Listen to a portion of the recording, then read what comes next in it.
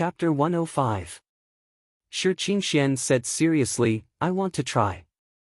I want to see if I can solve that thing by myself. No matter what, Your Highness the Crown Prince is more experienced. Are you free? If not, don't force yourself. Previously, Shi Qingxian had helped Xia Lian a lot. Now that he needed help and needed his help, Xia Lian couldn't say that he had something to do at this time. But Hua Cheng was a guest from afar. He hadn't even played here for a few days. He left. Who would greet Hua Cheng? Although he didn't greet him very well. While he was still thinking, Hua Cheng supported his chin with one hand. He smiled and said, Brother, do you want to see that white speech true immortal? If you don't mind, can you give me a ride? After all, it's a rare monster. I haven't seen it with my own eyes. Xia Lian said in his heart, I'm ashamed. San Lang understands me. He was very grateful for his consideration. He nodded. Shi Qingxian didn't say anything. He naturally knew that Hua Cheng wasn't here to help him. But at least Hua Cheng wouldn't cause trouble. It didn't matter to him whether he came or not. Xia Lian said again, but that white speech true immortal is elusive. I don't know when and where it will appear again. Shi Qingxian said, I don't know either. I plan to go to the best restaurant in the imperial city to book a banquet. I'll drink for 80 to 100 days, set off firecrackers and sing opera every day. It will eventually come out. Xia Lian said, this is also a way.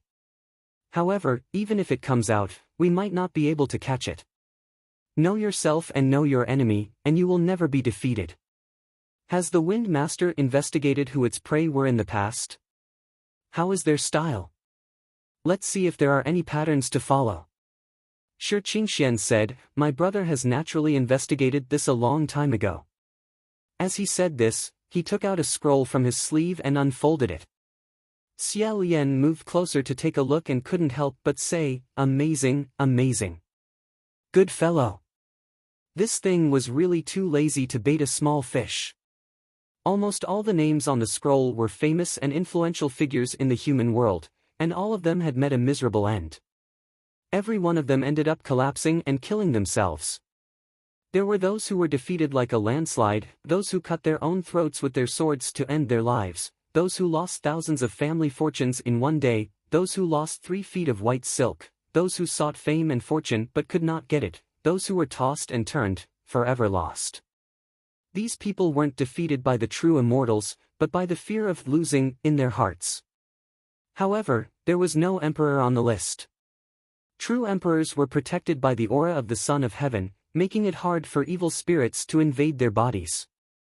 Actually, generally speaking, people with the potential to ascend would also be born with a layer of spiritual energy covering their bodies, causing these ghosts to retreat.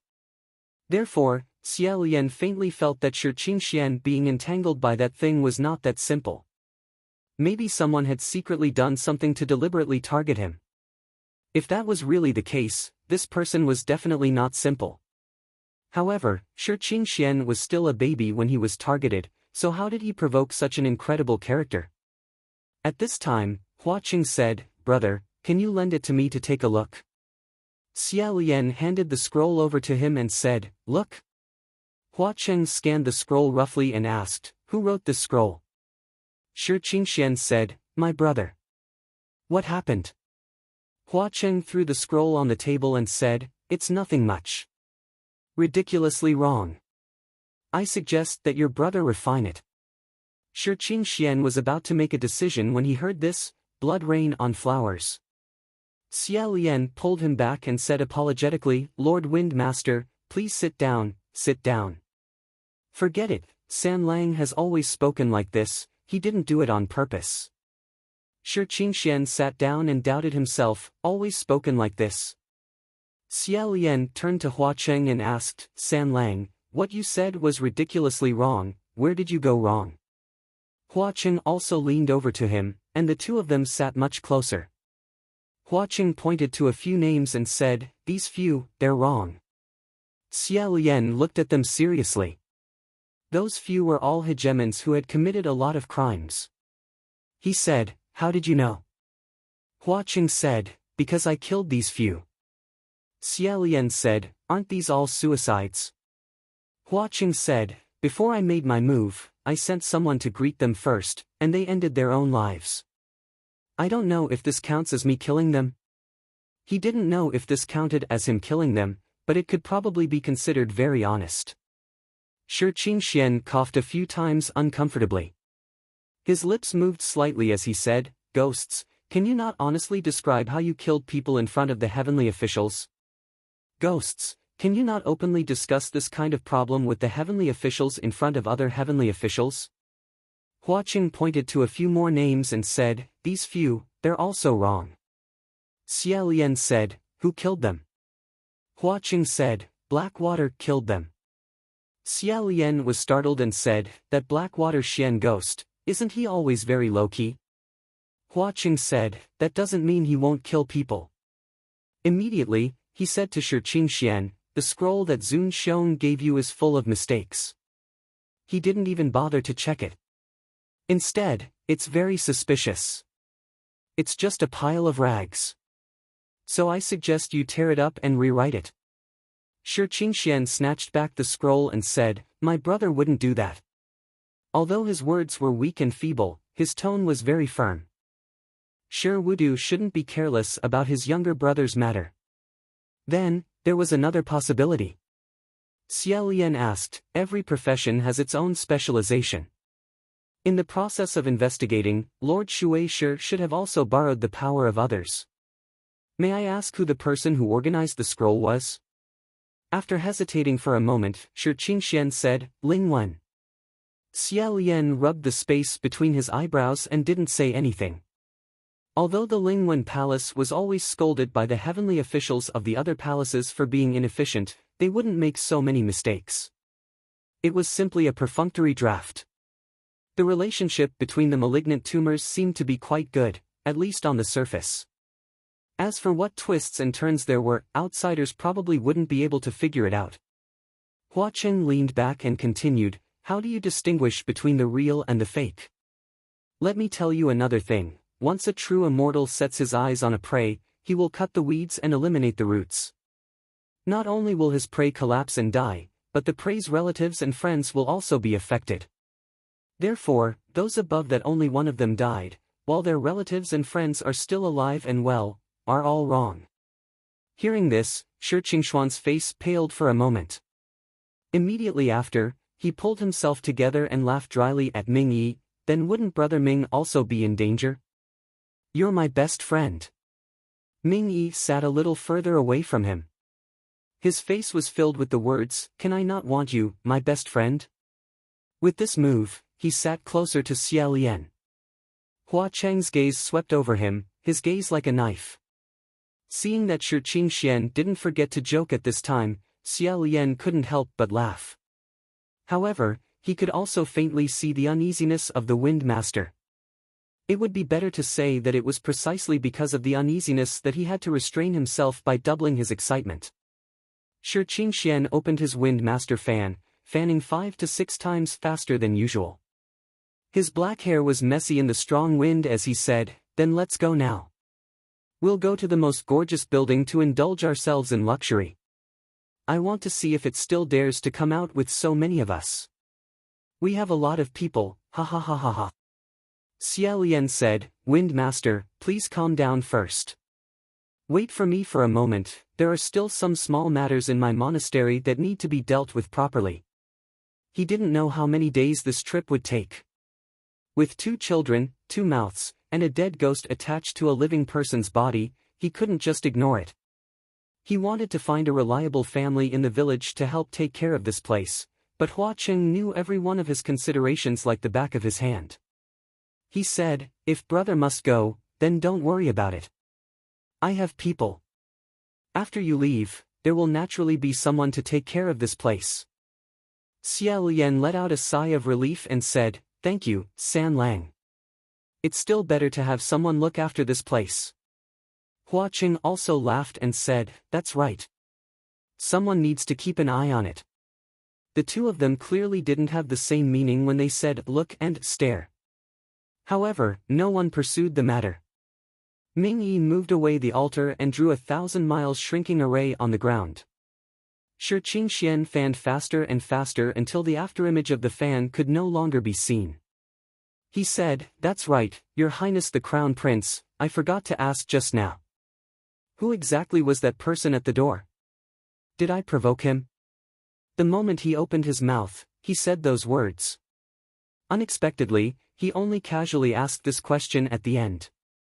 If Qi Rong heard this, his angina would break out again. Xia Lian thought that it was indeed not the words of a human. He put away Ruo Xia and Fang Xian, who were leaning in the corner, and said, "Didn't he already introduce himself?" Shi Qingxian said, "What? Was that really Qin Gui? With that kind of conduct? 100 rumors are not as good as seeing, 100 rumors are not as good as seeing." Xia Lian rubbed the space between his eyebrows and briefly explained the situation. He repeatedly warned him to keep it a secret, especially not to let Lang Qianqiu know. In a few sentences, Ming Yi also finished drawing 1,000 miles shrinking array with a few strokes. Last time, Nan Feng drew for a long time and was also very rough. However, Shi Qingxian was the complete opposite. His drawing speed was extremely fast, but it wasn't sloppy at all. One stroke to the end. The circle he drew with his bare hands was even neater than one drawn with a ruler. The words were also neat and tidy like engravings. Xia Lian couldn't help but secretly marvel.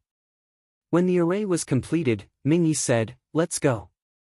Shi Qingxian took a deep breath and blew out the candle. Hua Cheng walked at the very front and was the first to push open the door. The small door creaked open. The outside was also pitch black. It seemed to be connected to an old house that had been abandoned for many years. The air was full of a musty and dusty smell. Xia Lian followed behind Hua Cheng. He softly thanked Hua Cheng, who took the initiative to open the path in front. Then it was Shi Qingxian, and finally Ming Yi.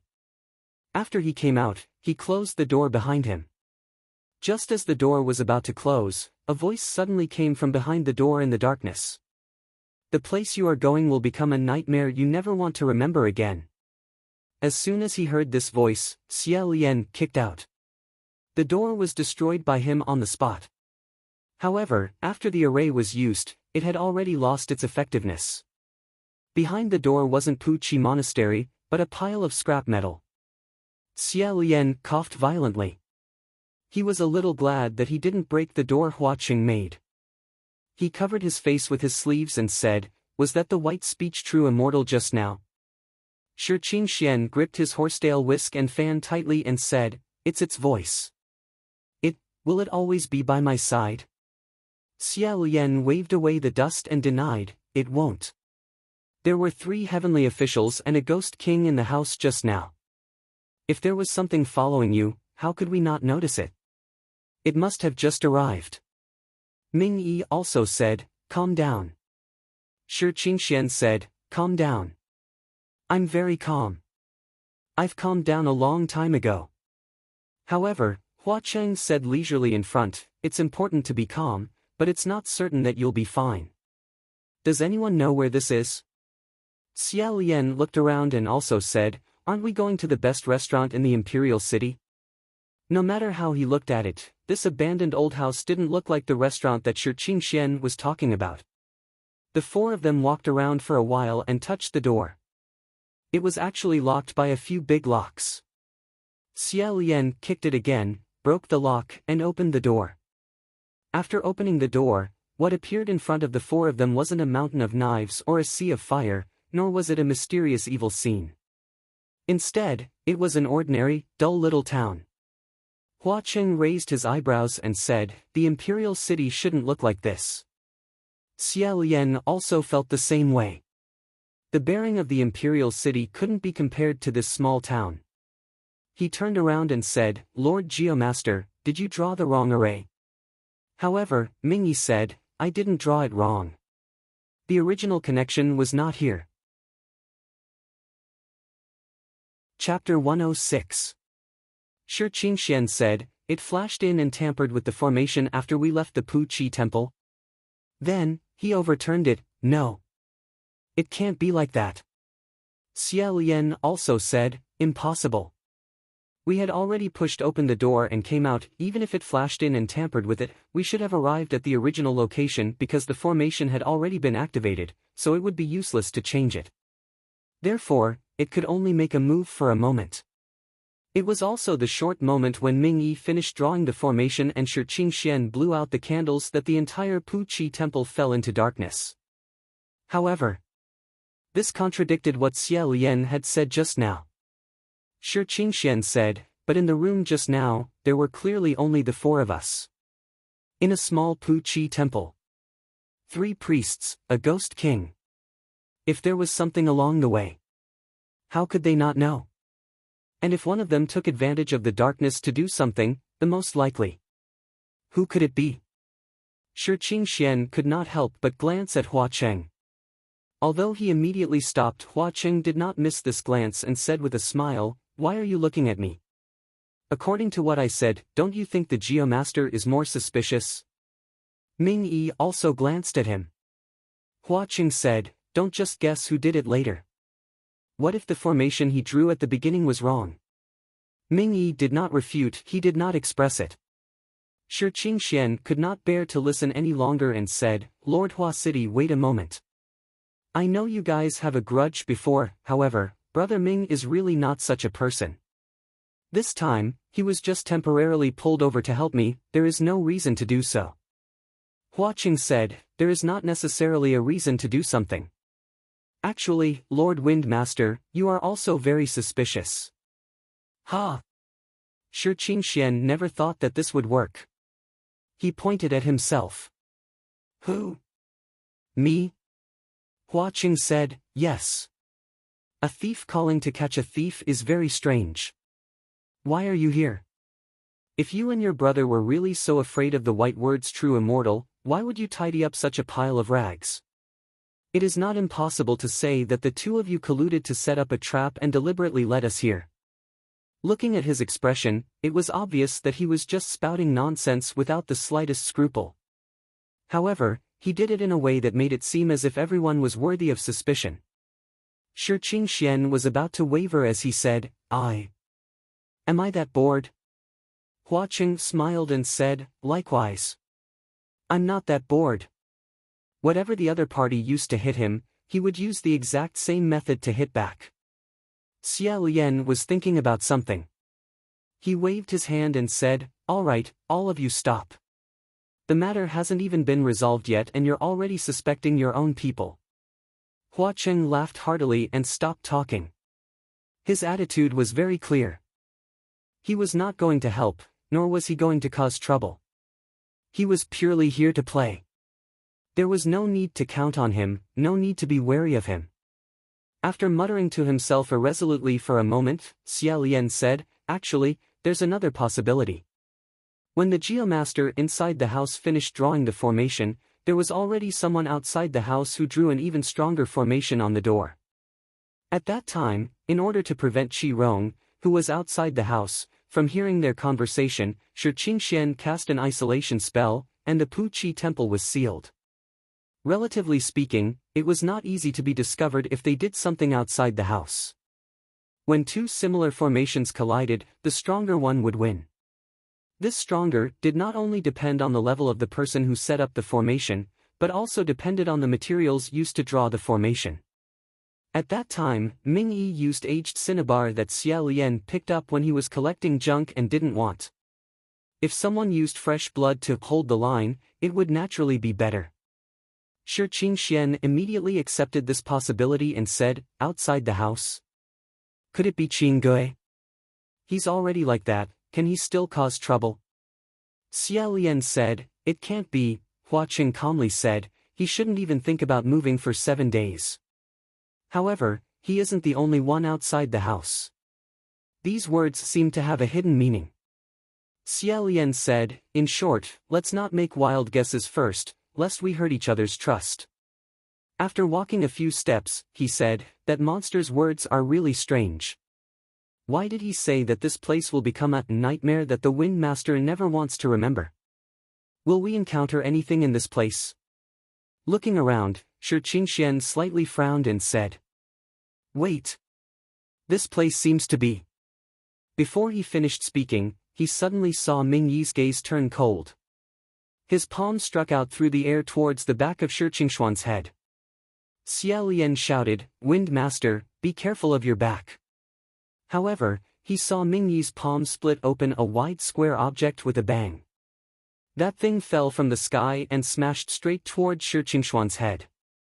He jumped a few feet away and patted his chest, saying, "That was close, that was close." When he looked down again, his pupils suddenly shrank. Xia Lian went up to take a look and was also slightly shocked. That thing was actually a horizontal board with golden characters on a blue background. The three large words, Feng Shui Hall, were written on it. Splitting the horizontal board of a heavenly official in half was a huge taboo. Ming Yi retracted his palm, his expression grave and stern.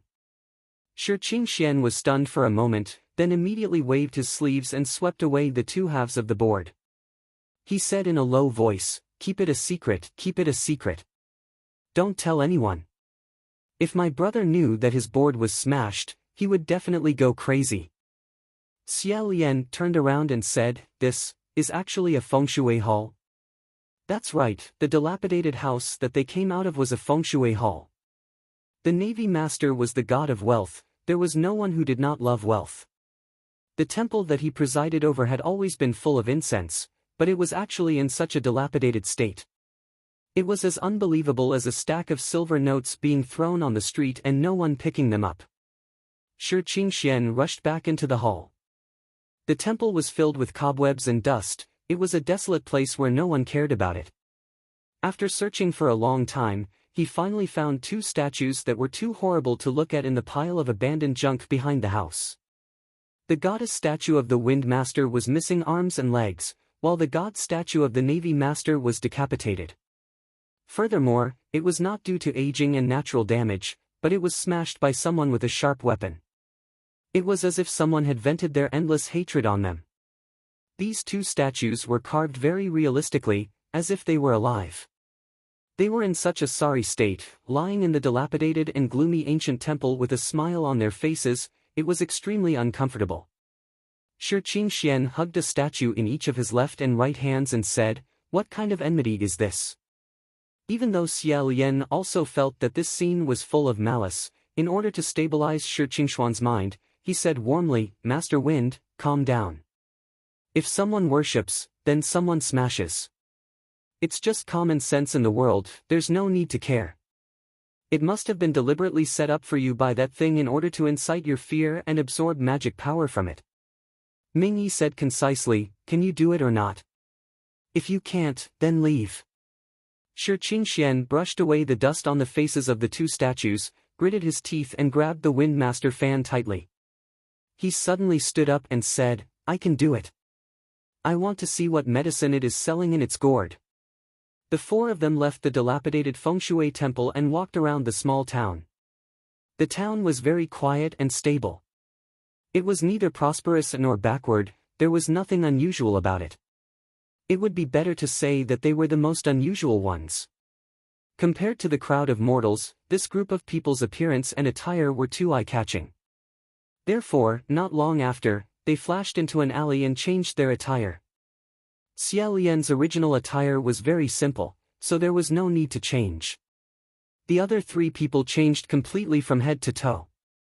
On the other side, Shi Qingxian was expressing his opinion on Ming Yi's attire. On the other side, Hua Cheng had changed into a refreshing black robe. His long hair was also tied up neatly and was adorned with a white jade. He was less lazy and more energetic, as if he was a handsome and talented junior disciple from a famous sect. He really forced the emperor to dress like a beggar and not look like a beggar. He was still very eye-catching. Looking at him, Xia Lian could not help but think of an old saying, "A handsome man must be dressed in soap." He secretly thought that it was true. When he came back to his senses, Master Wind remembered something and said in a low voice, "San Lang, there is something I have always forgotten to ask you." Hua Cheng adjusted his sleeves and said, "What is it?" Xia Lian clenched his hands into fists and put them in front of his mouth to cough lightly. He tried his best to ask casually. What is your spiritual password? If he wanted to communicate with another person at any time, he first had to get the other person's password. For example, to find Shi Qingxian, he had to first recite the following 4 lines of doggerel in his heart. Master Wind is a heaven-sent genius, Master Wind is funny and unrestrained, Master Wind is kind and upright, Master Wind is 28 years old. Of course, for a normal heavenly official, their password would not be so difficult to say. It was still relatively normal. The spiritual password of a superior heavenly official would not be easily revealed to others unless they had a close relationship. As a desperate ghost king, Hua Cheng was naturally the same. Although the two of them had not known each other for a long time, their relationship could be said to be quite good. It was a bit strange that they had not yet gotten each other's password. However, thinking about it, every time there was something, they would directly meet up. Whether they exchanged or not, it did not seem to matter. Xia Lian had never asked for any heavenly official's password because if there was anything, he could just directly shout into the spiritual communication array. If he wanted to find someone to talk to in private, he could use the array to talk to them. This was also the first time he took the initiative to ask someone for a password. He had no experience and was a bit worried that it would be rude. Seeing Hua Cheng's gaze flicker, yet he did not move, Xia Lian felt a bit awkward and hurriedly said, "Is it inconvenient?" It's fine, it's fine. You don't need to worry about me. I was just casually asking. Because there was something I wanted to talk about in private later, I took the liberty to ask. I'll think of a way to quietly ask you. Hua Cheng interrupted him and said, "It's not inconvenient. I'm very happy." Xia Lian was startled. Ah. Hua Cheng sighed and said, "I'm very happy. Gij finally asked me. Because you never mentioned it, I thought it was inconvenient and you didn't want to exchange passwords with others. That's why I never took the initiative to mention it. Now that Gij finally asked, how could I say it was just casually asking?" Xia Lian let out a sigh of relief and his mood immediately brightened. Grasping Hua Cheng's hand, he said, "So it turns out we both have the same concerns. Just now, I was wrong. That sentence was just something I said casually to apologize to San Lang. So, what's your password?" Hua Cheng's eyes slightly brightened. Slightly leaning forward, he said, "My password, Gij should listen carefully. I'll only say it once." After he finished speaking, he whispered a sentence. When Xia Lian heard this, his eyes widened. This? Is it really this? San Lang, are you sure? Hua Cheng was calm and composed as he said, "MHM. It's this. If you don't believe me, Gij can try it now." How could Xia Lian dare to try it? He said, then doesn't that mean every time someone comes looking for you, they have to silently say this sentence to you 3 times? Wouldn't that be very embarrassing? Hua Cheng giggled and said, "It's precisely because I don't want others to look for me that I deliberately said this sentence. I want them to know when to back off. However, if Gij wants to look for me, I'll accompany you anytime." Xia Lian still felt a little unconvinced. In his heart, he said, "This is too bad." He hesitated. He wanted to use his psychic ability, but no matter what, he couldn't say that password. Even if he said it silently, it still wouldn't work.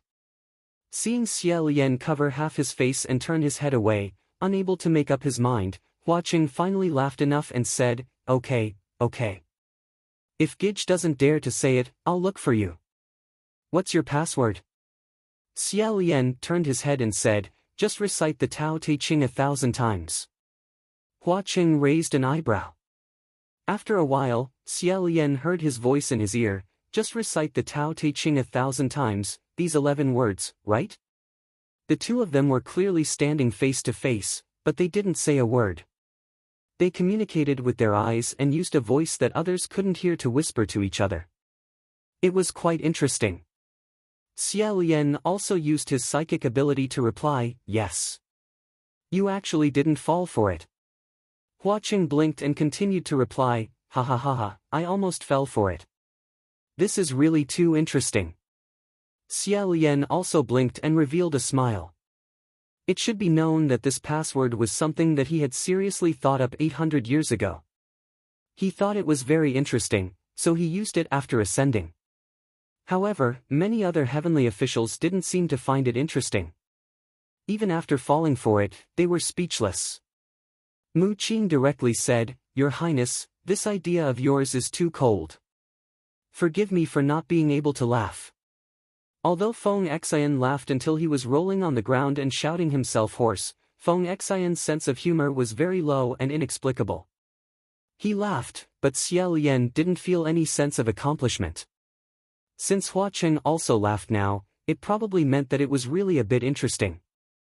The original plan was to go to the most expensive restaurant in the imperial city to drink, but since they didn't go to Qinghuang City, it didn't matter where they drank. Thus, the group went to the largest restaurant in town and asked for a private room. After sitting for a while in boredom, the waiter brought the wine. Xia Lian said, "Excuse me to ask, what is this place?" Although this question was very strange, it was the most direct and effective way. The waiter asked curiously, "Honored guests, you actually didn't come because of the fame?" "This is Bogu Town." Xia Lian said, "Fame? What fame?" The waiter gave a thumbs up and said, "Our town's social fire. It's very famous in this area. Every year at this time, there are many outsiders who want to come and see this strange thing." Shi Qingxian asked curiously, "What social fire?" Xia Lian said, "It's the entertainment that the people use to celebrate during festivals. There will be some acrobatics, local plays, and so on. You can watch it." It was a bit similar to the Xian Le country's Upper Yuan Sacrifice Tour. However, the Heaven Sacrifice Tour was a royal operation and was controlled by the government. On the other hand, Social Fire was the entertainment of the people. Shi Qingxian said, "But today isn't a festival, right? At most, it'll be cold dew tomorrow." Xia Lian said, "It doesn't necessarily have to be a specific festival. Sometimes, it's to commemorate someone and choose a special day to make a fuss and have some fun." At this time, a commotion came from the crowd on the street below the restaurant. Someone shouted, "Get out of the way, get out of the way. Children and women, don't stand in front. Everyone move back, the troupe is coming." The four people looked downstairs. What they saw was incredible. Xia Lian's eyes suddenly widened. They saw a long procession of people walking down the street. In the procession, everyone wore bright red makeup and all kinds of strange clothes. Moreover, there was a sharp weapon stuck in their foreheads. Chapter 107. Xia Lian suddenly stood up. Shi Qingxian also stepped on the table, rolling up his sleeves as if he was about to rush down. However, Xia Lian quickly pulled him back and said, "It's okay, it's okay. Winged Master, calm down." Shi Qingxian said, "Is it okay if your eyeballs are squeezed out?" Xia Lian said, "It's okay.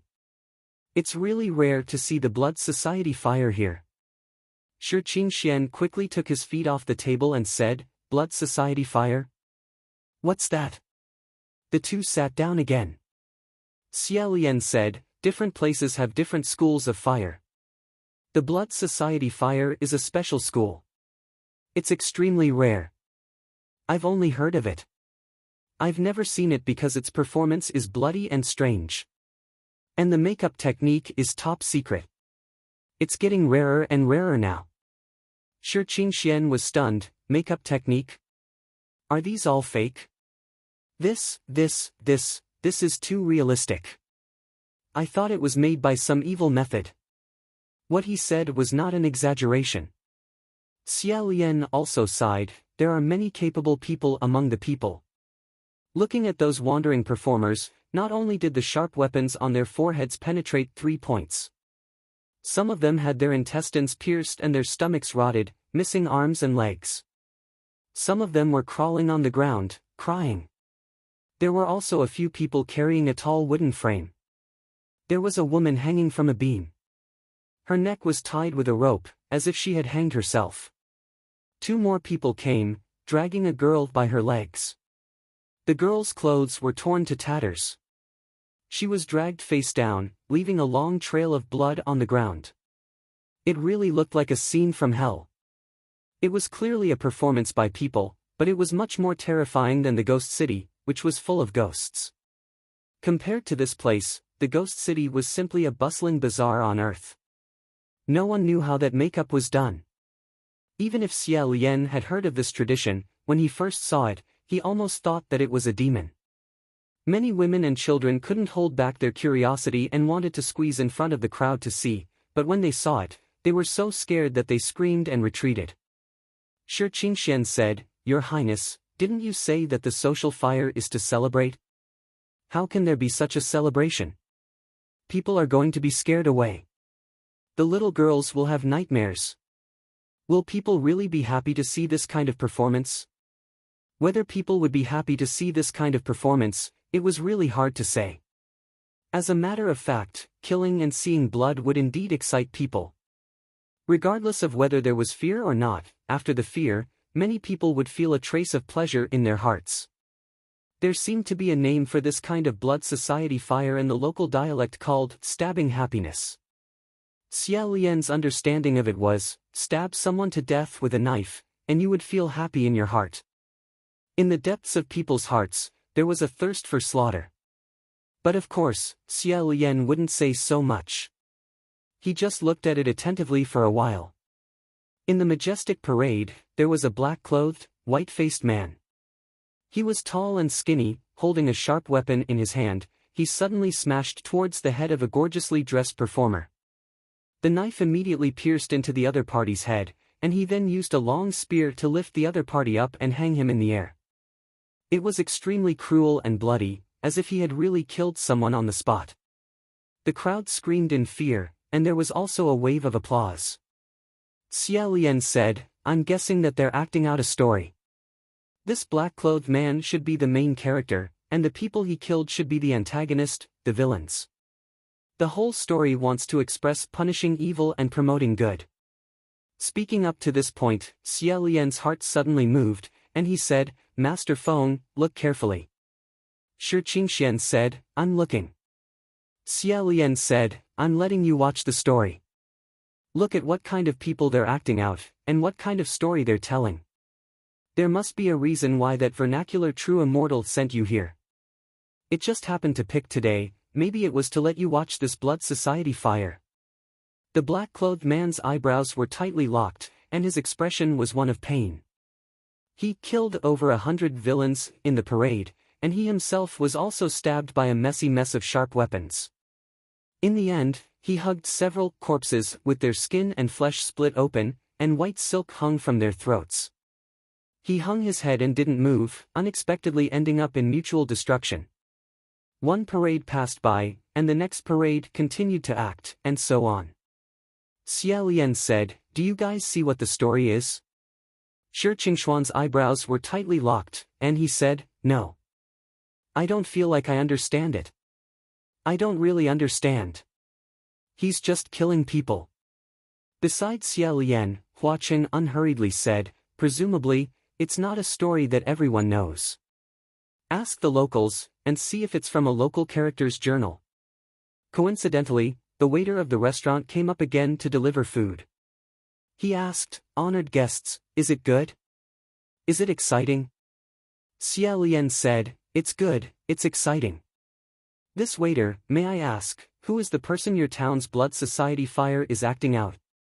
"Sure enough," the waiter said, "about this, outsiders generally don't know, so they all have to ask.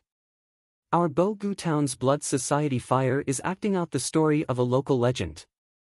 According to legend, several hundred years ago, there was a scholar here with the surname He.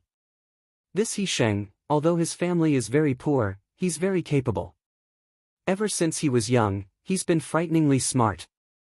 He learns everything quickly, and he's also famous for being a filial son. No matter what he does, there's nothing to say. Unfortunately, this person, he's very unlucky. Whatever good things happen to him, they don't last long. His fiancée was his childhood sweetheart, gentle and virtuous, but his wife and sister were snatched away by a rich family to become a concubine. One refused and was beaten to death, while the other couldn't stand the humiliation and committed suicide. He went to argue, but was framed for adultery and theft. He was thrown into prison without food and almost starved to death. His 70-year-old parents begged for mercy on his behalf and kowtowed for a whole night, but to no avail. They were locked up for 2 years before they were released. His mother had no one to take care of her, so she died of illness. His father was old and had to work hard to support the family, so he was on his last breath. He stopped studying and went to do business, but because he did too well, he was suppressed by other big businessmen. Every bit of money he earned was taken away, and he even owed a lot of debt. The waiter sighed and said, "Everyone, tell me, how can this person be so unlucky?" Xia Lian lightly coughed and sincerely said, "Yes. Other than him, how could there be anyone else who was so unlucky?" After the waiter finished sighing, he beamed with joy and said, "Later, this person went crazy and lost his temper. One night, just like today, the day before the cold dew, he brought a large number of weapons and hacked all the people who had harmed him to death. That killing was so bloody that flesh and blood splattered everywhere. It was delightful. Because those people he killed had been the common people of the village for a long time, everyone applauded and cheered. So later on, every day before the cold dew, the town would use a blood society fire to commemorate him, hoping that Lord Hisheng would bless us and kill the evil people. They said it was to punish evil and promote good, but in the end, good and evil didn't have a good ending." The waiter left. Xia Lian saw Shi Qingxian looking pensive and said, "Wind Master, do you have any thoughts?" Shi Qingxian came back to his senses and said, "I seem to have some inexplicable thoughts, but it's still too inexplicable, I can't say why." "Your Highness, what about you?" Xia Lian said, "I'm thinking, could this Hisheng be the predecessor of the vernacular true immortal?" While they were talking, the next line of traveling teams began to play out the story again. Shi Qingxian looked down again and said, "Predecessor?" Xia Lian said, "Yes. The source of this kind of humanoid monster is often related to a person's particularly strong resentment or obsession. For example, I heard that Japan has a kind of monster called a Hashiheim, which is formed from the resentment of a woman. Rumor has it that it's because of the sorrow of a woman waiting for her husband to not return, and it's also because of the madness of a jealous woman. If we say that the formation of the vernacular true immortal originated from someone who was plagued by misfortune, then it's not impossible to hate an unfortunate fate or envy towards a lucky person." Mingyi said, "Check the local records." "I want the exact time." Xia Lian said, "Yes, I want to check." If he wanted to know whether this possibility was true or not, he had to check if this Hisheng appeared hundreds of years ago. If he appeared later than the earliest records of the vernacular true immortal, then it wouldn't be true. Shi Qingxian nodded his head. After thinking for a while, he still said, "There's one more small matter." At this moment, a voice suddenly came from below, laughing loudly, "Just you wait. Your closest relatives, your best friends, all of them will die without a burial place because of you." Hearing this, Shi Qingxuan's expression suddenly changed. His left hand pressed on the table, and he lightly landed on the restaurant.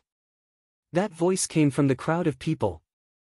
Xia Lian shouted from upstairs, "Lord Windmaster! Come back!" Shi Qingxian landed in the middle of a group of bloody zombies and said angrily, "Come out! Come out!" However, the performers' expressions were wooden.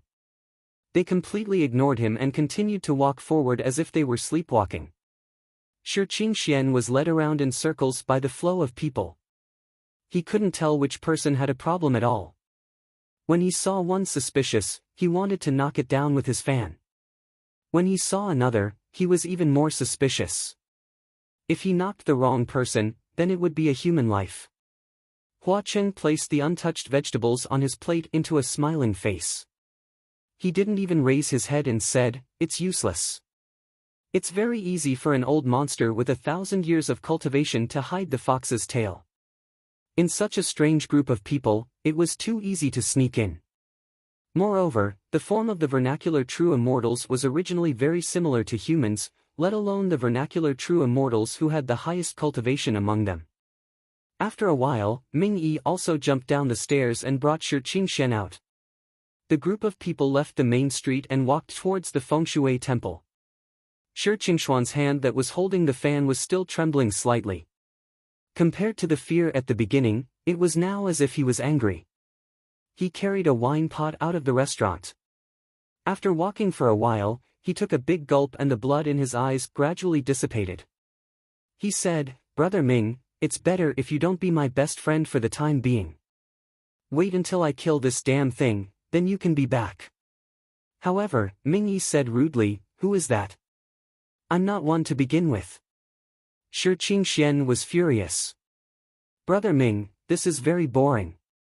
You can't just see that the situation is critical and immediately fall out with me." They quarreled and pinched each other for a while. Xia Lian shook his head and took out two things from his sleeve. He said, "I think, Wind Master, you should still use this." Shi Qingxian took it and said, "Earplugs?" Xia Lian nodded and said, "Although this method is stupid and can't cure the root cause, it's still effective for a while. As long as you can't hear it, that thing can't do anything to you. I've made a formation. The password to enter the formation is heavenly official blessings, nothing taboo. Next, we'll talk to you in the formation first." Shi Qingxian plugged his ears. Sure enough, he couldn't hear anything. The four of them entered the formation one after another. At this moment, Xia Lian suddenly heard Hua Cheng's voice whispering in his ear, "Brother, brother." Xia Lian looked up and only saw Hua Cheng blinking at him. He didn't open his mouth, but his voice still echoed in his ear, "Don't you have something to say to me? Since you didn't come to find me, I could only come to find you." Xia Lian smiled and replied, "Who told you to set the password like that?" Hua Cheng said, all right. It's my fault." Shi Qingxian adjusted the position of his earplugs. Seeing that the two of them were clearly not saying a word, yet they were looking at each other and smiling, he wondered in the spirit communication formation, "Your Highness the Crown Prince and Blood Rain Tanhua, what are you two doing? Could it be that you exchanged passwords and are secretly talking about something?" Xia Lian coughed lightly and solemnly said in the formation, "There's no such thing." Hua Cheng slightly raised his eyebrows and transmitted his voice, "You're lying." Xia Lian's feet slipped. While pretending to be serious, he walked forward without looking sideways while replying, "San Lang, don't mess with me. I have something I want to ask you for help with." The two of them walked side by side, not looking at each other. Hua Cheng asked, "What is it?" Chapter 108. Hearing this, Hua Cheng turned his head, his gaze fell on Shi Qingxian and Ming Yi who were still fighting behind him. He pointed at one of them and said, "Him?" Xia Lian nodded. Hua Cheng said, "How do you want to test it?" Xia Lian said, "Many years ago, I dealt with two white language immortals and was pestered by one for more than half a year. At that time I tried to trick them and also tried to find out one of their characteristics. This characteristic, some of them didn't even realize it, but as long as I put in a little effort you'll be able to tell." He secretly passed on this technique. When Hua Cheng heard this, he said, "It's easy." And so on and so forth. After the two finished their discussion they returned to that broken Fengshui temple. It was slightly cold in autumn, the sky was slightly dark. Shi Qingxian searched everywhere for the head of his brother, the water god statue, and glued it back. He straightened the two statues and placed them on the altar again. Xia Lian started a fire in the ruined temple hall. He picked up some broken wood and burned it. The four of them sat around the fire. Shi Qingxian covered his ears, he drank a few pots of wine, he finally couldn't hold it in anymore and said, "We can't just sit here and wait for that thing, right? Is there any program that can liven things up?" He took the initiative to suggest it, which was exactly what Xia Lian wanted. However, Ming Yi stirred the fire. "At this time, what other programs do you want to liven things up?" Shi Qingxian said, "Yes. Doesn't that thing want me to be afraid?" "I'm not afraid." I'll play whatever I want. I'm even happier than usual. I'll celebrate the new year and anger it to death. Xia Lian said in the spirit communication array, why don't we play dice? Shi Qingxian frowned and said, dice again? Comparing size again? Your Highness the Crown Prince, are you addicted?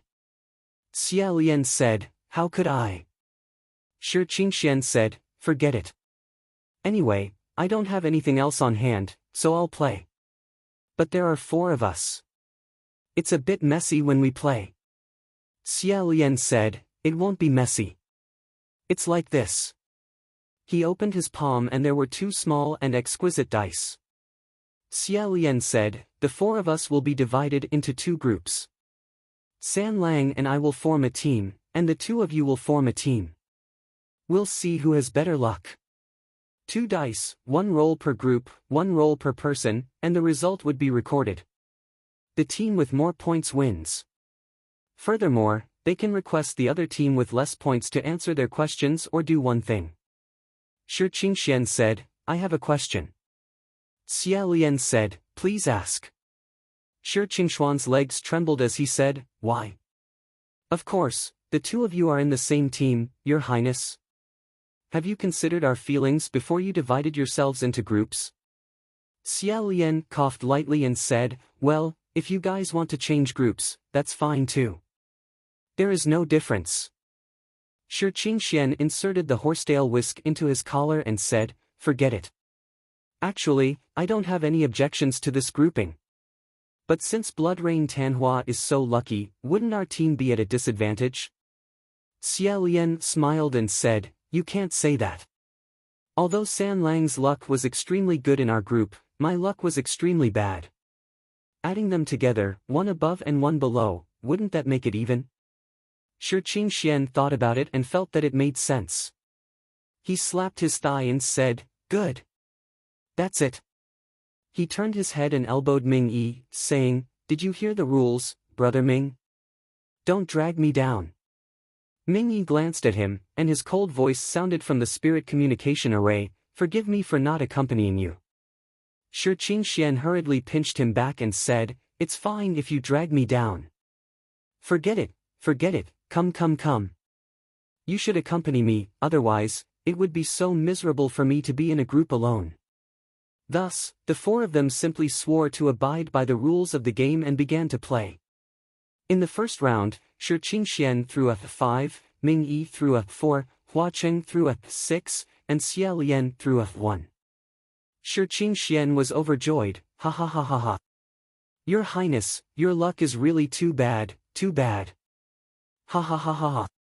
Xia Lian rubbed the space between his eyebrows and said in a warm voice, although what you said is the truth, can you not say it in such a happy tone? Shi Qingxian said, cough. All right, then, if our group wins, this Wind Master will ask the 2 of you to do one thing. That, Your Highness, Blood Rain Tanhua. I order you to immediately help the other party take off their clothes. Xia Lian. Xia Lian said, Wind Master. Ming Yi turned around with a disgusted expression and held her forehead, as if she didn't want to see this kind of bad taste scene. Shi Qingxian shouted, come. If you're willing to bet, you must accept your loss. A dignified god official and a dignified ghost king won't act shamelessly, right? I'm already seated, please begin your performance. Xia Lian looked at Hua Cheng. Hua Cheng spread out his hands and mouthed silently, brother, it's not my fault. Xia Lian was helpless and could only say, how much? Shi Qingxian was just playing around. Of course, he wouldn't really embarrass them. He shook his legs and said with a smile, it's enough to take off 1 piece. It'll be easier to continue after leaving a few pieces. He actually wanted to continue. Xia Lian hesitated and secretly transmitted his voice, San Lang. Hua Cheng's face didn't change, but his voice seriously comforted Xia Lian's ear, it's fine. Didn't we agree that we could let them win a few rounds? There will be times when they lose later. This was indeed what they had agreed on in advance. It was just that Xia Lian didn't expect Shi Qingxian to play like this. He felt as if he had shot himself in the foot. He slowly untied Hua Cheng's belt. After a long time, he finally helped Hua Cheng take off his black shirt, revealing the snow-white undershirt inside. Hua Cheng also helped him take off his coat with a calm expression. His movements were gentle and slow, and he didn't touch Xia Lian's body. In fact, both of them had only taken off a coat. It didn't hurt or itch, and it was completely harmless. However, Xia Lian still felt that this matter was extremely strange. He sat up straight and said, again. In the second round, Shi Qingxian threw a 3 and Ming Yi threw a 6. Hua Cheng still threw a 6, and Xia Lian still threw a 1. Shi Qingxian pounded the ground and laughed loudly. Xia Lian looked towards Hua Cheng. The two of them had never stopped communicating. He transmitted his voice. San Lang. This was different from what they had agreed on. Hua Cheng replied apologetically, sorry, I forgot just now. Brother, don't be angry, it's my fault this time. Shi Qingxian shouted again and rolled up his sleeves. Alright, this round, I order you, Xia Lian hurriedly said, hold on. We did it in the last round, and we took it off. This round, it's time to ask questions. Shi Qingxian laughed and said, ask questions? Alright. Then, my first question, Blood Rain Tanhua, in your heart, what is the most painful thing in the world? Hua Cheng's smile suddenly faded. At the same time, there was a slight silence in the Fengshui temple. Shi Qingxian said, don't misunderstand, I don't mean anything special. I'm just really curious, to be able to become a ghost king like you, Blood Rain Tanhua, is there anything in this world that can make you feel pain? Maybe, it doesn't exist. Hua Cheng asked, what do you think? Shi Qingxian thought for a while and guessed, Bronze Cauldron Mountains Goose City. This was indeed the first answer that popped up when many people thought about this question.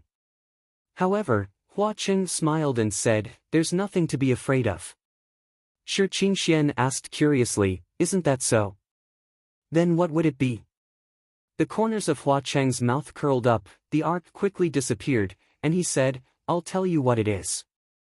He said softly, watching the person you love being trampled and humiliated with your own eyes, but you can't do anything about it. You understand that you are nothing and can't do anything. This is the most painful thing in the world. Hearing this, Xia Lian held his breath and focused. In the dilapidated Fengshui temple, no one answered. Shi Qingxian could not say a word for a long time. After a long time, he said, oh. Ming Yi's expression was still cold, he stirred the fire and said, continue. Shi Qingxian scratched his head and waved his hand, I'm done asking. Brother Ming, you can do it. Thus, Ming Yi raised his head slightly and stared at Xia Lian, saying, Your Highness. Xia Lian came back to his senses and said, Ming Yi said, what is the thing you regret the most in your life? He did not expect that Ming Yi, who was usually quiet, would ask such a blunt question. Xia Lian was stunned for a moment. Should I not have listened to the advice and insisted on going to the lower realm? Should I not have overestimated myself and went to Yong and to Rain? Should I not have wishful thinking and wanted to protect Xianlu? Or should I not have spared some people's lives? He knew that it was none of these. After a long time, Xia Lian said, the second ascension. The other three people in the temple looked at him and did not say anything. Xia Lian was lost in thought for a while. After a long time, he suddenly came back to his senses and said, what's wrong? Everyone, I'm done answering. Hua Cheng said calmly, nothing. Continue. Third round, Shi Qingxian, 2, Ming Yi, 2, Hua Cheng, 6, Xia Lian, 1. Seeing this, Xia Lian let out a huge sigh of relief. The heavenly official's blessing finally won. It was Shi Qingxuan's turn to be punished, but he was eager to try, as if he was not afraid of anything, and said, come on. Anything. Xia Lian smiled and said, then, I'll do whatever I want. Lord Geomaster, please go first. He turned to Ming Yi and said, "Lord, you have to answer the questions I'm going to ask next. Do not lie." Ming Yi did not speak. Shi Qingxian waved his hand and said, "Don't worry, Brother Ming will not lie at all." Xia Lian smiled and said, "Okay. First question, who am I?" Shi Qingxian was stunned and said, "Your Highness the Crown Prince, what kind of question is this? Aren't you you? If you're not you, who else can you be?" Hearing this, Ming Yi slowly raised his head and looked Xia Lian in the eye. After a moment, he answered, "The Crown Prince of Xian Le Country, Xia Lian." Xia Lian nodded and said, "Second question, who is the person sitting next to me?" After pausing for a moment, Ming Yi answered again, "The Master of Ghost City, Blood Rain Tanhua." Xia Lian said, "Then, the last question, who is the person sitting next to you?" Shi Qingxian was even more baffled. "Your Highness, what are you guys playing at? Who am I?" "I'm the Wind Master." Xia Lian said, "Lord Geomaster, please answer." This time, Ming Yi didn't answer so quickly. After dealing with the vernacular immortals many times, Xia Lian discovered a wonderful rule about them. Once the vernacular immortals opened their mouths, within 3 sentences, there would definitely be at least one lie. This characteristic was like an ordinary person. No matter how strong and healthy their body was, they must drink water within 3 days. Otherwise, they would die from dehydration. It wouldn't change with the level of their ability. Unless they ascended and were no longer human. The thousand-li shrink formation was drawn by Ming Yi, and the door was also the last one Ming Yi passed. If he wanted to do something, he would have the best chance. Xia Lian's first suspect was naturally him. However, at that time, Shi Qingxian was clearly uneasy. If he immediately revealed his suspicions, it would undoubtedly cause Shi Qingxuan's mind to waver, causing the vernacular true immortal to be able to absorb even more negative emotions from his body and turn them into a source of mana. Therefore, at that time, Xia Lian quickly found another possibility. However, in fact, he didn't give up on the most direct possibility. Although the relationship between the Wind Master and the Geomaster was extremely good, if the Geomaster was the vernacular true immortal in disguise, the Wind Master would definitely be able to see through it. However, what if the vernacular true immortal had already quietly attached himself to Ming Yi's body? Therefore, from the beginning, he wanted Hua Cheng to cooperate with him and beat around the bush to get Ming Yi's words. Hua Cheng suggested that the two of them didn't interact much with Ming Yi in the first place, so it would be unnatural for them to get information out of him. It would be better to first use the name of the game to create as many opportunities as possible for Ming Yi to say a few more words. Then, they could see if they could find out the truth without being detected by the Wind Master and Earth Master. However, Ming Yi always spoke very little. No matter how warm the atmosphere was, his words were like gold. Just now, during the game, Xia Lian had been paying attention to every word. Whenever he opened his mouth, most of it was ambiguous. It was impossible to determine whether he was lying or not. In the end, he could only use his trump card. He borrowed Hua Cheng's ability to secretly control the dice and make Ming Yi lose. Then, he suddenly threw out 3 questions, making it difficult for him to get off. He had no choice but to answer on the spot. Because they were in the game, Shi Qingxian wouldn't be able to react in time. He would still think that they were joking, so he wouldn't be taken advantage of by the vernacular true immortal to absorb his mana. As long as Ming Yi answered incorrectly and gave himself away, Xia Lian would immediately subdue him. He already knew that for something like the vernacular true immortal, there would definitely be at least one lie in every 3 sentences. Now, Xia Lian asked 2 questions, and Ming Yi's answers were both true. Chapter 109. If he really wanted to get away with it by making the wording a little ambiguous, or he could even pretend to be joking. However, Ming Yi's answers to the first 2 questions were concise and comprehensive, without any tricks. The last one should be the same. Otherwise, that didn't seem like Ming Yi. This also proved that something was amiss. Xia Lian and Ming Yi looked at each other calmly. After a while, Ming Yi finally spoke. He replied in a tone no different from the previous 2 sentences, one of the 5 masters.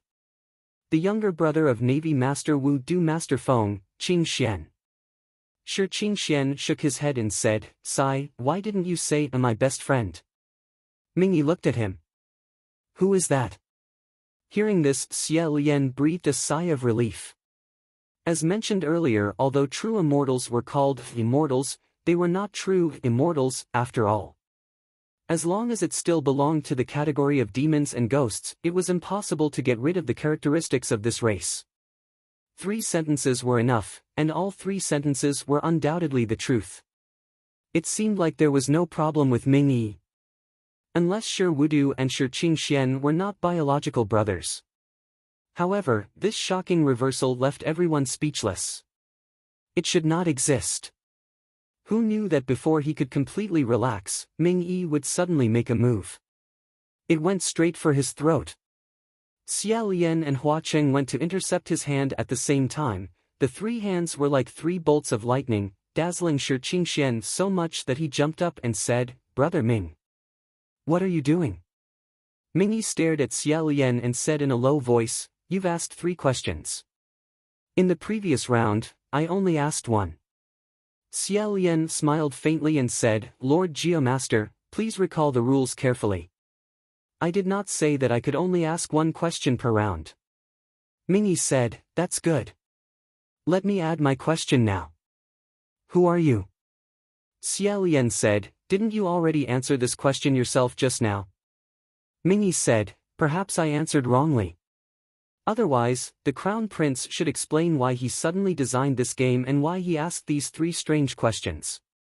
Your Excellency Ghost King's manipulation technique is amazing, using it on this kind of fun is a waste of a sledgehammer."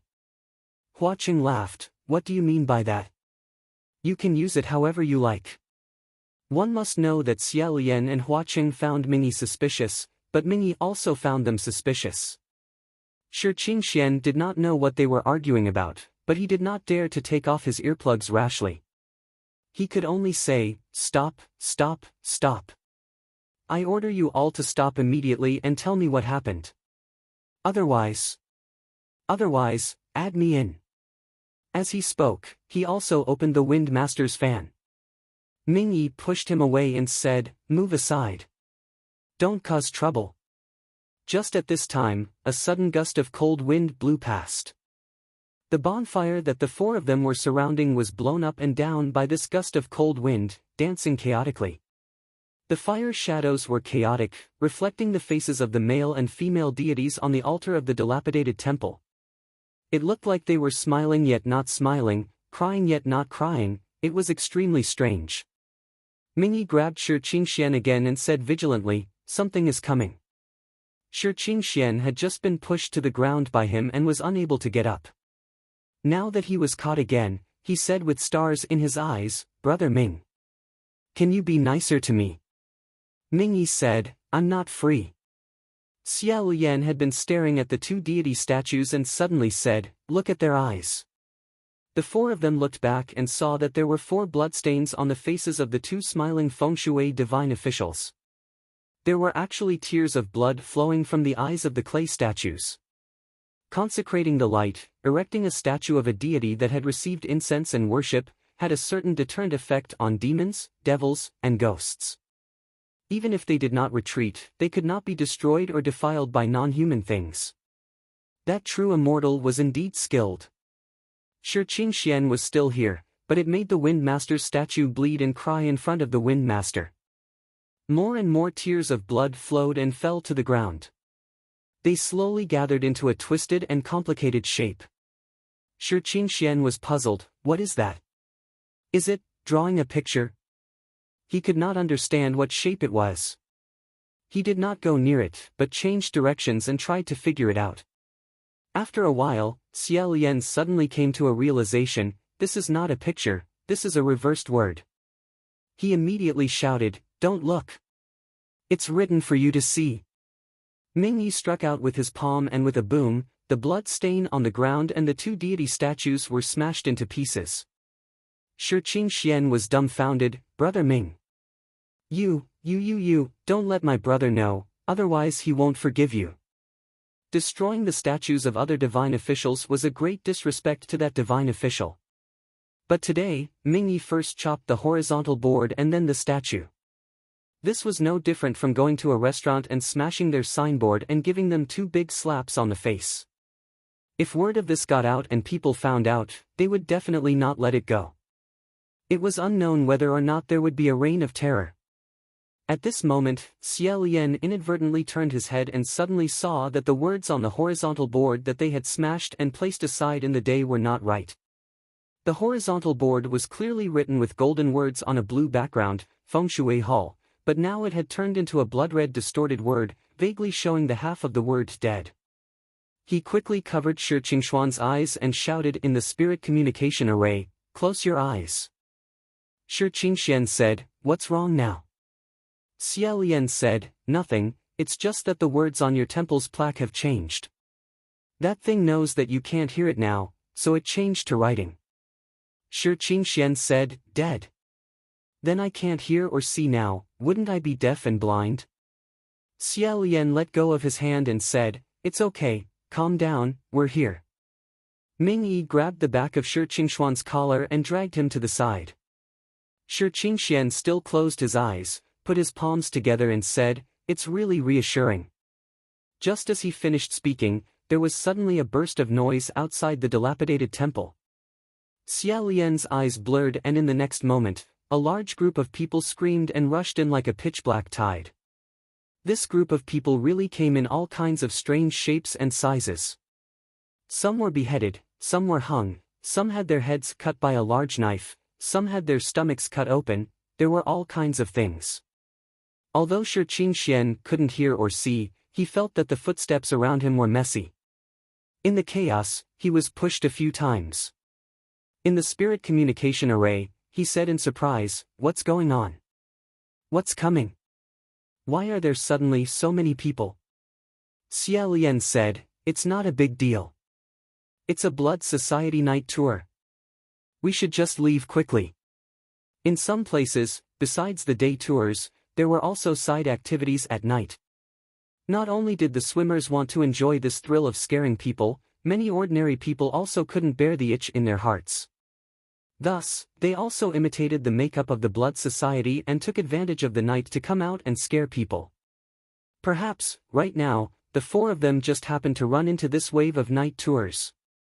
The makeup of this group of ordinary people was admittedly not as exquisite and lifelike as the orthodox swimmers in the daytime, but it was superior in that there were so many of them that it was too much for the eyes to take in. Moreover, it was dark and it was hard to see clearly, so it was also very frightening. Therefore, in towns with this kind of side activities, on the night of the Blood Society fire performance, the locals would close their doors and not go out. It wasn't easy for these night roamers who were wandering around outside to see people inside the dilapidated temple. They found their prey and were extremely excited. All of a sudden, more than 50 people rushed in, and the dilapidated temple instantly became incomparably crowded. The 4 of them were submerged in the chaotic dance of the demons. Xie Lian frequently turned his head back, but he could only see that Hua Cheng was still beside him, forever not more than 2 steps away from him. As for the other 2 people, they had already been rushed 7 to 8 steps away. He said, "Everyone, quickly get out." However, among these night roamers, some were purely messing around for fun, while some were ruffians or small businessmen. They specifically looked for foreign tourists who came from afar to see the Blood Society fire to squeeze a little money out of them. They blocked them and refused to let them go, pestering and making a ruckus. "2 young masters, give us some tips. We've worked so hard to dress up, if it's fun, give us some tips." "That's right, it's not easy for us brothers, we only do this once a year. If you don't give us some tips, be careful that the Ghost Master will come looking for us." As this matter had nothing to do with him, Hua Cheng looked on with folded arms. He was not worried at all. Hearing this, he laughed and said, "I'd like to see just what kind of ghost would dare come looking for me." At this moment, Xie Lian swept his gaze across the crowd and suddenly saw a pale-faced hanger ghost at the edge of the dilapidated temple. It was currently smiling slyly as it wrapped a hemp rope around a person's neck. Although it was noisy all around, everyone was drenched in blood, their noses and eyes slanted, and they were constantly pretending to kill each other, and you die, I die. There would be people falling to the ground with strange cries from time to time. It was impossible to distinguish the real from the fake, but Xia Lian instinctively felt that there was something wrong with that person. With a wave of his hand, Ruoxi flew out and struck the hanger ghost's head. As expected, the hanger ghost let out a miserable cry and turned into a wisp of black smoke, burrowing into a crack in the ground. The bystanders had no time to pay attention, but Xia Lian saw it clearly. He said from within the spirit communication formation, "Everyone, be careful. Something's fishing in troubled waters." Compared to before, this feng shui temple now had a wisp of faintly discernible ghost qi. Naturally, it wasn't a true immortal, but a small fry that had snuck in from who knew where. Pretending to be a ghost all day long would eventually attract a real ghost. Appearing at this juncture was like adding snow to snow. There were too many people in this temple and it was too chaotic. Heads bumped into each other and feet stepped on each other. It was impossible to tell who the ghost qi was coming from. Xia Lian pulled Hua Cheng and rushed out of the feng shui temple. When he was about to ask Master Feng and the others how they were doing, he discovered that his transcendence energy was running out. He was unable to communicate with them. In a moment of desperation, he said to Hua Cheng, "San Lang, lend me a bit of transcendence energy. I'll return it to you later." Of course, this "I'll return it to you later" was just nonsense. He had never been able to return the transcendence energy he had borrowed before. Hua Cheng said, "All right." He reached out and grasped his hand. Xia Lian felt a faint wave of heat pass over him. Coincidentally, a few more bloody people came running out of the feng shui temple and chased after him. The last one had lost his internal organs as he ran. His face was covered in livor mortis, and there was a faint layer of ghost qi emanating from his body. Xia Lian subconsciously raised his hand and struck him through the air. He only heard a loud explosion. At the same time, an extremely dazzling white light lit up. Only after a while did Xia Lian react. The place where the disemboweled ghost had been hiding in the crowd was left with a pile of charcoal-like residue. As for the feng shui temple in front of him, the entire roof had been blown away. The noisy night roamers in the temple were all dumbstruck. They had long been stunned by that loud explosion and that white light. Xia Lian raised his head to look at the feng shui temple that had lost its roof. Then, he lowered his head to look at his own hand. Finally, he slowly turned his head back to look at Hua Cheng behind him. Hua Cheng smiled at him and said, "Is this enough?" Xia Lian said, "It's enough. Actually, really, a little is enough." Hua Cheng said, "It's a little. Do you want more? You can have as much as you want." Xia Lian hurriedly shook his head. Previously, he had also borrowed magic power from Shi Qingxian, Nan Feng, and the others. They had also lent him very generously.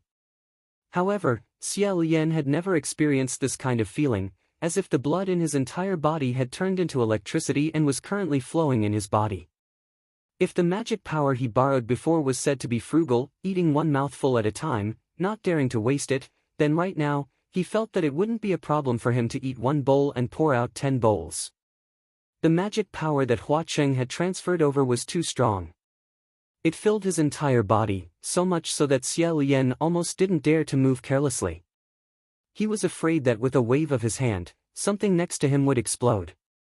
Taking advantage of the temporary silence around him, he hurriedly said in the spirit communication array, "Master Feng, where are you? I left the temple and didn't see you." Shi Qingxian said in the array, "Oh my God. Your Highness the Crown Prince, why did your voice suddenly become so loud? I also left the feng shui temple." Xia Lian slightly retracted his magic power and said, "I'm sorry, I couldn't control it." "How did you leave? Are you all right?" Shi Qingxuan's ears were blocked and his eyes were closed. Shi Qingxian replied, "Hey, how else could I have left? Brother Ming pulled me out. Fortunately, I wasn't trampled to death by that group of people." Immediately after, Mingyi's voice also sounded in the spirit communication array. However, what he said caused the smile that had just bloomed on Xia Lian's face to freeze. He said, "It wasn't me. It wasn't."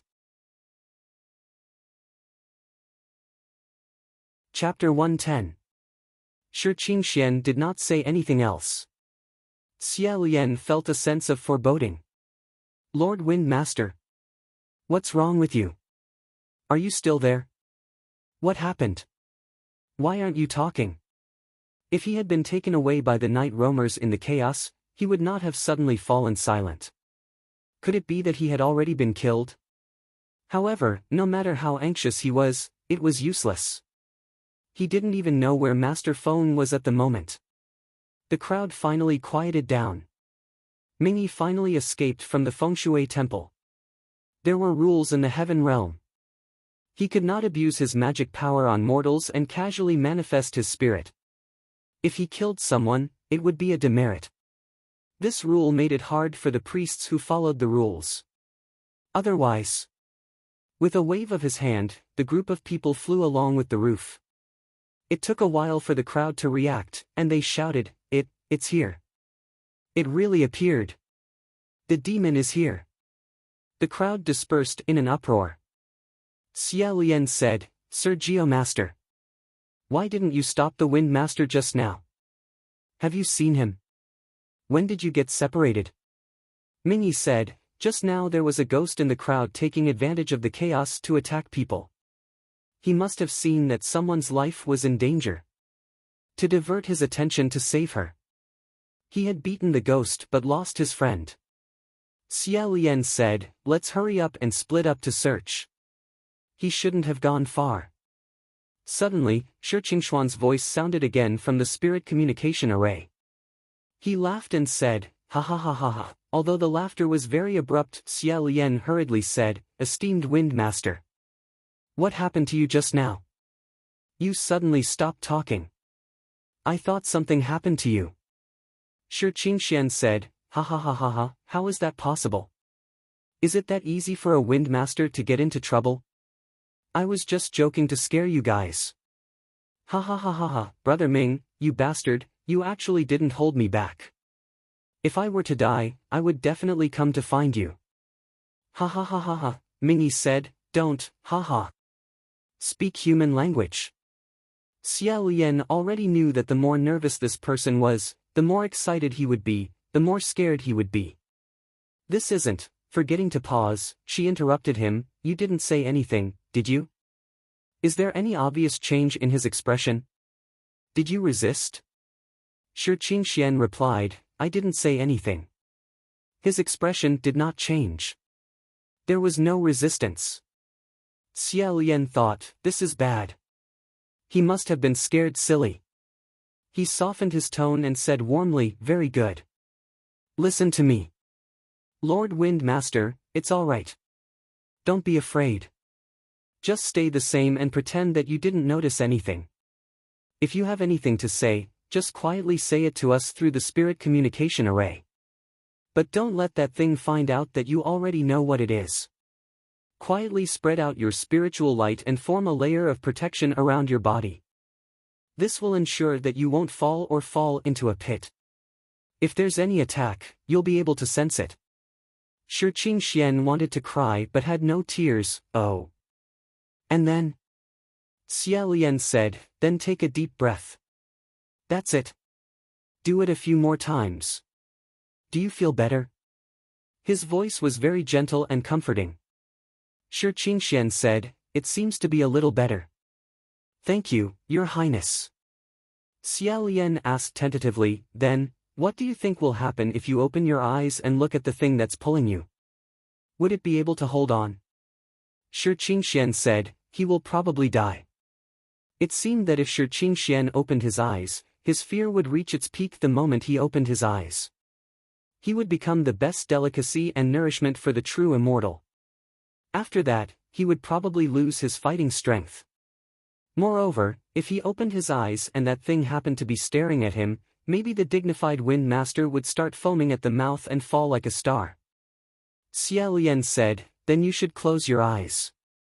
Mingyi said, after it took you out of the feng shui temple, where did it go? Right now, what they needed the most was Shi Qingxuan's position. Shi Qingxian closed his eyes and couldn't see where it went, but he could estimate its position based on the general direction and the number of steps it took. Shi Qingxian said, I don't know. Mingyi, you don't even know this. Shi Qingxian was furious, who would remember this kind of thing? And didn't I think it was you? At the side, Hua Cheng was watching from the sidelines. He was so bored that he changed back to his red clothes, then back to his black clothes, then back to his white clothes. Almost every time Xia Lian turned his head, his appearance would instantly change. The way he tied his hair, accessories, boots, and so on were all different. Sometimes he was playful, sometimes he was elegant, sometimes he was stern, and sometimes he was gorgeous. Xia Lian was dazzled. He turned his head frequently, unable to extricate himself. After realizing it, he suddenly blinked his eyes and stopped himself from blurting out, "This outfit is not bad and looks good." He said, "Stay, stay. Now is not the time to argue. The more you argue, the more steps the Wind Master will take. The further he goes, the harder it will be to find him." Shi Qingxian said in pain, "I say, can you really not find me? It's only about 50 or 60 steps, definitely not more than 100 steps, and you're still walking so slowly." "Not more than 100 steps?" Mingyi quickly rushed out and disappeared at the end of the street. But in a flash, he reappeared at the entrance of the feng shui temple and said, "No. This is bad." Xia Lian said, "1,000 miles contraction." After that true immortal took advantage of the chaos to bring the Wind Master out of the feng shui temple, he probably immediately used the 1,000 miles contraction technique to send them elsewhere. Otherwise, he would have found them a long time ago. Once this technique was activated, who knew where they would be sent to? Finding the whereabouts of the Wind Master was no different from finding a needle in a haystack. Xia Lian immediately said, "I'll go to the Heavenly Court Spirit Communication Array to inform them." Shi Qingxian hurriedly said, "Wait. Crown Prince, don't go. You promised me to keep it a secret. My brother is about to transcend the third tribulation. The third tribulation is a big hurdle, we definitely can't fail at this step." Mingyi said, "If you delay any longer, I'll let you transcend the tribulation now." Shi Qingxian said angrily, "I said no means no. How many eyes are staring at my brother? This thing is deliberately looking for this opportunity. It can forget about succeeding, don't even think about it. Even if I die and my bones rot, I will be dug out after my brother transcends the tribulation." After a while, Mingyi said, "Okay. Okay." Xia Lian keenly noticed that his tone was actually suppressing a wave of anger. This was an unprecedented intense emotion. He felt slightly uneasy and didn't want to let it develop into more trouble. He rushed to say, "Lord Wind Master, has that thing been leading you?" Shi Qingxian said, "Yes. It's grabbing my arm." Xia Lian said, "Is there anything special about it? For example, a special demonic aura, or a special smell, touch, and so on?" "No. Nothing at all." "What about the surrounding environment? For example, is the road under your feet rough or flat?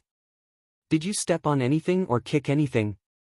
Xia Lian wanted to see if he could confirm the general area as soon as possible according to the surrounding environment. Shi Qingxian said, "The road is very strange. It's very soft and floating, as if it's on a cloud." Xia Lian said in his heart, "You're so scared that your legs have gone soft." Shi Qingxuan's 5 senses had already been sealed, so it was very difficult for him to give any clues. He was afraid that it would be cut off here. Although Hua Cheng had been watching the show from the side in boredom, firstly, he himself came to watch the show and play. He was not related to Shi Qingxian and was even someone from the ghost realm, so there was no reason for him to help the heavenly priest. Secondly, Xia Lian also didn't want to always trouble him to help. Thus, he calmed his mind and said, "Lord Wind Master, I have a way to let you immediately get away from that thing. However, I need your permission." Shi Qingxian immediately said, "Okay, I approve." However, Hua Qing suddenly stopped and said, "Soul-shifting technique?" "What?" Xia Lian said, "That's right. It's the soul-shifting technique." The soul-shifting technique, as the name implied, was a kind of soul-changing technique. "With my eyes, I see what you see." This kind of technique wasn't commonly used. Firstly, the burning of mana was extremely cruel. Secondly, very few people were willing to hand over the control of their most important body. Hua Cheng's expression froze and said, "Brother, be careful." Shi Qingxian said, "Then what will you do if you face it?" Xia Lian said, "I'm not afraid of it, it doesn't matter." Mingyi said, "Change." Hua Qing said, "Brother, think about it carefully." Suddenly, Shi Qingxian said, "It stopped." Hearing this, Xia Lian shouted in the spirit communication array, "There's no time to hesitate, now." Shi Qingxian clenched his teeth and said, "Please, Your Highness the Crown Prince." Xia Lian said, "Okay." As soon as he said that, he closed his eyes. His body suddenly became extremely light, so light that it was as if he was going to float up into the sky. Suddenly, he became extremely heavy, so heavy that it was as if he was going to fall into the ground. After the earth and sky spun for a while, he gradually felt real. He stabilized his body, but his eyes were still closed. Not a single sound could be heard in his ears. A hand was grabbing onto his arm, and it stood there motionless. Xia Lian suddenly opened his eyes. He took out the earplugs with one hand, and with a flip of his other hand, he turned the tables and grabbed that true immortal. He smiled and said, "How are you?" Shi Qingxian closed his eyes for a long time, and the surroundings were pitch black again. Therefore, the moment Xia Lian opened his eyes in his body, he was unable to adapt to the darkness and could not see anything. However, the thing that was grabbing him had already become the thing he was grabbing. Ruo Xia was not there, so Xia Lian specially used a locking hand, like a fine steel shackle to clamp that hand, making it unable to use magic to escape. Inside the spirit communication array, Shi Qingxuan's voice said, "Your Highness the Crown Prince. Are you okay? If you can't, why don't you change back first, or I'll just replace it myself." It seemed that Shi Qingxian had also safely changed into his body. Xia Lian firmly locked that true immortal with one hand, and in the blink of an eye, he kicked more than 30 times and said, "Pretty good." It was just that he had just moved his soul, so he was slightly not used to it. After a while, when he got used to it, his attacks and kicks could be even more ferocious. Shi Qingxian said, "Your Highness, I'll tell you the technique of my magic treasure. You can use whatever you want, don't stand on ceremony." Xia Lian did not have a sword by his side, and with a swoosh, he opened the Wind Master fan and said, "All right." Shi Qingxian said again, "I'll also tell you the technique of transforming into a female form, my female form's magic power is stronger." Xia Lian rejected flatly, "No. There's no need for that." Hua Qing said in a deep voice, "Brother, quickly look around and tell me what kind of place it is." Mingyi said, "No, let's talk about what you're fighting with first." Chapter 111. However, he could clearly see the outline of the branches and leaves around him, the face of the black shadow could not be seen clearly no matter how hard he tried. It was as if there was a ball of demonic wind and black mist circling around that thing. The Wind Master's Wind Master fan was a peerless magic treasure. It could blow away the demonic mist and clear the world. Xia Lian had obtained the spell taught by Shi Qingxian. He opened the fan and flew.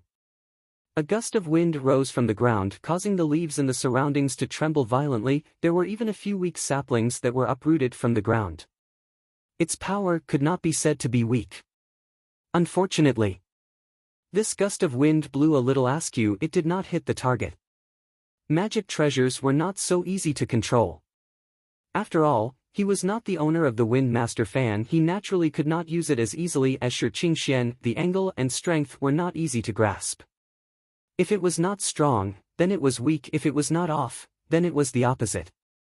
After realizing this, Xia Lian decisively gave up. He changed his strategy and closed the fan with a paw. He directly used it as a weapon. He began to wildly hit the vital points of the other party's body, and then with a shua, a layer of spiritual light covered the edge of the fan, forcefully turning the paper fan into a bone-cutting steel knife. The sound of wind cutting whizzed, cold light flashed. Shi Qingxian roughly guessed what was going on and broke down. "Your Highness the Crown Prince, are you mistaken? That is a magic weapon, and you actually use it as a weapon. What a waste of natural resources." This was a common problem of the martial god. Xia Lian took the time to calmly say, almost. Hua Cheng's tone became heavier. "Brother." Xia Lian knew what he was rushing for. As he fought, he quickly scanned his surroundings. There were beautiful mountains and clear waters, pavilions, and pavilions. There was really nothing special about it, so he really could not determine where he was. That true immortal sensed his movements and roughly guessed his purpose. He suddenly said, "You are not Shi Qingxian." Xia Lian's figure did not slow down, his mind racing. Under normal circumstances, it should not have thought of the soul transfer technique so quickly. Why did it immediately discover that I am not Shi Qingxian? Sigh, forget it, continue fighting. He beat people without any humanity. That true immortal probably could not take it anymore and said, "Fall immediately." As expected, it directly began to prophesy to Xia Lian. However, Xia Lian acted as if he hadn't heard anything and continued to beat him even more fiercely. The vernacular true immortal said again, "You will be defeated." Xia Lian smiled and said, "We already lost 800 years ago, so what if we lose a few more times?" How much more could he lose? "Give up. Whatever you say to me is useless." Hua Qing said, "Big brother, if you're unable to determine where you are, then you just have to use the Wind Master to create a hurricane and I'll know where you are." It just so happened that Xia Lian had thought of this method as well, and he said, "All right." He was just about to make a move when suddenly, the white language true immortal let out a sly laugh and said, "Someone is coming." Xia Lian inexplicably became vigilant. Sure enough, that thing said in a low voice, "Don't worry, the person who came to find you, you will definitely watch him die in front of you." Hearing this, Xia Lian couldn't smile anymore. His heart skipped a beat and even his breathing stagnated. In the next moment, he actually cursed, "Shut up." In a split second, that white language true immortal suffered another 50 or so heavy kicks, each one landing on its head. It was kicked until it couldn't speak, but it still let out a deep sigh. That was a sigh of satisfaction, as if it had sucked on some holy delicacy, and it let out a cold laugh. In a moment of carelessness, Xia Lian had actually allowed it to suck the thing it wanted from his body. However, Xia Lian didn't have the mood to curse inwardly. It was only because that sentence just now really made his heart feel as if it had suddenly received a heavy blow. Even if he knew that it was impossible for Hua Cheng to do as this thing said and die in front of him, or to be exact, Hua Cheng had already died a long time ago, he still couldn't help but tremble with fear. He couldn't even bear to hear those words himself. Although the people inside the spirit communication array couldn't sense his abnormality, Hua Cheng seemed to have a telepathic connection and became vigilant. "Big brother? Is it saying something to you?" Xia Lian said, "It's talking nonsense." "No. It didn't say anything." Hua Cheng immediately understood and scolded, "It's courting death. Tell me immediately, I'll go over right now."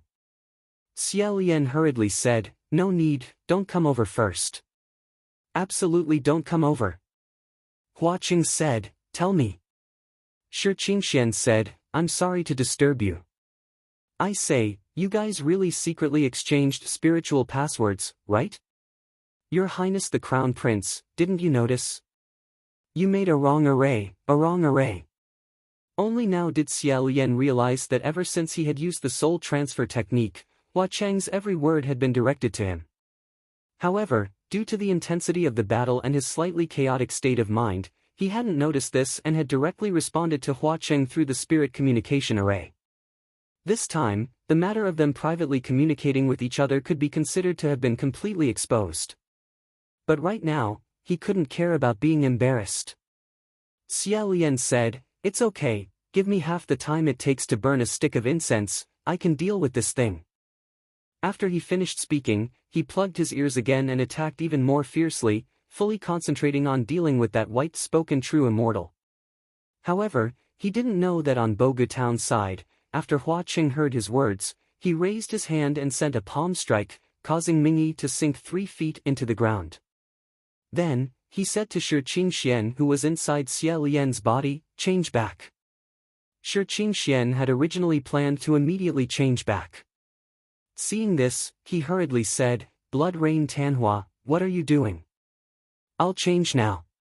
Your Highness the Crown Prince is helping me. It's still reasonable for you to hit me, but why are you hitting Brother Ming?" After he finished speaking, he remembered that this was Xia Lian's body. Of course, Hua Qing wouldn't hit him. If he had to hit someone, then it could only be Mingyi. On the other side, Xia Lian was fighting fiercely when he suddenly heard Shi Qingxian shout in the spirit communication array, "Your Highness the Crown Prince, please cover your ears and run away. I'm going to change back." Xia Lian said, "Lord Windmaster, can you do it?" Shi Qingxian said, "I can't fight it, but I can still escape." Thus, Xia Lian kicked the white-spoken true immortal several feet away. He turned around and ran for his life, saying, "Wait, you don't have to run. Wait, I'll set up a protective array for you here. Lord Windmaster, do you have any protective magic tools on you? If you don't have magic tools, precious treasures will do." When Shi Qingxian heard this, he hurriedly said, "Treasure? I do. Touch my neck, there's a longevity lock. Is that okay?" Xia Lian touched it, and sure enough, Shi Qingxian was wearing a heavy longevity golden lock. The golden light was dazzling, rich and exquisite. He happily said, "Yes.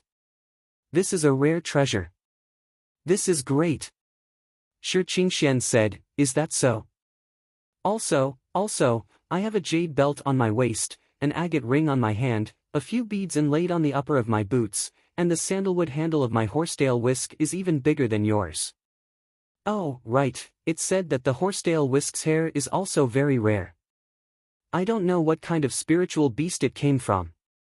He said 7 or 8 things in one breath and said, "In short, Your Highness the Crown Prince, can you see if everything I have on me can be used?" Can be used. All of them were rare treasures. Xia Lian was shocked in his heart. As expected of the god of fortune, as expected of the younger brother of the navy. He said, "Can be used. I'll find a house here for you to set up an array. After you change back, cover your ears and don't look out. Stay in the house and don't go out. Wait for us." Shi Qingxian was about to cry bitterly, "Your Highness the Crown Prince, you're really too reliable. Thank you. From today onwards, you're my second best friend. In the future, if there are any good things, this Wind Master will definitely not forget you." Xia Lian didn't know whether to laugh or cry. He politely comforted him, "Thank you." As he spoke, he left that true immortal far behind. Xia Lian aimed at a pavilion and rushed inside. With a wave of his hand, all the doors and windows automatically closed tightly. He first latched the golden lock on the door, bit his finger, and drew a talisman. Then, he placed those treasures one by one and used his blood to set up an array. This series of actions was compressed and completed in the shortest amount of time. Finally, he sat down in the center of the room, closed his eyes, and said, 1, 2, 3. Soul-shifting technique. Return. It was as if he was suddenly thrown high and then fell to the ground again. After the world spun and the sky spun, Xia Lian once again felt his feet touch the ground. His body was slightly unstable, as if he was about to fall to the side. When he was about to fall, he was firmly supported by a pair of hands. As soon as he opened his eyes, he heard Hua Cheng's heavy voice from above, "Brother, I think you better explain." Xia Lian grabbed his arm and stood up straight. Just as he was about to speak, he suddenly discovered that someone was missing. He said, "Where's the Earth Master?" Hua Cheng said, "I don't know." Xia Lian was stunned.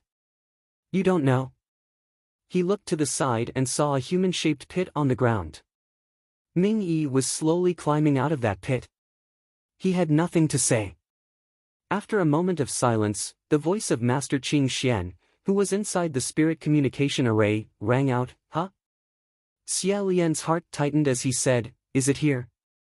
With so many treasures on Shi Qingshuan's body, he had made the defense of the house impregnable. That true immortal shouldn't be able to invade. Even if its cultivation was higher, it would still take a lot of time. However, Shi Qingxian said, "No, no, no. Your Highness the Crown Prince, your array is really amazing. It's as stable as Mount Tai, giving people a sense of security. I don't think anything can break in without 3 days and 3 nights. It's just that, it's actually here." Xia Lian asked curiously, "Where? Do you know this place?" Shi Qingxian said, "Of course I do. This is the wine overturning platform. The place where I ascended." Xia Lian was startled. In his heart, he said, "Wine overturning platform."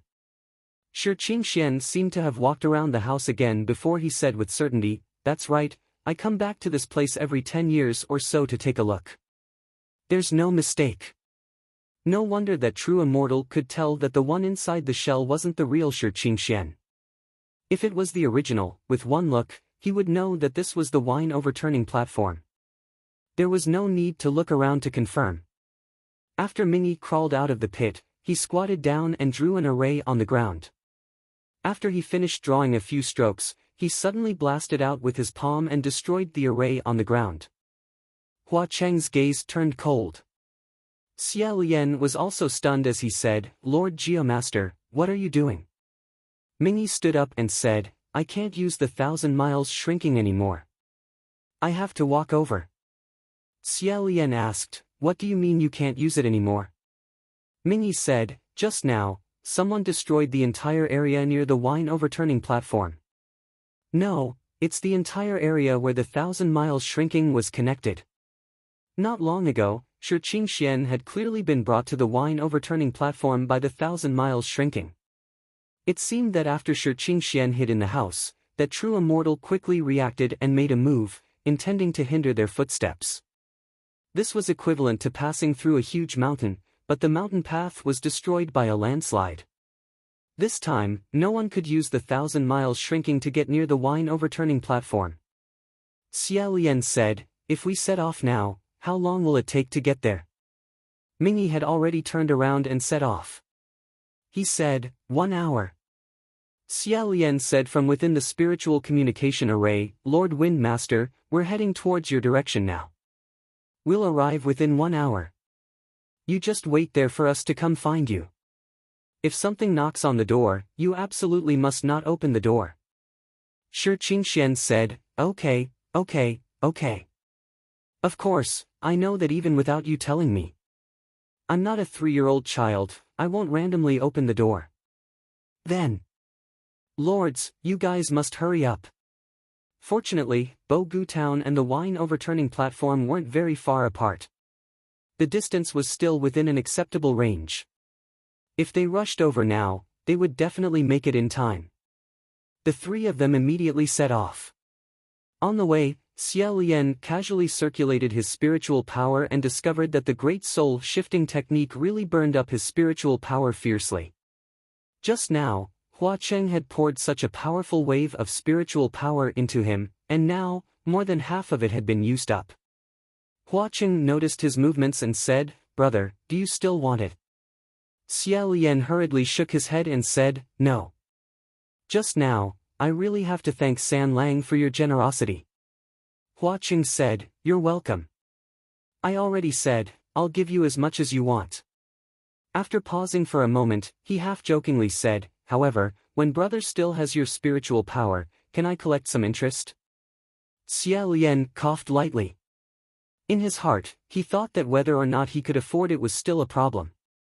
Of course, he still braced himself and said, Okay. They were scheduled to arrive in 1 hour, but the 3 of them weren't ordinary people.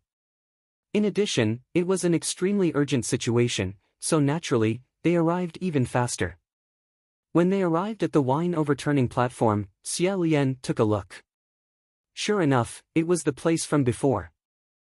All around him were trees and weeds that had been blown down by him randomly using the Wind Master's fan. He couldn't help but blush with shame. Mingyi said, "Your Highness the Crown Prince, which house did you place the protective array in? Do you still remember?" Of course, Xia Lian remembered. He was also carefully searching for it. After a while, his eyes lit up. Raising his finger, he said, "It's that small building." The three of them walked towards that small building.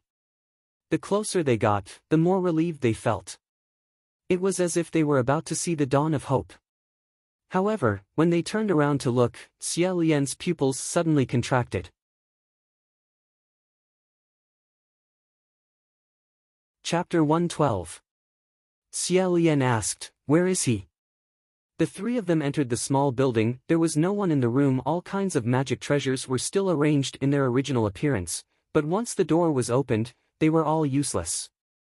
Xia Lian shouted in the psychic array, "Master Feng, where are you?"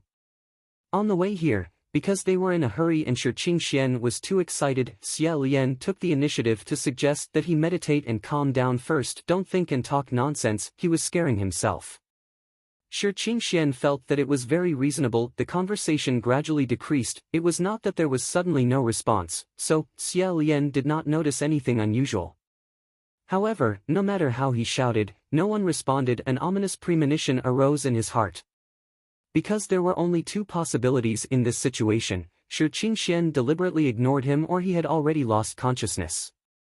Feng Shi had more than 10 magic treasures on him, each of them rare. All of them were used by Xia Lian to hold the line. Nothing could be easily broken through from the outside. Even if it could be broken through, just as Shi Qingxian said, it would take at least 3 days and 3 nights. Moreover, it was impossible for there to be no traces of violence. However, now the doors and windows of this small building were intact, and there was no underground staircase or anything. Xia Lian retreated to the door and picked up the golden lock on the ground. He picked it up and looked at it carefully, saying, he really opened the door himself. It was obvious that the reinforcements would arrive in a moment. Why did he have to seek his own death at this last moment? Xia Lian was puzzled and said, he said that he would not open the door for anyone other than us. Why did he do this? Mingyi said in a low voice, maybe he thought that the people who came were us. Hearing this, a dim image suddenly appeared in Xia Lian's mind. 3 people came outside the small building. They looked like him, Hua Cheng, and Mingyi. They stood outside the door and knocked on the door. Shi Qingxian, who was in the pavilion, was ecstatic. He rushed out and opened the door, but the 3 people outside the door surrounded him and slowly showed him a strange smile. The golden lock in Shi Qingxuan's hand fell to his feet and he did not pick it up again. He quickly shook his head and said, "No. I've never heard of the true immortal Bai Yan having the ability to disguise himself." Mingyi said, maybe he found other helpers. Xia Lian thought for a moment and rejected the idea. The series of events that we encountered today were all sudden. Before this, we didn't expect to set up such a formation to protect Master Wind Master. It shouldn't have been able to find a helper so quickly. Furthermore, didn't we tell the Wind Master that we would inform him through the spirit communication array when we arrived? Whether the person outside the door is real or fake, we can easily find out by asking. How could we be fooled so easily? At this point, Xia Lian suddenly froze and muttered, unless it was someone he knew who asked him to open the door. Mingyi said, someone familiar? How do you know? At this time, Hua Qing said, he's blocking his ears. He can't hear anything. Xia Lian grabbed him and said, well said, San Lang. Because of this, he said that it must be someone he was familiar with. Because the Wind Master had blocked his ears, he could not hear anything from the outside world. Unless he took them off, but would he? He was so scared that he didn't know how to do it. Therefore, there is only one way to trick him into opening the door. The spirit communication technique. Xia Lian walked a few steps faster and said, that is to say, during the time we were here, there was a person who secretly communicated with Master Wind Master and said some words to him, making him open the door on his own accord. If it wasn't someone familiar, they wouldn't know the Wind Master's spirit communication password. Because the heavenly official's spirit communication password is strictly confidential, it wouldn't be easily known by outsiders, let alone by demons and ghosts like the true immortal Bai Yen. Moreover, this person should be very trustworthy. Otherwise, he wouldn't have opened the door and left without thinking. Hua Qing said, or, he wasn't familiar with this person, but this person was very familiar with him and said a reason why he had no choice but to open the door. Xia Lian seriously considered this possibility and said, in theory, as long as you know the spirit communication password, you can send a message to the Wind Master. However, if a strange voice suddenly spoke to him, wouldn't the Wind Master feel strange? Once he heard it, he would probably tell us through the spirit communication array on the spot. Unless, the first sentence of the mysterious person who was psychic to him was enough to shock him. But what kind of words would that be? Ming Yi said, a threat? Xia Lian said, how could it be a threat? You won't come out? Then I'll tell your brother that I've come back to bother you. He immediately rejected it. Doesn't seem like it. That true immortal Bai Yen might not have understood Shi Qingshuan's concerns. Moreover, it wasn't a heavenly official. What method could it immediately make the Navy Darren discover its existence? The reinforcements would arrive in half an hour, so Shi Qingshuan wouldn't be so impatient to wait even half an hour. Finally, whether that thing could win against the Navy was still a question. Don't forget, it had never bothered Shi Wudu and only targeted Shi Qingshuan. It specifically picked soft persimmons to pinch. Perhaps it was also very afraid of the Navy and might not dare to take the initiative to provoke them. Ming Yi said, finally, search for another half an hour. Xia Lian understood his meaning and nodded. Alright, if we still can't find him after half an hour, no matter how much the Wind Master opposes it, we must inform the Navy Darren. Let's split up. We'll go this way. We'll have to trouble the Earth Master over there. Ming Yi turned around and left. As Xia Lian ran around looking for Shi Qingshuan, he didn't give up calling for Shi Qingshuan in the spirit communication array. However, the other side remained deathly silent. Hua Qing asked, how is it?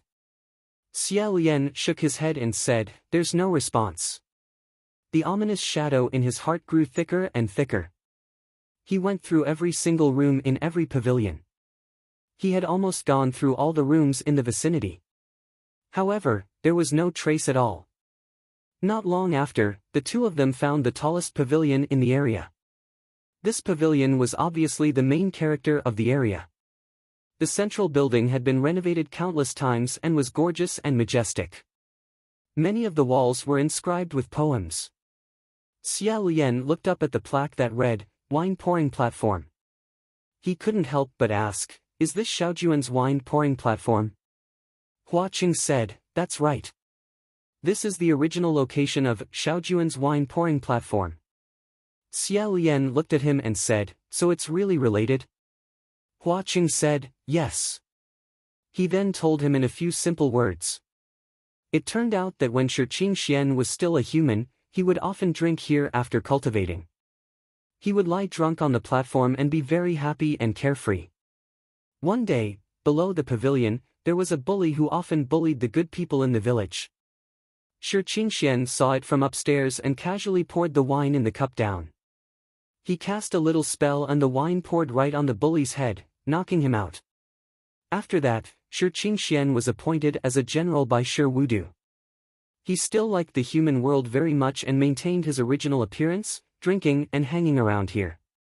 On the day of his ascension, he was also drinking here. Ascension while drinking sounded a little ridiculous, but in fact, it was not a big deal. Sometimes, fated chances came at such inexplicable times. Xia Lian even ascended while he was sleeping in his dream. Perhaps in the future, there would be a heavenly official who ascended while going to the toilet. It would definitely be a miracle. In short, scholars and poets had always liked places like this where legends and stories were told. They could often express their desire to write poems here and express their yearning for the elegance of celestials. Xia Lian understood that this was a scenic spot. There were no tourists at night. When tomorrow came, many tourists would be shocked to find that many houses and trees had been blown away. The Grand Master of the Wind had appeared. However, this young master pouring wine scene was different from what Xia Lian had originally imagined. At this time, he heard Hua Cheng say in a low voice, "Brother, I'm going to take care of a small matter first. You must be careful here. I'll be back soon." Xia Lian thought, what matter? Thinking back to Hua Cheng's angry voice when he was communicating with the spirit, in addition to his current unkind expression, he guessed, "Are you going to find that true immortal Bai Yan?" Hua Cheng paused and said, "No." Since that was not the case, it was inconvenient to ask.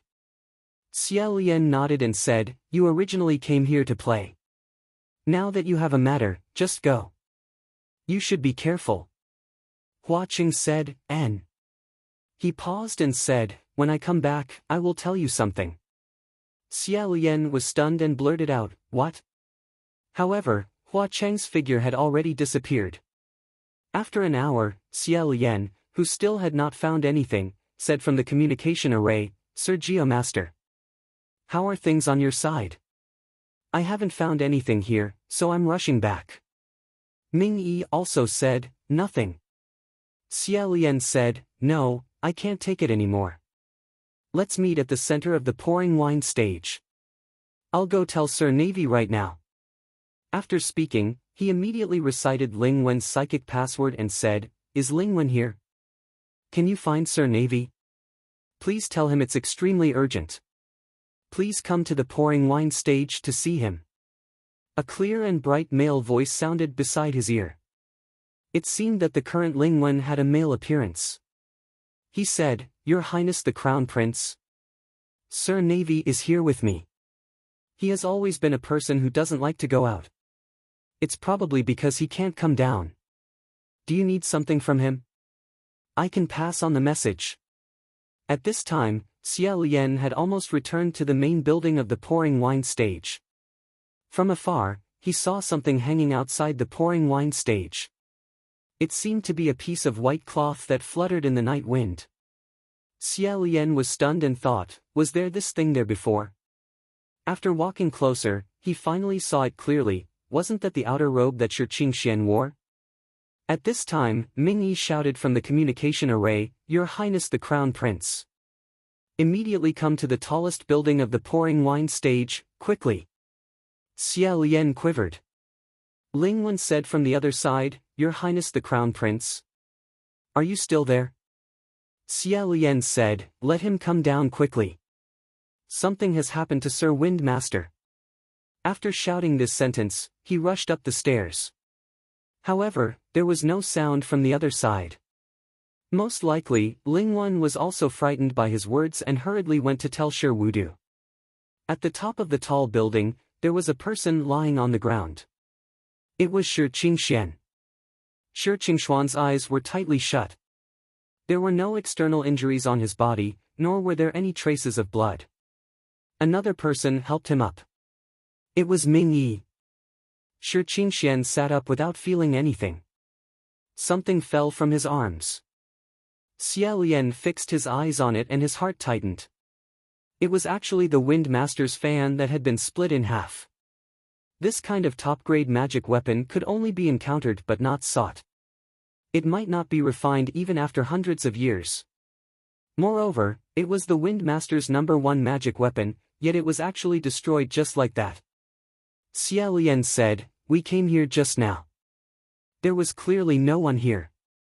As soon as he finished speaking, he discovered something else that was not right. Previously, when he came here with Hua Cheng, there were many poems inscribed on the wall. Some were graceful, some were frivolous, and some were firm. Now, however, all of them had disappeared, as if someone had erased them with a finger.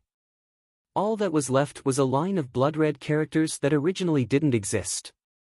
It was a line of words dripping with blood, not a good beginning. Not a good ending.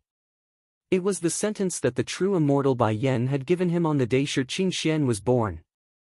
At this time, Ming Yi suddenly asked, "Your Highness the Crown Prince, where is the one who was with you?" Xia Lian was startled and thought, oh no. San Lang actually left at this time. The moment he wasn't by his side, something happened to Shi Qingxian. This was really something that couldn't be explained clearly. However, Xia Lian's expression didn't change. He solemnly said, I asked him to help me search for the whereabouts of that true immortal Bai Yan. Ming Yi asked, when did he go? Xia Lian's expression didn't change as he said, just now. He left not more than half a stick of incense. In reality, the time was much longer than that. However, Xia Lian didn't doubt Hua City in the slightest. Of course, he couldn't let others have the opportunity to doubt him and cause more trouble. At this time, the faint sound of thunder could be heard from the sky. Unexpectedly, there was an 8-rider golden chariot in the night sky. It pierced through the layers of clouds and aggressively drove towards them. Since he couldn't use the 1,000-li distance shrinking technique to get to Qingjiu, Shi Wudu directly drove the golden chariot over. It should be known that once this golden chariot drove over, it would cause a great fanfare. If by any chance it was seen by a mortal who couldn't think straight and looked up at the starry sky in the middle of the night, it would cause an uproar in the mortal world. This water across the heavens really wasn't afraid of trouble. Xia Lian saw that the golden chariot was coming towards them menacingly and immediately said, Sir Geomaster, if a heavenly official interrogates you later, please don't mention Hua City Lord, okay? There are many heavenly officials in the heavenly court who like to add oil and vinegar to the fire and fabricate nonsense when they hear about him. This matter has nothing to do with him, so don't make this complicated matter simple. Ming Yi glanced at him and said, okay. She actually straightforwardly agreed and lowered her head to continue inspecting Shi Qingxuan's condition. Xia Lian let out a sigh of relief. However, when he saw the motionless Feng Shi, his heart sank again. That golden chariot rumbled. Not long after, it dragged a trail of auspicious clouds and landed on the ground. A group of little heavenly officials waited outside the chariot. 3 great heavenly officials alighted from the chariot. They were actually Shi Wudu, Pei Ming, and Ling Wen. 3 of the top 10 of the Mid-Autumn Banquet had come at once. Of course, Xia Lian had long forgotten that he was the top of the top 10. Shi Wudu's eyebrows were tightly knitted. He lifted the hem of his robe and calmly got off the chariot. Holding the sailor fan, he went upstairs. Pei Ming and Ling Wen followed behind him. When Shi Wudu saw his younger brother lying on the ground like a corpse, his expression suddenly changed. He rushed forward and said, Qingxian. Qingxian. What's going on? Xia Lian concisely said, Sir Feng Shi has met immortal Bai Yan. Shi Wudu said in disbelief, what did you say? Immortal Bai Yan. When they heard these 4 words, not only Shi Wudu, but also Pei Ming and Ling Wen's expressions changed. It seemed that they had long heard of Shi Wudu, this big trouble. Observing these 3 people's expressions, Xia Lian couldn't see who was faking it, and who was secretly delighted. They all looked very natural. Especially Shi Wudu, it was impossible for him to fake it. Ling Wen took out a pile of bottles and jars from her sleeve and said, feed them one by one. Beside him, Pei Ming said, Your Highness, it's you again. Xia Lian said, there's no other way. There are only a few people who come and go in the heavenly court. Pei Ming said, it seems that every time I see you, it involves another person. Don't tell me it's the same this time. Xia Lian indifferently said, no, no. Of course not. He was lying with his eyes wide open. Ming Yi kept his promise and didn't say anything. Pei Ming didn't say anything else. He waved his hand and led his heavenly official to investigate the surroundings. As such, it was a good thing that Hua Qing left first. At least they weren't present. Shi Wudu couldn't wake Shi Qingxian up, but he inadvertently swept his gaze over the 8 blood-red words on the snow-white wall. His face immediately twisted. His face became paler than the wall, and he seemed to be so angry that his whole body was trembling. He shouted, Who wrote this? Who wrote this? Although he was shouting, his voice was faintly trembling. At this moment, Ling Wen said, Master Feng is awake. Xia Lian immediately crouched down and said, Master Feng. As expected, Shi Qingxian slowly opened his eyes. Shi Wudu pushed the others away and said, Qingxian? How are you? Was there anything amiss? Who harmed you? Shi Qingxian was stunned for a while before gradually regaining his senses. Once he regained his senses, the first thing he saw was Shi Wudu's face. The next moment, something that no one expected happened.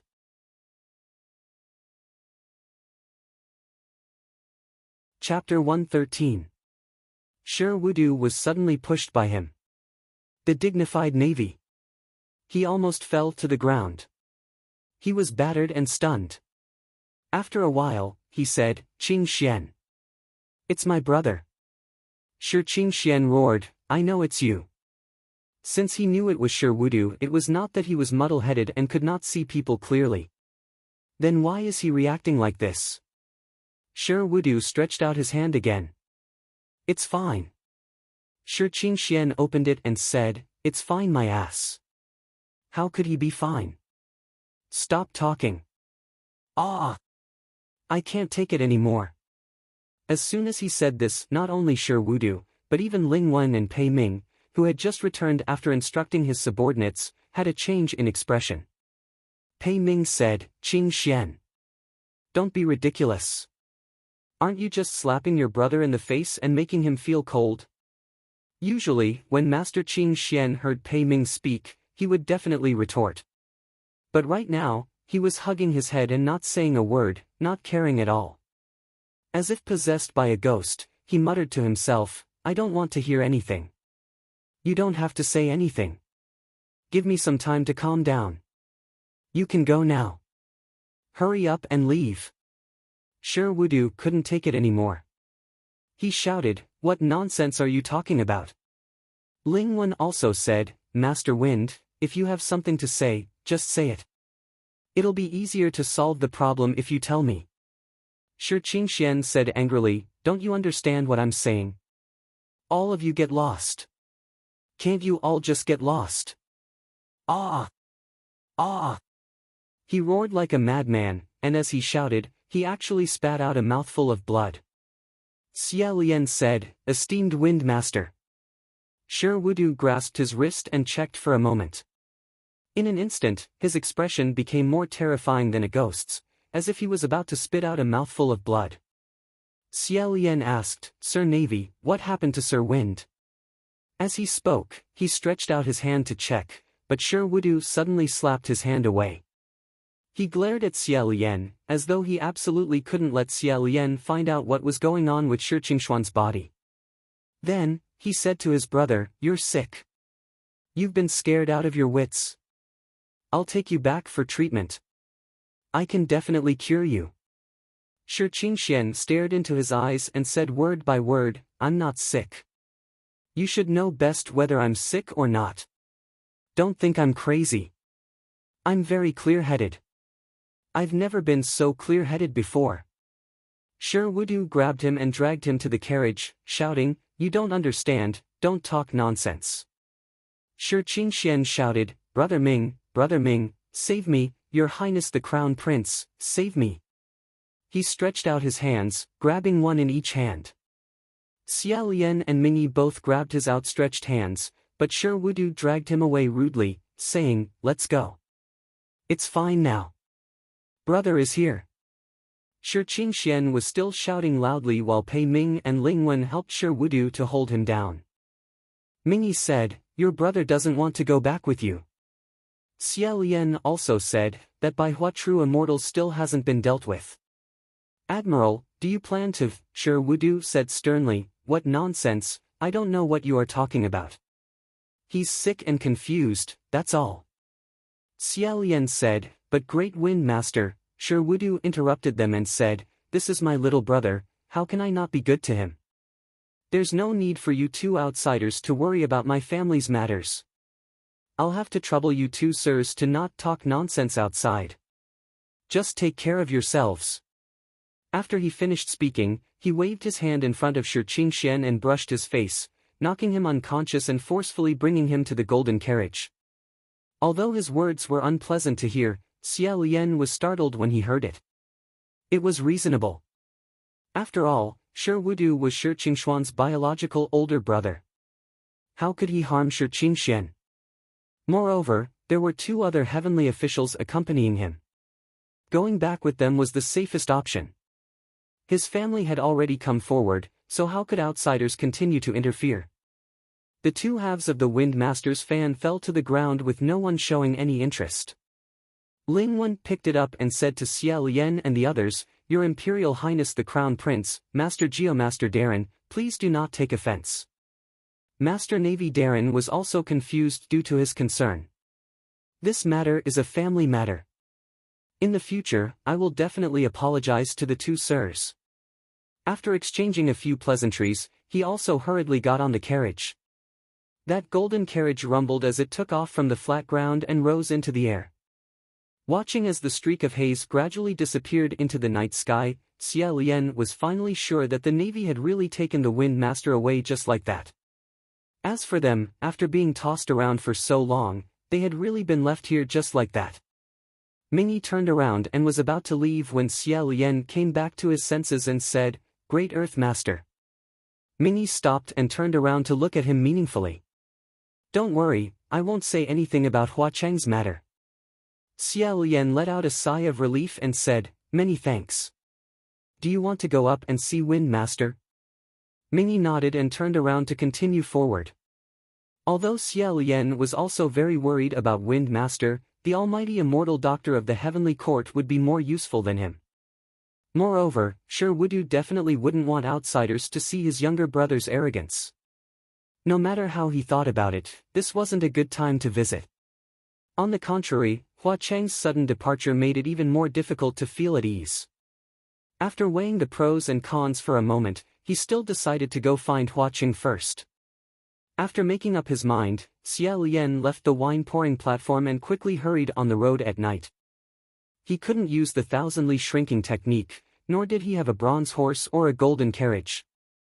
He could only rely on his pair of legs to run on the mountain roads. As he walked, he thought to himself, what situation did San Lang encounter? Just now, looking at his expression and listening to his tone, it seemed like the situation wasn't light. I hope I can help him a little this time. After walking for less than the time it took for an incense stick to burn, he suddenly felt the demonic energy in front of him pervading the air. His vision became unclear and he couldn't help but slow down. He thought to himself, it can't be. What did I encounter this time? He stood at the side of the road and quietly observed the situation. After a long time, he heard a strange chant coming from the demonic energy in front of him. Panting, panting. Panting, panting. At the end of the road ahead, an extremely tall black shadow appeared indistinctly. That tall black shadow seemed to be floating about, but he couldn't see what it was. Xia Lian had never seen something of this shape before, but it was definitely a colossal creature. He couldn't help but take a step back in vigilance. Ruoxia's left hand was ready to strike, and his right hand was placed on the hilt of his fragrant heart sword. In a flash, that colossal creature slowly revealed its true form from the dense fog. Xia Lian slightly widened his eyes. As it turned out, it was actually a gorgeous carriage. The carriage was extremely magnificent, with a golden canopy draped with exquisite tassels and fluttering gauze curtains. If someone were to sit on it, they would definitely be blocked by the enchanting red curtain, only reflecting a silhouette that would cause one's imagination to run wild. Next to each skeleton's skull floated several balls of ghost fire, circling back and forth. They seemed to be used for illumination, because every time they reached a dark place, the ghost fire would suddenly burn extremely fiercely. This scene was too strange, with a demonic energy in it. Xia Lian couldn't help but stare, thinking to himself, could it be that I've encountered a ghost lady going out to meet her lover? He hurriedly retreated to the side of the road, making way for them. Who would have thought that the 4 golden skeletons carrying the gorgeous carriage would stop in front of him and uniformly turn their skulls around? The lower jaw of one of the golden skeletons made caw-caw sounds, and a human voice came out of nowhere. It trembled as it said, City Lord Darren sent us to fetch His Highness the Crown Prince of Xian Le Country. Is that His Highness you? City Lord Darren, it should be Hua Cheng. Xia Lian removed his hand from the hilt of his sword and said, It's me. Ka ka ka. The skeletons seemed to be extremely happy as they lowered the carriage and said, Come on, let's go. Could it be that he had to let these 4 golden skeletons carry him to see Hua Cheng? Xia Lian braced himself and said, This isn't too inconvenient, right? Not at all. How is it inconvenient? Isn't this what we do? Your Highness, please come on up. City Lord Darren is waiting for you. Thus, Xia Lian cautiously stepped onto the carriage. Lifting up the gauze curtain, he sat down and said, I'll have to trouble you. The golden skeletons were happy, and it was unknown what they were saying as they raised the carriage. Then, they began to jolt up and down the mountain road. The carriage was equipped with soft brocade seats that were extremely comfortable. Xia Lian sat upright in the center, but he felt that it was a bit too wide for him to sit alone. The carriage that the golden skeletons were carrying seemed to be swaying back and forth, but in reality, after they sat on it, it was very stable and moved extremely fast. It was even faster than flying on a sword. Moreover, aside from the strange chants that the golden skeletons liked to shout, there was practically no sound. It was much quieter than the rumbling bronze horses and gold carriages, making it appear even more mysterious. In the past, when Xia Lian was the crown prince, he would occasionally ride a carriage. At that time, he was still young and would sit on his father's or mother's lap while being carried by carefully selected palace maids. They would be surrounded by people from the front and back, looking very awe-inspiring. As he grew up, he no longer liked to sit. This was the first time he was being carried by these things, so he couldn't help but feel strange. After running for a while, he suddenly felt a group of ghostly green the wisps shining through the gauze curtain in front of him. In front of him, a burst of whispering could be heard, Who is it? If we want to pass through this graveyard, shouldn't we leave something behind? They actually encountered wild ghosts that were blocking their way, and it was a case of black eating black, ghosts eating ghosts, and they even came to eat Hua City. The skeletons laughed and said, What do you want to leave behind? Just when Xia Lian was thinking if he should go out and settle it, he heard those thin voices screaming, Io Io Io, sorry. Our dog eyes are blind, we didn't know that this is Hua City Lord's carriage. Go back to the graveyard, all of you go back to the graveyard. Sirs, please feel free to pass, sirs are magnanimous, please feel free to pass. The golden skeleton said, It's too late, Lord City Lord has instructed us to not offend His Highness who is sitting in the carriage at all. Now that we're delaying His Highness's journey, you guys can tell us what to do. Hearing the ghostly wails and wolf howls in the surroundings, Xia Lian couldn't hold it in anymore and said, Forget it. Since we're in a hurry, let's not care about these things. The skeleton said, Since His Highness said so, then let them go. You guys have it easy. Xia Lian said again, However, remember not to block the road and harm the pedestrians. The wild ghosts said happily, No, I guarantee that I've never done that before. Thank you, sirs. The skeletons shouted, Let's go. When they went over, Xia Lian could faintly hear the female ghosts muttering curiously from underground, Hey, say, which highness is sitting in this carriage? I've never heard of Hua City Lord's golden carriage carrying other people. If it's a woman, it's hard to imagine. But it's a man, how strange. Xia Lian thought, what's so strange about it? The next moment, he heard the female ghost say, Yes. I've said it before, this carriage is definitely for Madam to sit in. After days of rushing, Xia Lian sat in the carriage and felt slightly sleepy. He supported his forehead with his hand and rested for a while. After a while, he noticed that the carriage had stopped again. Xia Lian said in a daze, What's wrong? He thought that they had encountered wild ghosts who were blocking the road again. Just as he finished speaking, the carriage sank slightly. It was a person who came up and lifted the gauze curtain. She said softly, Brother. Xia Lian rubbed his eyes and squinted. He looked outside and said, San Lang. The person who came was naturally Hua Cheng. When he saw Xia Lian's half-awake and hazy appearance, he was slightly startled. Xia Lian sat up a bit embarrassedly and coughed lightly. He said, I accidentally fell asleep. Immediately, Hua Cheng smiled and sat up. He said, brother is too tired. Squeeze. Brother, don't blame me. Xia Lian nodded and tried to sit to the right, wanting to make more space for Hua Cheng. However, Hua Cheng reached out and grabbed his right shoulder, pulling him back. He said, no need. It's wide enough. In reality, it wasn't enough. This carriage was also made skillfully. It was wide enough for one person to sit, but it was a bit cramped for two people. Unless it was like when Xia Lian was young, one person sitting on the other person's lap, then it would be just right. Xia Lian said, you left just now at the right time. 3 heavenly officials suddenly came down from the heavenly court. Hua Cheng snorted. 3 malignant tumors, huh? I've long since expected that. Xia Lian jokingly asked, could it be that you ran because of this? Hua Cheng also jokingly replied, no, I went to call for a carriage. How was it, brother? Isn't my netherworld ghost carriage much more interesting than those heavenly court heavenly officials' bronze horses and gold carriages?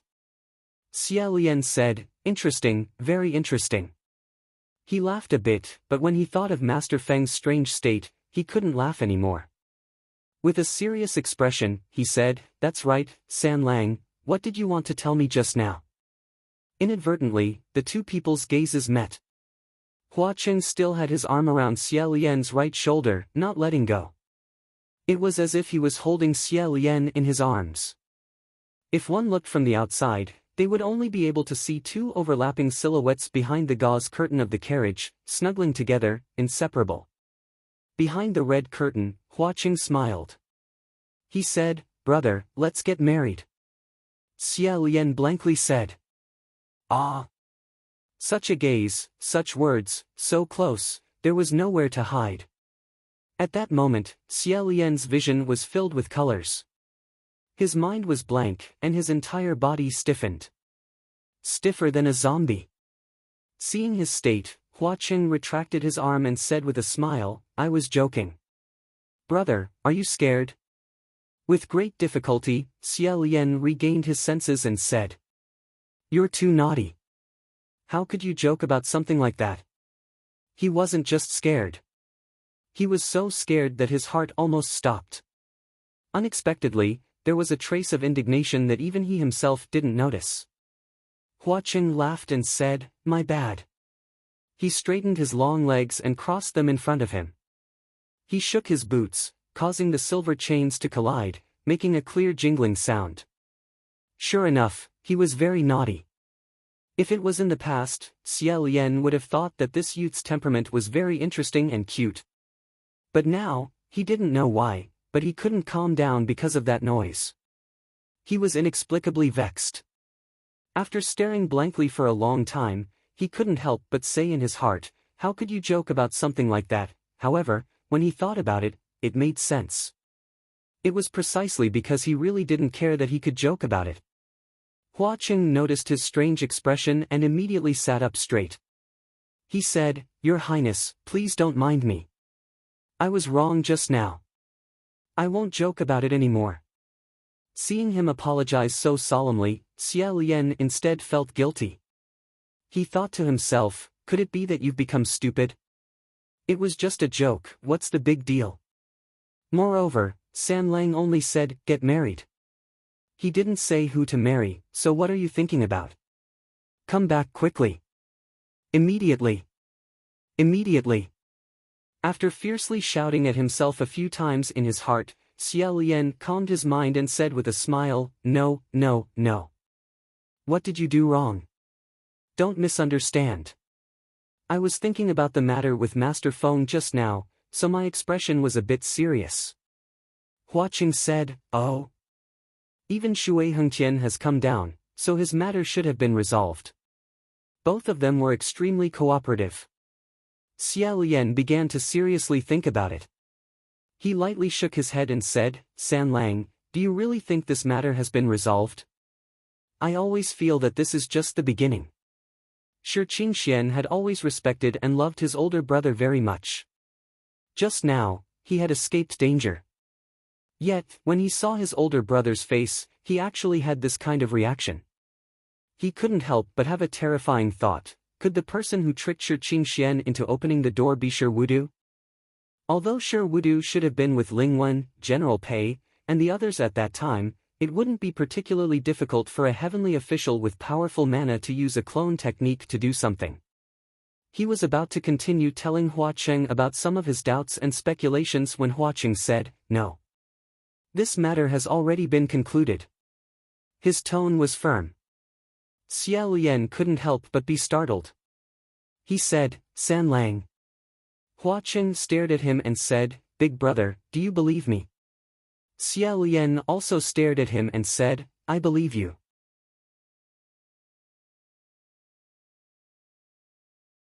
Chapter 114. After this sentence. Along the way, Xia Lian's mind was heavy. After a few more words, Hua Cheng's words gave him the feeling of, "That's all." So, Xia Lian didn't ask any more questions. When he returned to Puqi Monastery, the sky had yet to break. As soon as he pushed open the door, the pots and pans had to be cleaned up. Lang Ying, Gu Zi, and Qi Rong were all sleeping in the room covered with quilts. It was very stable. It seemed that after he left, someone had indeed been taking care of this place. He had already left without a sound. When Xia Lian returned this time, what followed was a lot of prayers. Puqi Monastery had never received so many prayers before. He also didn't think that it was the rich merchant who had helped him publicize his good name. Yes.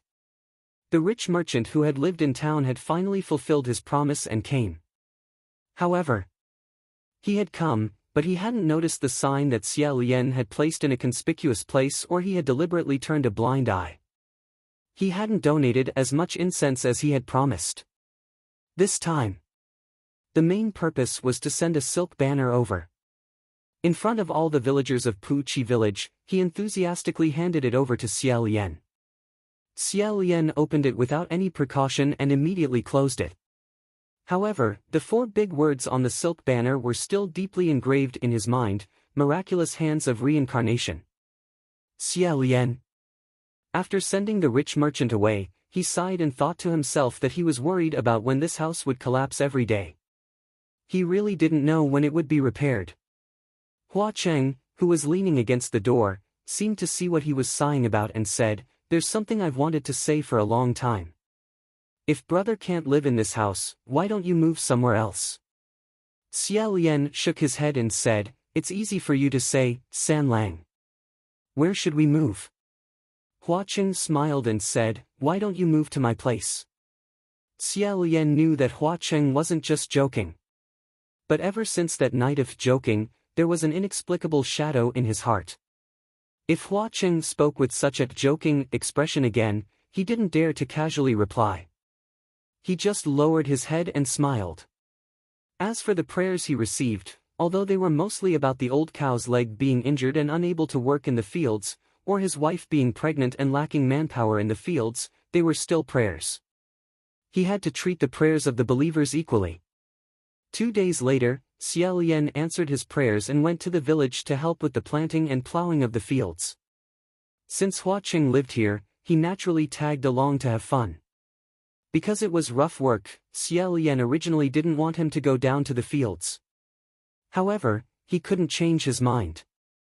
Thus, the two of them changed into coarse cloth clothes, rolled up their sleeves and trouser legs, and went down to the paddy fields. Looking from afar, there were many busy farmers scattered around the large green paddy fields. Among them, there were 2 figures that were particularly eye-catching. Even though Xia Lian was wearing coarse cloth clothes, it couldn't cover up Hua Cheng's elegance in the slightest. In fact, it would be better to say that his tattered clothes made his face and figure even more outstanding. Both of them had fair skin, beautiful arms, and long and straight calves. Amidst the dust-covered farmers, they formed a beautiful and eye-catching scenery, causing the village girls, who were used to seeing rough men, to to blush and their hearts to race. They couldn't help but steal glances at them. As they were planting, the seedlings under their hands became crooked in an arc, which then turned into a joke. Hua Cheng's fair skin was almost devoid of the color of blood. On the other hand, Xie Lian's fair skin was rosy. Moreover, due to his natural physique, the more he sweated, the whiter his skin became. Under the scorching sun, he sat there for a while. His entire body was pale, and the heat was unbearable. He couldn't help but wipe the beads of sweat from his neck. However, when he thought about how ghosts were gloomy and didn't like the sun, Hua Cheng became even more unhappy, so he turned his head to look. Sure enough, Hua Cheng also leisurely stood up. He squinted his eyes and used his hand to block the sun. His eyes fell on the shadow cast by his right hand between his eyebrows as he stared fixedly at Xie Lian. Xie Lian walked over, put the bamboo hat on his head, and said, "Put it on." At first, Hua Cheng was startled. Then, he squinted his eyes and smiled. Okay. Although Hua Cheng said that he went down to the fields for fun, his work was much faster than Xie Lian's. He was fast, good, and extremely skilled. After an hour, Xie Lian had finished the field on his side. His waist and back were aching, so he stood up and massaged his waist. On the other side, Hua Cheng came over to help him. Xie Lian took a look. In a short while, Hua Cheng had actually silently finished a large field by himself. One by one, the green rice plants were planted neatly in the paddy field. It was a sight that was very lovable. He sincerely sighed and said, "San Lang, you really learn everything very quickly. You don't need to help me. Just sit there and rest. Drink some water or something." Hua Cheng then went to the edge of the field to get some water. The village chief had been watching from the side for a long time. At this time, he gave a thumbs up and said, "Dao Zhang, which family's young man is this? He's so diligent and so amazing. One person is worth dozens of people. If any family's eldest daughter catches his eye, that would be a blessing." Xie Lian laughed out loud. Not long after, there really were a few people who secretly came over to ask Xie Lian, Hey, Dao Zhang, this young man who lives in your monastery, where did he come from? Is he married? He doesn't have a wife at home, right?" "Definitely not, he's so young." Xie Lian didn't know whether to laugh or cry. He vaguely said, "This, right. He's young, so there's no need to think about this first." The few people hurriedly said, "How can that be? It's precisely because he's young that he needs to quickly settle down. Dao Zhang, you should still advise him. Men need to settle down early to grow up. No matter what he does, he needs to have a home first." "That's right, young man. Dry wood and blazing fire. Can't bear the loneliness." These people all had daughters at home and wanted to inquire about the situation. Just as Xie Lian was about to gently push them, Hua Cheng walked over with a bamboo tube and said, "He's married. He already has a wife at home." When those people heard this, they were greatly disappointed. However, they still didn't give up and asked, which family's girl did he marry? Can this little brother tell us? He's not trying to trick us, right? He's definitely beautiful and virtuous, right? Hua Cheng raised his eyebrows and said, That's right. She's beautiful and virtuous. She's a noble lady with golden branches and jade leaves. I've liked her since I was a child. I've liked her for many years and had to go through untold hardships to chase after her." He spoke in a deadpan manner and didn't seem to be lying in the slightest. Those people felt that they had no hope and could only leave with great regret. Xie Lian was slightly entranced as he listened. Hua Cheng handed him a cloth towel and a tube of water and said, "Drink some water." Xie Lian took the cloth towel and wiped his muddy hands. Only then did he take the bamboo tube and drink a few mouthfuls before handing it back. His hands unconsciously clutched the cloth towel into a messy ball and wiped it back and forth. After holding it in for a while, he still couldn't help but ask, "Really?"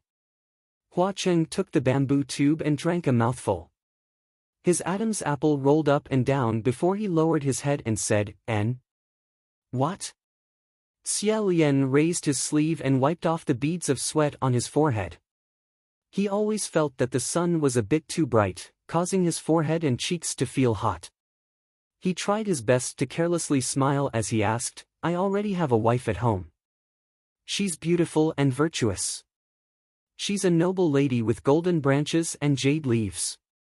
I've liked her since I was a child and had to go through untold hardships to chase after her." Hua Qing said, "Oh, it's fake." Xie Lian didn't even realize that he had let out a sigh of relief. This time, he really laughed. Imitating Hua Cheng's previous tone, he said, "I'm lying." Hua Qing smiled and said, "However, it's not all fake. I just haven't caught up to her yet." Hearing this, Xie Lian stared blankly. However, Hua Cheng had already turned around and continued to help with the work. Xie Lian stayed where he was for a while before bending down and slowly starting to work. He didn't know why, but he kept feeling a bit depressed. In a flash, he realized that he had accidentally inserted a small row and hurriedly pulled back his thoughts. While he worked in the fields, he secretly tried to communicate with the Wind Master. Although Hua Cheng had told him not to get close to the Wind Master's group, Xie Lian still couldn't do it. These past few days, he had tried countless times. However, not a single time had he succeeded. He silently recited the password several times, but there was no response from the other side. It was a field of deathly silence. Thus, he took a detour and found Ling Wen. He asked, "Ling Wen, how is the Wind Master right now?" Ling Wen's side quickly connected. Her voice rang out beside Xie Lian's ear as she said, "Is it the Wind Master? He's a bit better, right?" Xie Lian had a feeling that she wasn't telling the truth, but he didn't pursue the matter. He only made up his mind to go up and take a look later. At this time, he heard Ling Wen say, "Oh right, the Navy Master sent someone to deliver a gift to you. It has already been delivered. Your Highness the Crown Prince, please remember to take a look." Xie Lian stared blankly and said, "Gift? There's no need. There's no need to accept a reward without doing anything." Ling Wen said, "There's no need to be modest and polite." The Wind Master impulsively found random people to accompany him. You accompanied him to toss and turn for so long, so you have no qualms about accepting it. The Navy Master said it was just a small token of his appreciation, so you should just accept it. Xie Lian still felt that it wasn't appropriate, so he took note of it. After finishing his work, they packed up. Hua Cheng went to help the village chief repair his family's plow, while Xie Lian first returned to Puqi Monastery. After the 3 idlers in Hua Cheng's mouth were moved to Puqi Monastery, Xie Lian searched around the house and thought, "Where's the gift? Where is it?" Thinking about whether or not it had fallen into the gap at the bottom of the merit box, he rolled up his sleeves and prepared to move the box away. Who knew that when he moved, it wouldn't budge in the slightest? That merit box was unexpectedly heavy, as if it had taken root in the ground. Xie Lian was baffled. He fished out a key and opened the lock. As soon as he opened the lid, he was blinded by the dazzling golden light. Inside the merit box, it was actually densely packed with gold bars. With a cursory glance, he estimated that it could give him at least 10 million merits. Xie Lian suddenly slammed the lid shut with a paw. His hands firmly pressed down on it as he thought, "A small token of my appreciation? Giving such an expensive thing for no reason, could it be a hush money?" Originally, he was still considering whether it would be better to accept a small gift like a spirit jade pendant that contained magic power. After all, directly sending it back might not give sure voodoo face. That Navy Master was proud and arrogant, so it wouldn't be good. But now, fine, as expected of the God of Fortune. Such a big box of gold bars, he had to send it back. Coincidentally, he was also planning to immediately go to the celestial heavens to see Master Wind. Thinking that Hua Qing probably wouldn't be back so soon, he left a note and carried the heavy merit box on his back before setting off. Who knew that once he reached Celestial Capital, it would be chaos and people would be thrown into a complete mess. Xia Lian couldn't help but stare. The good Xinwu street was actually smashed full of holes and potholes. A group of little god officials bustled about in circles. Ling Wen squatted beside a deep hole and massaged his temples as if he had a headache. Xia Lian went up and asked, "True sovereign, what's going on?" Ling Wen raised his head and was shocked by the huge merit box on his back. He said, "Your Highness, why are you carrying such a big merit box up here? You're asking what's going on. Don't mention it." General Nanyang and General Xianzhen were fighting and smashed their immortal residence. Feng Xian and Mu Qing. Xia Lian curiously asked, "Why are they fighting again?" Ling Wen replied, "Isn't it because of the matter with the fetus spirit last time? Several martial gods gathered over there to discuss how to deal with that ghost mother and son pair. General Nanyang proposed to send the fetus spirit to be refined. After all, that thing really killed countless people and harmed no small amount of people.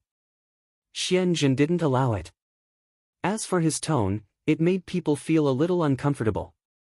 Nanyang said, 'How could you be so kind-hearted in the past? Could it be that you have ulterior motives in your heart? Your Highness, you know, they're just like that. With a few words, they go outside and fight. Look, how did they fight? I've already said that the atmosphere in your martial gods really isn't good. The repair expenses of Celestial Capital this year are too terrifying.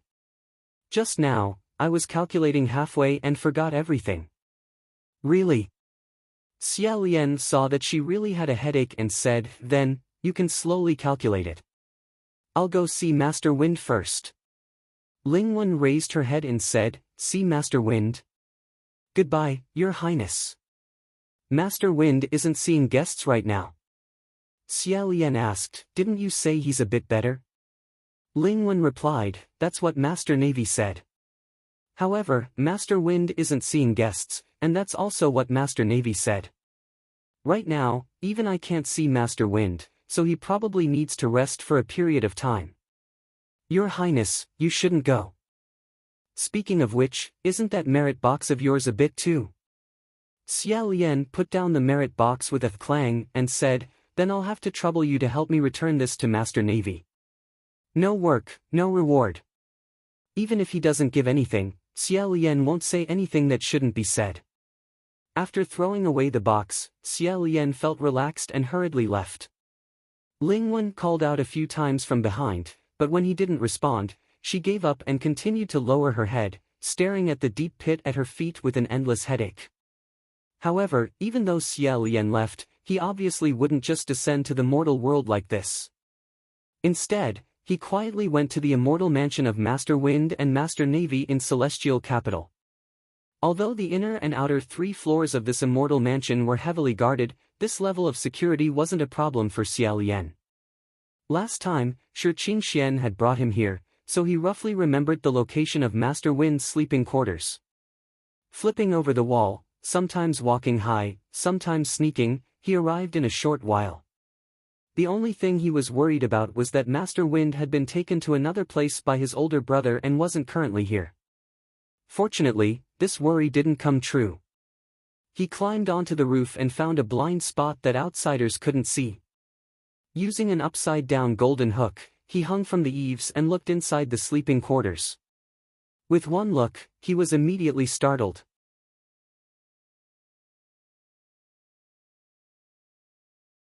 Chapter 115.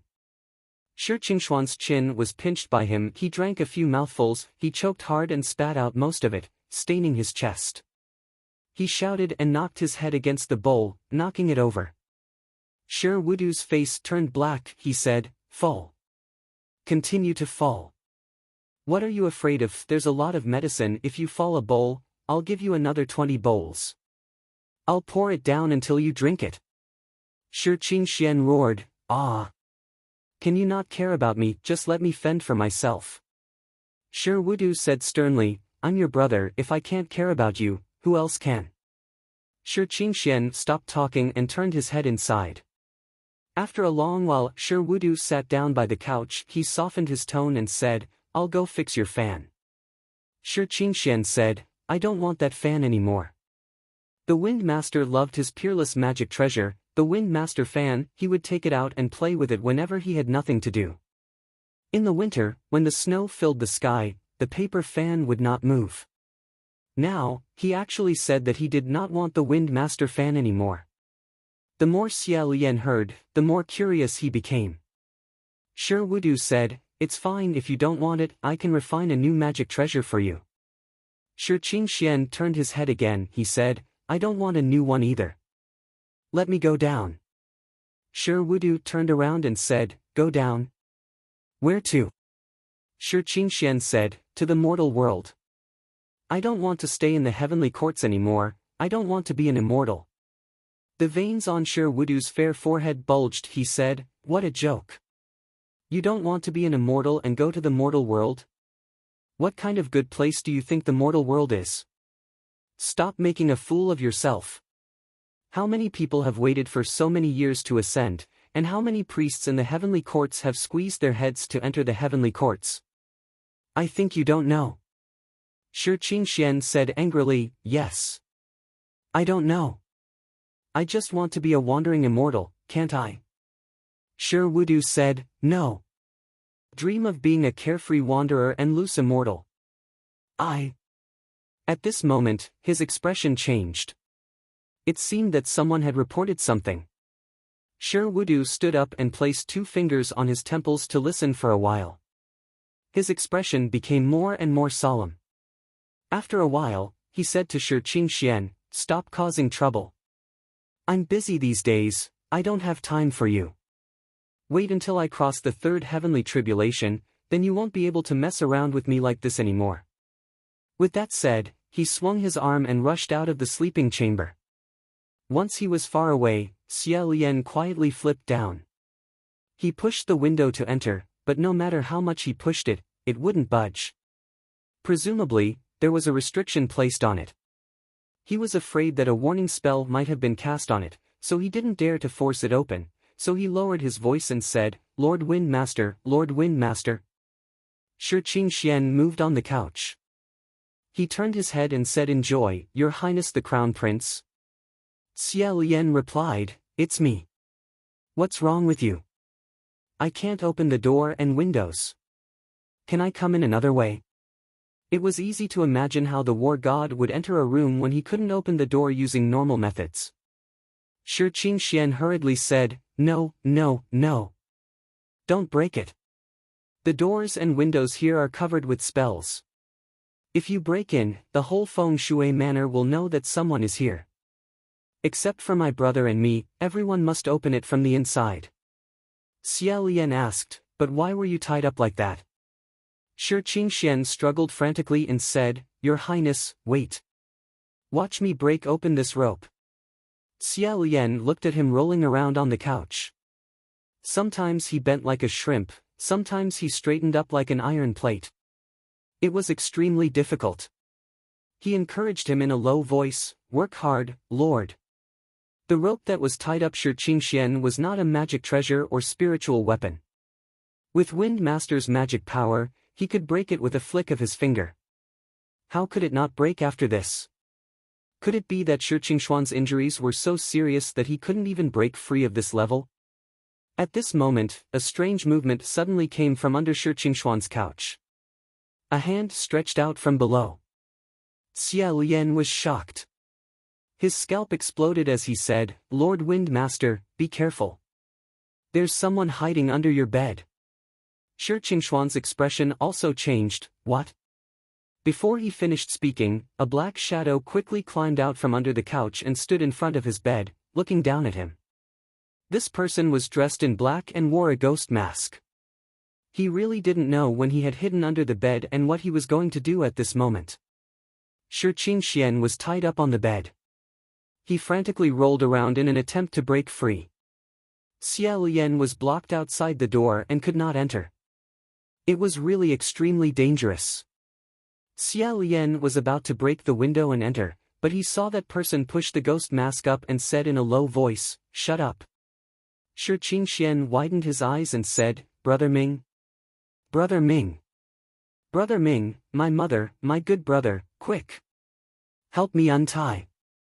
Ming Yi used one hand to break the rope on his body. Shi Qingxian got up and rushed to open the window. He grabbed Xia Lian's hands and shook them fiercely, "Your Highness the Crown Prince. Thank you for still remembering me." Xia Lian patted his shoulder and lightly flipped into the bedroom. He said, "Isn't there a restriction in this bedroom? How can Lord Earthmaster come in?" Ming Yi said, "It's just my profession." After saying that, he seemed to realize that something was wrong. He picked up the rope on the ground and looked at it. He raised his head and asked Shi Qingxian, "Why can't you break free from this?" Xia Lian also took a closer look. How could that rope be a magic treasure? It was simply an ordinary rope. With the strength of Wind Master's magic power, how could he be imprisoned by such a thing for half a day and still not be able to break free? Shi Qingxuan's expression stiffened. Ming Yi suddenly grabbed his left wrist and said with a cold expression, "What's going on?" Xia Lian also grabbed Shi Qingxuan's right wrist and examined it for a moment. He said in shock, "Lord Wind Master, how could this be?" There was actually no magic power in Shi Qingxuan's body. Then, Xia Lian reacted, "Is it that bowl of medicine?" Thinking of the potion that Shi Wudu had forcefully fed him and Shi Qingxuan's resistance, Xia Lian immediately squatted down to check the medicine. However, Shi Qingxian said, "No. It was indeed not the problem with the medicine." Xia Lian had some medical knowledge. Smelling this smell, he felt that it should be a medicine to relieve pain and calm the nerves. It might also have a little hypnotic effect, but it was not strange. Thinking about it, when Shi Wudu grabbed his brother's hand at the wine table, he immediately changed his expression.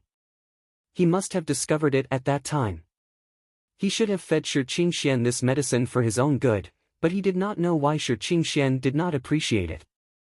No wonder Shi Qingxian did not respond to his telepathy. It was because his original powerful magic power was all gone now. No matter how he looked at it, he was no different from a mortal. Xia Lian subconsciously blurted out, "Lord Wind Master, have you been demoted? Otherwise, how could it suddenly become like this?" However, he did not have a curse on him. Moreover, if someone was demoted, how could it be hidden? In an instant, the news would spread throughout the entire upper and middle heavens. Shi Qingxuan's face turned pale and he seemed to be unable to stand. Xia Lian used his strength to support him and said, "Why did Lord Watermaster tie you up?" Only then did Shi Qingxian come back to his senses and said, "Yes, my brother. Leave quickly while my brother is not here. Let's leave first and talk later." After saying that, he crawled under the bed. Xia Lian squatted down and said, "Lord Wind Master." There was actually a hole under the bed that led to an unknown place. Shi Qingxian crawled in and disappeared. Ming Yi also lowered his head and prepared to go in. Xia Lian thought about it and decided to follow. However, Ming Yi retreated and said, "Your Highness Crown Prince, don't interfere." Xia Lian was stopped by him and was stunned for a moment. He said, "Lord Wind Master has helped me many times. Now that he is in trouble, I can't just stay out of it." Ming Yi said, "He usually speaks up for justice. Most of the time, when something happens, he stays out of it." Xia Lian said, "What other people do has nothing to do with me. As long as I figure out the ins and outs of this matter and confirm that they do not need my help, I will naturally withdraw and not ask anymore." Shi Qingxuan's voice came from under the bed. "Why aren't you guys following? The hole is about to close." As expected, the hole under the bed was actually gradually shrinking. Seeing that, Ming Yi quickly went in, and Xia Lian also followed. The three of them crawled in the tunnel that Ming Yi opened up for a while. Xia Lian turned his head and saw that the hole had actually closed up. It was truly amazing. He asked in a low voice, "Lord Geomaster, how did this tunnel open up? I've never heard that a tunnel could be opened under an immortal residence in Immortal Capital.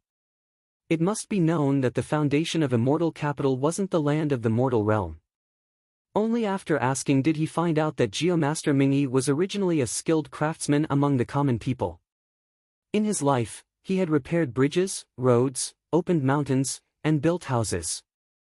He had benefited countless people, which was why he had ascended. Nowadays, whenever there was a large construction in the mortal realm, people would pay respects to the Geomaster before starting the construction, praying that the construction would go smoothly. After he ascended, he had refined a transcendent artifact. It was a crescent moon shovel. Rumor had it that there was no such thing as a godly shovel that could move an uneven mountain, open a hole, or enter a room. He had a huge advantage when he went undercover in the ghost city. If he encountered a secret room that he wanted to open, he could just dig up the shovel and close it up afterward. Last time, if he hadn't been beaten up by Hua Cheng to the point of vomiting 3 liters of blood and losing a lot of his mana, he might have been able to use that treasured shovel to escape from the dungeon. Before this, the Geomaster had never tried this shovel in any heavenly official's residence. He also didn't show off that transcendent artifact and always kept it. He didn't flaunt it. Most of the transcendent artifacts of the heavenly officials in the heavenly courts were rather elegant and unrestrained. Books, brushes, treasured swords, folding fans, zither, and flutes. If there was a heavenly official who carried a shovel in and out all day, that would really kill the scenery and ruin their image. After hearing this, Xie Lian couldn't help but think that if I want to repair my Puqi Monastery's dilapidated house as soon as possible, shouldn't I also pay respects to the Geomaster? After crawling for a while, Xie Lian heard Mingyi ask Shi Qingxian in front of him, was it done by a true immortal? Xie Lian also wanted to know if that was the case. If it was really a true immortal who harmed Shi Qingxian like this, it would definitely cause a huge shock in the heaven realm if word of this got out. A demon that could make a heavenly official lose his magic power in a short period of time and become immortal. It could be imagined that everyone would be in danger. Faced with such a serious matter, Shi Qingxian was silent for a moment before saying, no matter who did it, this matter ends here. This kind of reaction was too wrong. If he was set up, no matter what, he shouldn't have this kind of attitude. Especially Shi Qingxian, this person wasn't a sucker who would silently suffer losses. In an instant, Xie Lian suddenly had a bad guess. Although it wasn't good, it could explain everything. At this moment, Mingyi suddenly said, silence. The 3 people in the tunnel immediately held their breaths. Mingyi held up a flame in his palm, faintly illuminating the area. The other 2 people looked at him. Mingyi seemed to want to communicate with the spirit, but now that Shi Qingxian had lost all his magic power, he couldn't use his mind to transmit his thoughts. Thus, he changed his method and used his finger to write in the air. The place where his fingertip brushed past left an ink mark, as if thick ink had dripped into clear water and dispersed. The other 2 people saw it clearly. What he wrote was, don't speak, don't move. Wait. When the person finished reading, he blew silently and the word dissipated in the air. Xie Lian still had some magic power left over here. He raised his hand and wrote a line of words, wait for what? Wait until when? Mingyi wrote, wait for the person above to leave. Xie Lian and Shi Qingxian looked up at the same time. It turned out that the tunnel that Mingyi's treasure shovel had opened in the immortal capital had passed through some immortal abodes and divine halls. Probably at this moment, there was a god official above them. Listening carefully, there was indeed the sound of steady footsteps, walking slowly, as if he was pacing in the room. Hearing the footsteps, Xie Lian judged that this person should be a martial god. Most martial gods' 5 senses were sensitive. If they made any suspicious sounds, they might really be caught. Shi Qingxian could not communicate with the spirit, nor could he write, he could only silently complain. Xie Lian read it twice before he understood what he was saying. Brother Ming, why don't you avoid the divine halls and temples? Can't you dig under Divine Marshal Street? Mingyi wrote coldly, this hall was originally empty, Divine Marshal Street is now full of pits. Xie Lian also wrote, yes. I saw it on the way here just now, the street is full of potholes, and some are even a few feet deep. If you dig a hole under there, you might face someone when you raise your head. Hence, the 3 of them did not say a word and turned into 3 dull stones, patiently waiting for the god official above to leave. After waiting for a long time, Shi Qingxian mouthed again, has he left? Mingyi shook his head. The veins on Shi Qingshuan's forehead bulged. It was 70% similar to his brother's angry appearance just now. He said silently, "Who is so dawdling? This is not the time to sleep. Moreover, which god official would sleep? Is it a toilet or somewhere else?" In fact, strictly speaking, god officials did not need to go to the toilet.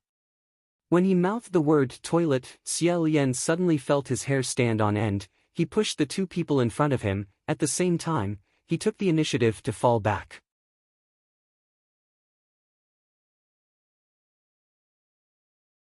Chapter 116. Although Xie Lian used to treat himself as an impotent person in the past, treat yourself as if you don't have that thing and really lose that thing forever, there was still an essential difference. In an instant, he was so shocked that he broke out in a thin layer of cold sweat. He shouted, "Dodge!"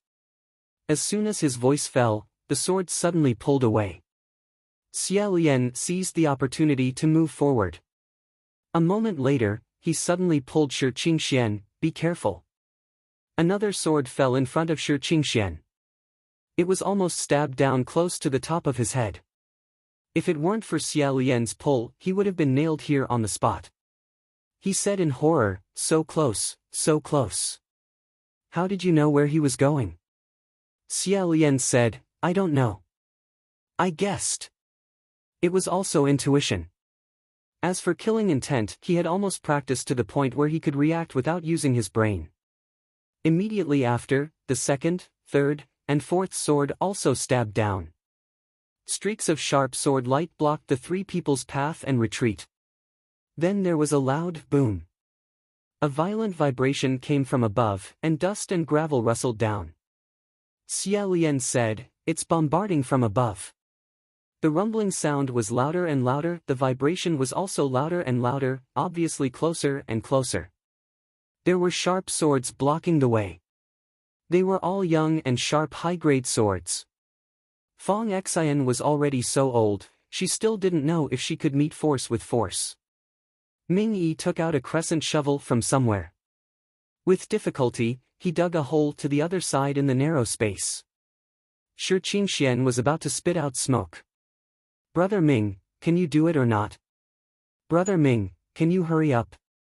It's all your fault for not using this magic weapon for so long. Don't you know how to use it more often? Look at how unfamiliar you are." In fact, being unfamiliar could be forgiven. After all, in the entire heavenly court, other than Xie Lian who could carry a shovel and walk in and out all day without a change in expression, there was really no other heavenly official who could do this kind of thing. The veins on Ming Yi's forehead bulged, and he said, "Shut up." Xie Lian hurriedly said, don't be angry, it's through, it's through." Sure enough, Ming Yi exerted force in his hand and the hole opened. He held a shovel and frantically opened up a path in front of him. Shi Qingshuan was in the middle, encouraging him. Xie Lian, as the only one who had not gone crazy, was in charge of bringing up the rear. The Jia Master's treasured shovel was indeed miraculous. With just a few strokes, it had already dug out more than 100 feet of tunnel. After a while, when Shaochen turned his head back to look, he saw that the tunnel was slowly closing. Furthermore, a faint light leaked in from above where they were trapped. Xie Lian immediately said, "He's almost through." Ming Yi dug even more crazily. Suddenly, she paused and looked up. Xie Lian also had the same reaction as him, because they both felt that this place was completely silent, without any activity. This should be an empty palace. Since the tunnel had already been discovered, no matter what, he had to get out first. Ming Yi turned to dig upwards. Shi Qingshuan asked, "Are you sure there will be no one after you dig this place out?" Ming Yi said, "I didn't hear anything. Unless he's sleeping." Of course, normal heavenly officials did not need to sleep, and would not sleep in their own palace in the middle of the day, so this possibility should not exist. Unexpectedly, as soon as Ming Yi's shovel went up, the three of them broke out of the ground. As soon as the three heads popped out, they took in a breath of fresh air. Before they could exhale, they saw a bed opposite them. On the bed lay a young man with his limbs spread out, sleeping. Xie Lian. Was there really a heavenly official sleeping in his own palace in the middle of the day? Hearing the noise, the youth turned over and sat up. His curly hair was messy from sleep. He frowned and scratched his head. He looked at the three heads on the other side of the bed with sleepy eyes, as if he didn't understand why such things would appear in his palace. The three of them pretended that nothing had happened and quickly climbed out of the hole. Unexpectedly, just as Shi Qingxian was about to climb out, he suddenly shouted. Xia Lian turned around and saw a hand grabbing his ankle. The owner of that hand was Pei Ming. Even in the tunnel, he was still very gentlemanly. He said, "I was wondering where this little rat came from to dig a hole under my palace. Qingxian, why did you come out? Where are you going? You know when your brother gets angry. Hurry and go back before he finds out." Ruoxie flew out and repelled his hand. Pei Ming jumped out and said, "Your Highness, Geomaster Darren, don't you two have anything to do? Urging Feng Shi to leave for no reason is unreasonable." Xia Lian said, "Although Feng Shi Darren is Navy Darren's younger brother, he is still a heavenly official. He is also several hundred years old. General Pei, don't make him sound like a 3-year-old child. Even if it's reasonable, imprisoning an immortal in the heavenly court for no reason is more unreasonable than Navy Darren." If his guess was correct, then Feng Shi really couldn't stay in the heavenly court. Quan Yizhen sat on the bed and stared blankly at them, as if he still didn't understand the situation. Pei Ming raised his sword and said, "Qi Ying, don't look. Come and help us first. We'll talk about it later." After thinking for a moment, Quan Yizhen really did come to help. He jumped off the bed, picked up the bed he was lying on, and threw it at Pei Ming. Sure enough, he did help. However, it was to help Xia Lian and the others. Pei Ming was unexpectedly hit by a bed. He was stunned and said, "Qi Ying, why did you hit me?" Quan Yizhen waved his hand at Xia Lian, probably indicating for them to quickly leave. Xia Lian and the others were stunned for a moment before hurriedly leaving. Shi Qingxian didn't know if it was because he was injured or not, but after running a few steps, his face turned green. Xia Lian supported him while Ming Yi directly grabbed him and carried him on his back. Xia Lian put his hand on the door and took out 2 dice. He turned back and said to the youth, "Many thanks." Quan Yizhen was still madly smashing at Pei Ming. His attacks were fierce and without any pattern. If it weren't for Pei Ming's ability, he would have long been smashed until his head was full of blood. Pei Ming was smashed until his veins stood out. He shouted, "Guards! Stop him!" Before he could call for help, Xia Lian threw the dice, opened the door, rushed out, and closed the door. This was the perfect opportunity to escape from the heavenly court. However, what he did not expect was that after he closed the door and turned around, what appeared in front of him was Hua Cheng, who was standing on a new achievement box. His upper body was bare, and he was wiping his sweat. How could a small and tattered Bodhi monastery hold so many great gods? Xia Lian felt like he was about to suffocate. Outside the room, there was also a ghost-possessed person howling and making noise. Millet come over and massage Dad's legs. After a long while, Hua Cheng casually threw away Misfortune, who was cutting wood, and slightly raised an eyebrow. His half-naked body had extremely beautiful skin tone and lines. It was extremely dazzling Xia Lian's eyes. He clearly couldn't see anything clearly, but he couldn't stop his blood from rushing up. His 2 eyes turned black. Xia Lian scrambled in front of him and opened his arms to block Ming Yi and Shi Qingxuan's line of sight. "Close your eyes, close your eyes. Quickly close your eyes." The 2 people's faces froze as they looked at them with strange expressions. Hua Cheng put his hand on Xia Lian's shoulder and said amusedly, "Gidge, what are you so nervous about?" Xia Lian finally reacted. That's right, what was he nervous about? Hua Cheng wasn't a big girl, so what was wrong with working topless? However, he still didn't put his arms down and tried to cover Hua Cheng as tightly as possible. In short, put on some clothes first. Hua Cheng shrugged and said, listen to Gidge." After he finished speaking, he calmly took out some clothes and slowly put them on. Seeing his calm and natural appearance, Shi Qingxian said embarrassedly, Sorry to disturb, I didn't expect you guys, ha ha ha, you're pretty good, ha ha ha. In short, ha ha ha ha. Xia Lian said, Darren, if you want to say something, just say it. If there's any misunderstanding, I can explain it clearly. Don't use ha ha ha as a substitute, okay? Time was tight. Pei Ming would probably come to investigate in a moment, so they couldn't stay in the Bodhi monastery for long. Ming Yi put down Shi Qingxian and began to draw 1,000 li on the ground. Just as Xia Lian was about to ask where they were going, he suddenly heard Hua Cheng sigh behind him. Xia Lian remembered that Hua Cheng had warned him not to get close to Feng Shi and the others. He couldn't help but turn around and say, San Lang, I'm sorry. Hua Cheng had already put on his clothes and said, I knew you wouldn't just stand by and watch. After a pause, he smiled and said, however, why is Gij apologizing to me? You only remember one sentence I said a few days ago. Don't tell me you forgot that I also said something else to you. Xia Lian was slightly startled and thought, which sentence? Suddenly, he remembered. It was that night in Green Ghost's lair, when Hua Cheng said, just do what you want to do. After remembering, Xia Lian blinked his eyes. He didn't know what else to say, but he suddenly really wanted to do something for Hua Cheng. However, for a while, he couldn't think of anything he could do. After holding it in for a long time, he suddenly saw the collar of Hua Cheng's red clothes and said, wait. After he finished speaking, he rushed forward to help Hua Cheng straighten his collar.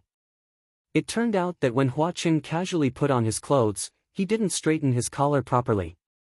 After finishing, Xia Lian looked at it for a while and smiled, it's done. Hua Cheng also smiled and said, thank you. Xia Lian whispered in his heart, I'm the one. The two people on the other side didn't seem to be able to look over here. Even the circle under Ming Yi's hand wasn't that round anymore. After he finished drawing the array and opened the door, Xia Lian thought he would see some gloomy cave or towering palace. Who would have thought that outside the door, there was actually a large expanse of farmland? In the distance, there were faint green mountains and green bamboos. A group of farmers were working in the fields, and there was also a sleek and strong black ox plowing the ground. Looking at this scene, he almost thought that he was still in Pu Chi village. He couldn't help but be stunned for a moment. Ming Yi had already carried Shi Qingxian out. Before he could take a step, Hua Cheng also stepped out of the door before him. The four of them walked in pairs on the ridge of the fields. He didn't know if it was an illusion, but that black ox seemed to be staring at them. After walking for a while, they found a small thatched hut. The four of them went in and sat down. Only then did Shi Qingxian finally let out a sigh of relief. Xia Lian asked, don't we need to run anymore? What if General Pei comes here? Hua Cheng looked outside for a while, especially that black ox. He closed the door and casually said, don't worry. He doesn't dare to provoke the owner of this place. Even if he comes, he won't have a good time. Shui Hengtian also won't act rashly. Xia Lian thought for a moment, but still said, San Lang, this matter is a mess. I'm afraid that it involves a lot of things in the heavenly court. It's better if you don't follow us. Hua Cheng smiled and said, what happens in the heavenly court has nothing to do with me. I'm just following you around to take a look. Suddenly, Shi Qingxian said, all of you, don't follow us. The other three people in the hut all looked at him. Shi Qingxian said, Your Highness is right. This matter is a mess and involves a lot of things. I'll just stay here and not go out. Friends, you don't need to help anymore. Let's stop here. Xia Lian slowly said, Feng Shi Darren, whether or not we should stop here is not up to you. It's up to Navy Darren and True Immortal Bai Yen to decide. Hearing this, Shi Qingxuan's face stiffened. Xia Lian then said, Feng Shi Darren, I have a question. Please don't take offense. What question? Xia Lian said, you and Navy Darren, did True Immortal Bai Yen have something on you?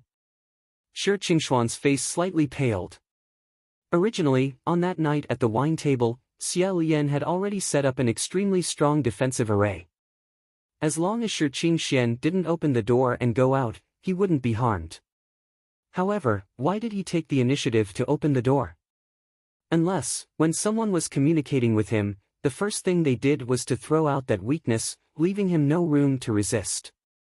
He also didn't dare to speak out and had no choice but to follow the other party's instructions. Xia Lian sat at the table and said, "I'm more inclined towards Navy Darren's weakness. Because, I believe, no matter what happened before, you didn't know. That's why the backlash after finding out was so intense, to the point where he had conflicting feelings towards the heavenly court. He would rather go down to the human world to be a wandering immortal than stay in the heavenly court to be a heavenly official." Ming Yi frowned and said, "What weakness?" Shi Qingxian wasn't a sucker. If he was harmed and lost his magical power, his normal reaction would be to be extreme anger, investigate the truth, and violently beat up the culprit. However, he didn't do any of that. He was angry, but it wasn't towards true immortal Bai Yan, but towards his own older brother. What he said to others was, "Stop here." Of course, this was completely abnormal.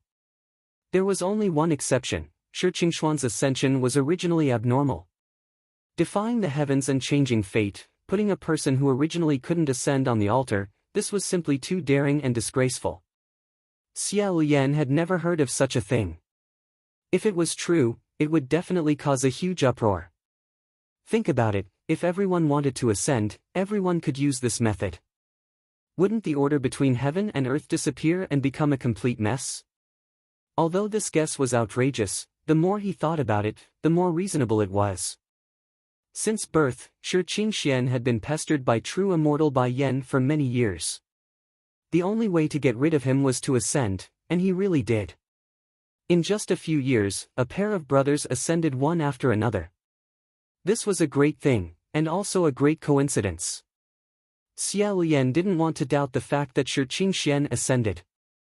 However, if Wind Master ascended naturally, how could he be drained of his magical power so easily? If it was so easy for demons to turn a heavenly official into a mortal, who knew how many heavenly official would have been retaliated against like this? Unless, he was a mortal to begin with. Unless, when the Wind Master ascended, the Navy had done something unclean. Using heavenly materials and earthly treasures to support the path of cultivation was not out of line. Taking advantage of the change of power in the human world, fighting and killing to ascend was also not out of line. After all, this was the way of the world. Glory was bound to be accompanied by blood. After ascension, it was written off. However, some things would be out of line. If a mortal, or a heavenly official, in order to let a person ascend, used crooked means to deliberately harm a life, then it would be very different. Xia Lian asked in a low voice, "Master Wind Master, the night you ascended, was it the eve of the cold dew?" After a long while, Shi Qingxian took a deep breath and said, "Yes." After a pause, Shi Qingxian said again, "That day in Boga town, I remembered. The eve of the cold dew, isn't that the same day as my ascension? I wanted to ask you, does this count as a clue? Does it have anything to do with it? Is it a coincidence?" But I didn't feel at ease, so I didn't ask. Now you know whether it has anything to do with it. It has something to do with it. Of course, it has a lot to do with it. Why did immortal Bai Yan choose this day to first teleport Shi Qingxian to Bogu town, let him see a wonderful show of blood and fire, and then bring him to the wine-pouring stage to make a move on him? He definitely wouldn't have gone to such great lengths for no reason. Try to connect this time with two places. Many years ago, on the eve of the cold dew in Bogu town, a mortal named Hixing broke down, killed countless people, and died himself. And on the eve of the cold dew on the wine-pouring stage, Shi Qingxian ascended. In this way, what immortal Bai Yan wanted to express could not be clearer: your Shi Qingxuan's ascension cannot be separated from the death of the main character of the blood and fire. Xia Lian's bad, but very reasonable guess was like this: after Shi Wudu ascended, in order to help Shi Qingxian escape from immortal Bai Yan, he secretly found a person who met the requirements and used some kind of evil method to let that person block the disaster for Shi Qingxian. This person was undoubtedly Hixing, who came from a poor family but was unusually intelligent, but suddenly had bad luck, and in the end, his family was ruined. He Sheng took on Shi Qingshuan's name and deceived immortal Bai Yan. Then, his own luck was taken by Shi Qingxian.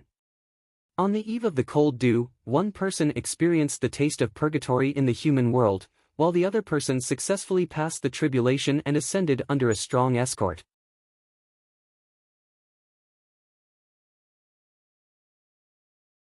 Chapter 117. Xia Lian continued, I dare to guess that He Sheng has a single name, Xian. Furthermore, his birth date is the same as Lord Windmaster's. Stealing the heavens and deceiving the heavens was not something that could be done casually, it had to meet certain specific conditions. From the 3 questions that the vernacular true immortal asked when he first caught Shi Qingxian, it firmly remembered 2 things. First, the prey's name had the word Xian. Second, the prey's birth date. But it did not recognize the prey's face. It even had to walk up to it himself. Because the Shi family had saved it early. Other than that, it probably did not know anything. Therefore, if he wanted to find someone to block the calamity for Shi Qingxian, it had to be a man who was born on the same year, month, and day as Shi Qingxian and had the word Xian in his name. Such a scapegoat was too difficult to find. But how big was the world? Even if he searched to death, there might not be none. Relying on his power as the great navy, he cast a net and really found such a person. Moreover, he was actually someone who had the potential to ascend and was about to transcend the tribulation. How could he let go of such a good thing? Compared to bitter cultivation, how convenient was it? The opportunity was not lost. It would not come again. At this point, Ming Yi seemed to have reacted, and his expression gradually turned solemn. Shi Qingxian nodded at first. Suddenly, he thought of something and looked at Hua Cheng, who was leaning against the door. After all, this kind of thing could not be discussed in front of a ghost. Hua Cheng crossed his arms and said with a smile, Windmaster, you don't have to look at me. You shouldn't be worried about me. This matter has nothing to do with me. Why don't you worry about whether anyone else in the heavenly courts has caught hold of your brother? Ming Yi said in a deep voice, you really have spies in the heavenly courts. Hua Cheng said indifferently, didn't you already know? The Geomaster was originally sent to the Ghost City to investigate this. However, it seemed that the spy had been buried very deeply. After more than 10 years of undercover work, he still could not find out who it was. When Hua Cheng said that this matter had nothing to do with him, Xia Lian naturally believed him and did not think too much about it. However, he still said that it was better to worry about the other people in the heavenly courts. Xia Lian suddenly thought of something and asked, Windmaster, why did you open the door of the protective array that night at the wine-pouring platform? Did someone ask you to go out? Who is that person? Shi Qingxian said, yes. He was a true immortal. The moment he opened his mouth, Xia Lian folded his hands in his sleeves and said, but how did it know your spiritual communication password? Ming Yi's face darkened as she said, it's all because of this person. All day long, he goes around making friends with people. Even when he's free, he wants to chat a little. Talk too much. Shi Qingxian felt wronged and said, Brother Ming, you can't say that.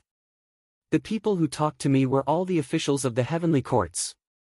I didn't introduce myself to this thing. Xia Lian said, since that Bai Yan Zhenxian has been dormant for so many years and has made a comeback, being able to clearly investigate the Water Master, this kind of secret, it wouldn't be difficult to obtain the Wind Master's spiritual communication password. Someone must have leaked your psychic password. Regardless of whether it was intentional or not, we can investigate this. Ming Yi continued, so, did you see clearly what kind of thing it was? What did it do after it called you out? Shi Qingxian seemed to have a headache and said, I don't know what it looks like. It cast a spell and I can't see clearly. He said it vaguely and didn't say what he saw. Ming Yi's face turned cold. Xia Lian guessed that it was probably some bloody scenes of the Blood Society's fire. It was indeed hard to describe. After a long while, Shi Qingxian sighed and said, I'm useless. If I could fly on my own, these things wouldn't have happened. Shi Qingshuan's original fate was probably considered very good among mortals. Otherwise, that true immortal would not have targeted him. However, it was probably far from reaching the level of being able to ascend. This kind of people were all covered by a layer of spiritual energy. It was difficult for non-human beings to attack them. Moreover, which demon or ghost would be willing to take the initiative to provoke a future heavenly official? Whether a person could ascend or not was not determined by being smart. Being smart and hardworking might not necessarily work.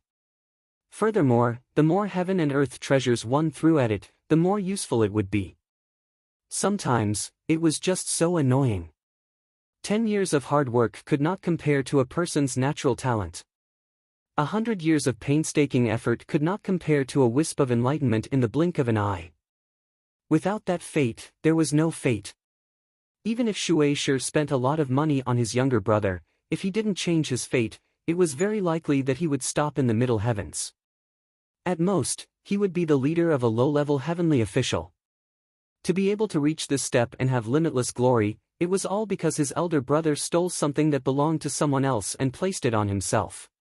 Anyone with a bit of conscience and self-respect could imagine how they felt after knowing the truth.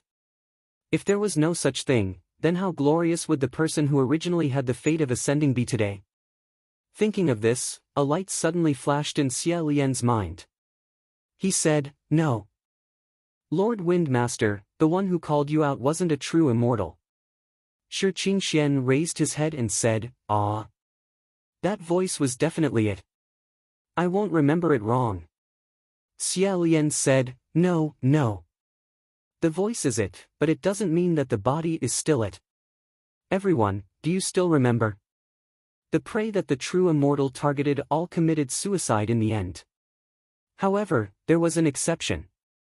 After a pause, he said, "How did He Sheng die? How did the Blood Society fire play out? Was it suicide?"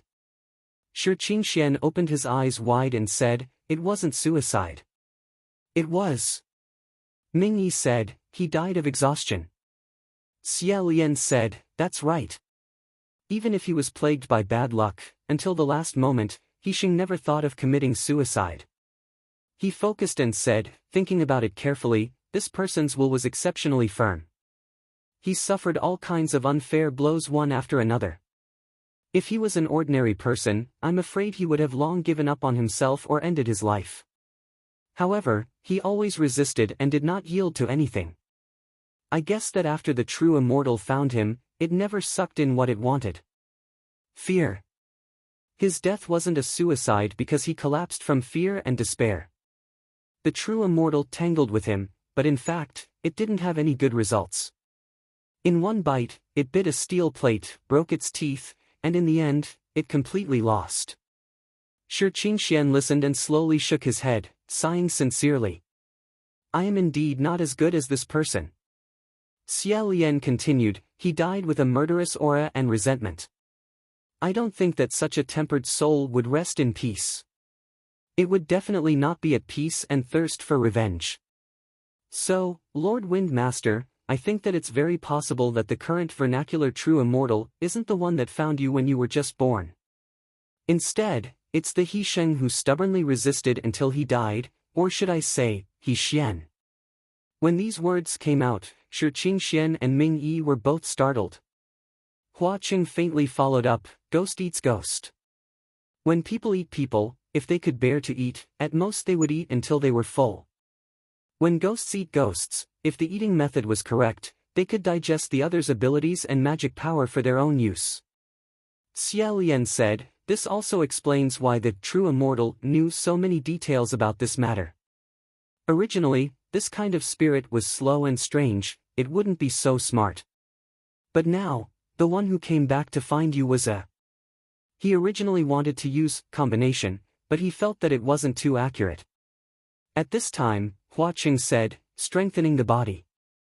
Xie Lian said, "Yes."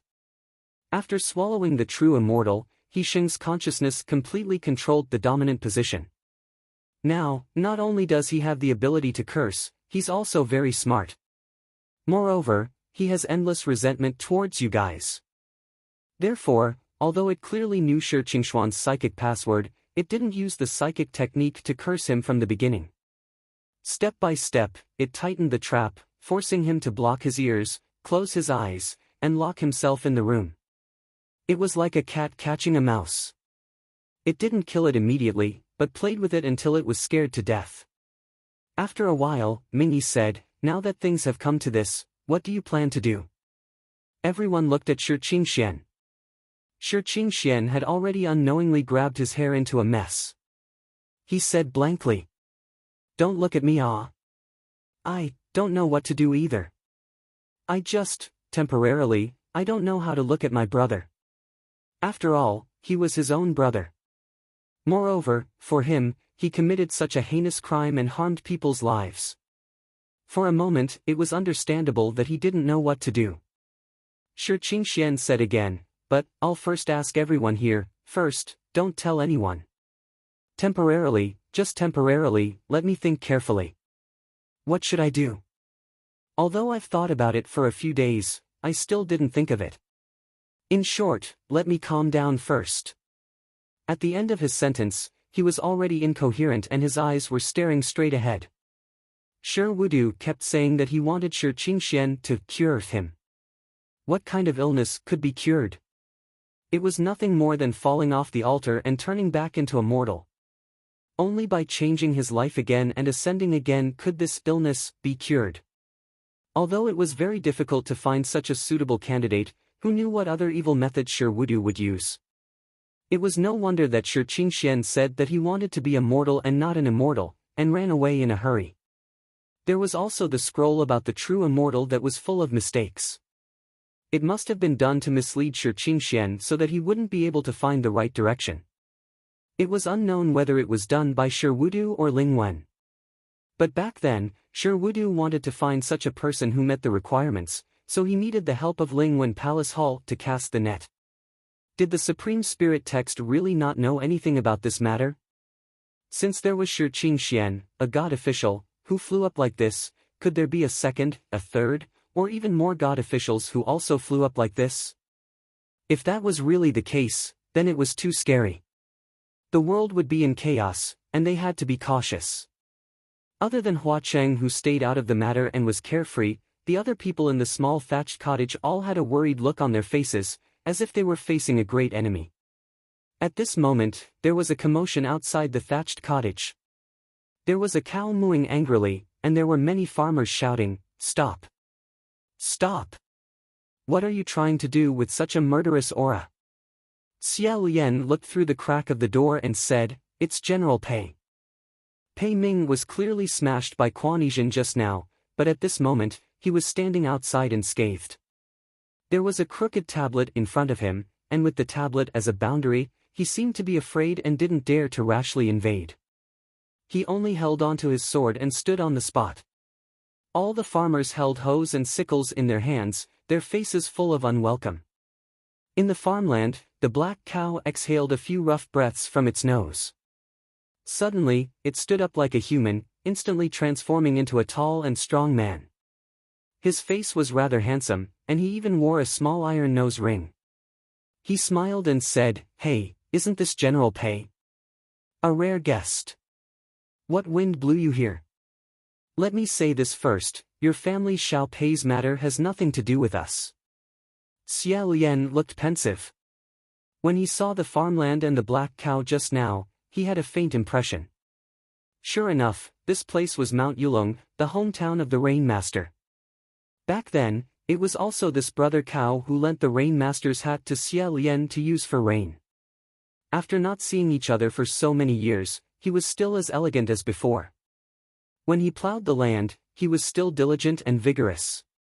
Shi Qingxian also squeezed to the crack of the door and said to Xia Lian, "The cow of the Rainmaster's family. The cow is not bad."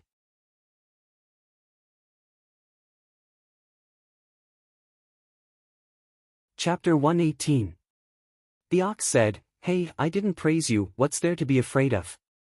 I'm busy farming here, so I didn't see anyone coming." Pei Ming said, "If that's the case." As he said that, he took a step forward. The farmers immediately raised their hoes and said, "He was trampled to death. He was trampled to death." Pei Ming frowned slightly. "What trampled to death?" The ox said, "You trampled to death the crops they painstakingly planted." "Apologize."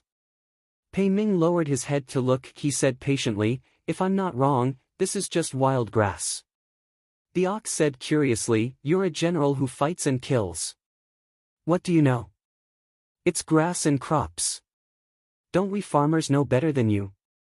Although Xie Lian could already tell that the people of Yusher village were deliberately making things difficult for Pei Ming, he could not help but be curious about whether it was grass or crops. Pei Ming was the martial god who guarded the north. Why would he apologize to a group of farmers for such a boring reason? He directly ignored it.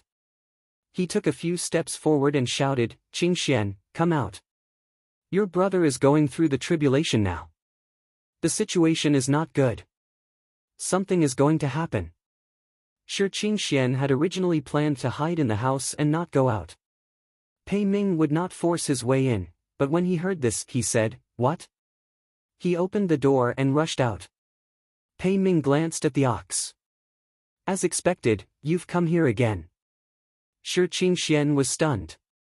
After a moment, he reacted and jumped back. He said, "Don't scare me. How can it be so fast? This is too sudden. I thought it would take at least a few more months."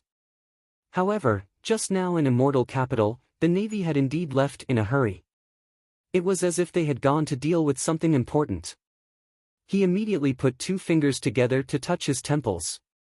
This was the hand seal of the spirit communication technique. However, when he raised his hand, he remembered that he had lost all his magic power. He could not even care about his melancholy. He hurriedly grabbed Xie Lian and said, "Your Highness, help me ask if this is true." Xie Lian and Ming Yi both entered the spirit communication array. As expected, it was already a mess inside. It was extremely bad. Many of the heavenly officials seemed to be watching the East Sea. They all muttered, "Oh my God, this situation, as expected of the water Hengtian. This, can we survive this?" The stronger the magic power and the more times a divine official had gone through tribulations, the more dangerous the next heavenly tribulation they had to face. Sure, Wudu monopolized the waterways and monopolized the wealth. This was his 3rd tribulation, so one could only imagine what it would be like. Xie Lian replied, "It's true." The bull was still blocking the way, so Pei Ming couldn't force her way through. She said from afar, "You're not a kid anymore. Who would lie to you about something like this?" Transcending the heavenly tribulation wasn't a date to have a meal. How could it be a good day to change into new clothes before going? He was caught off guard. He is now in the East Sea.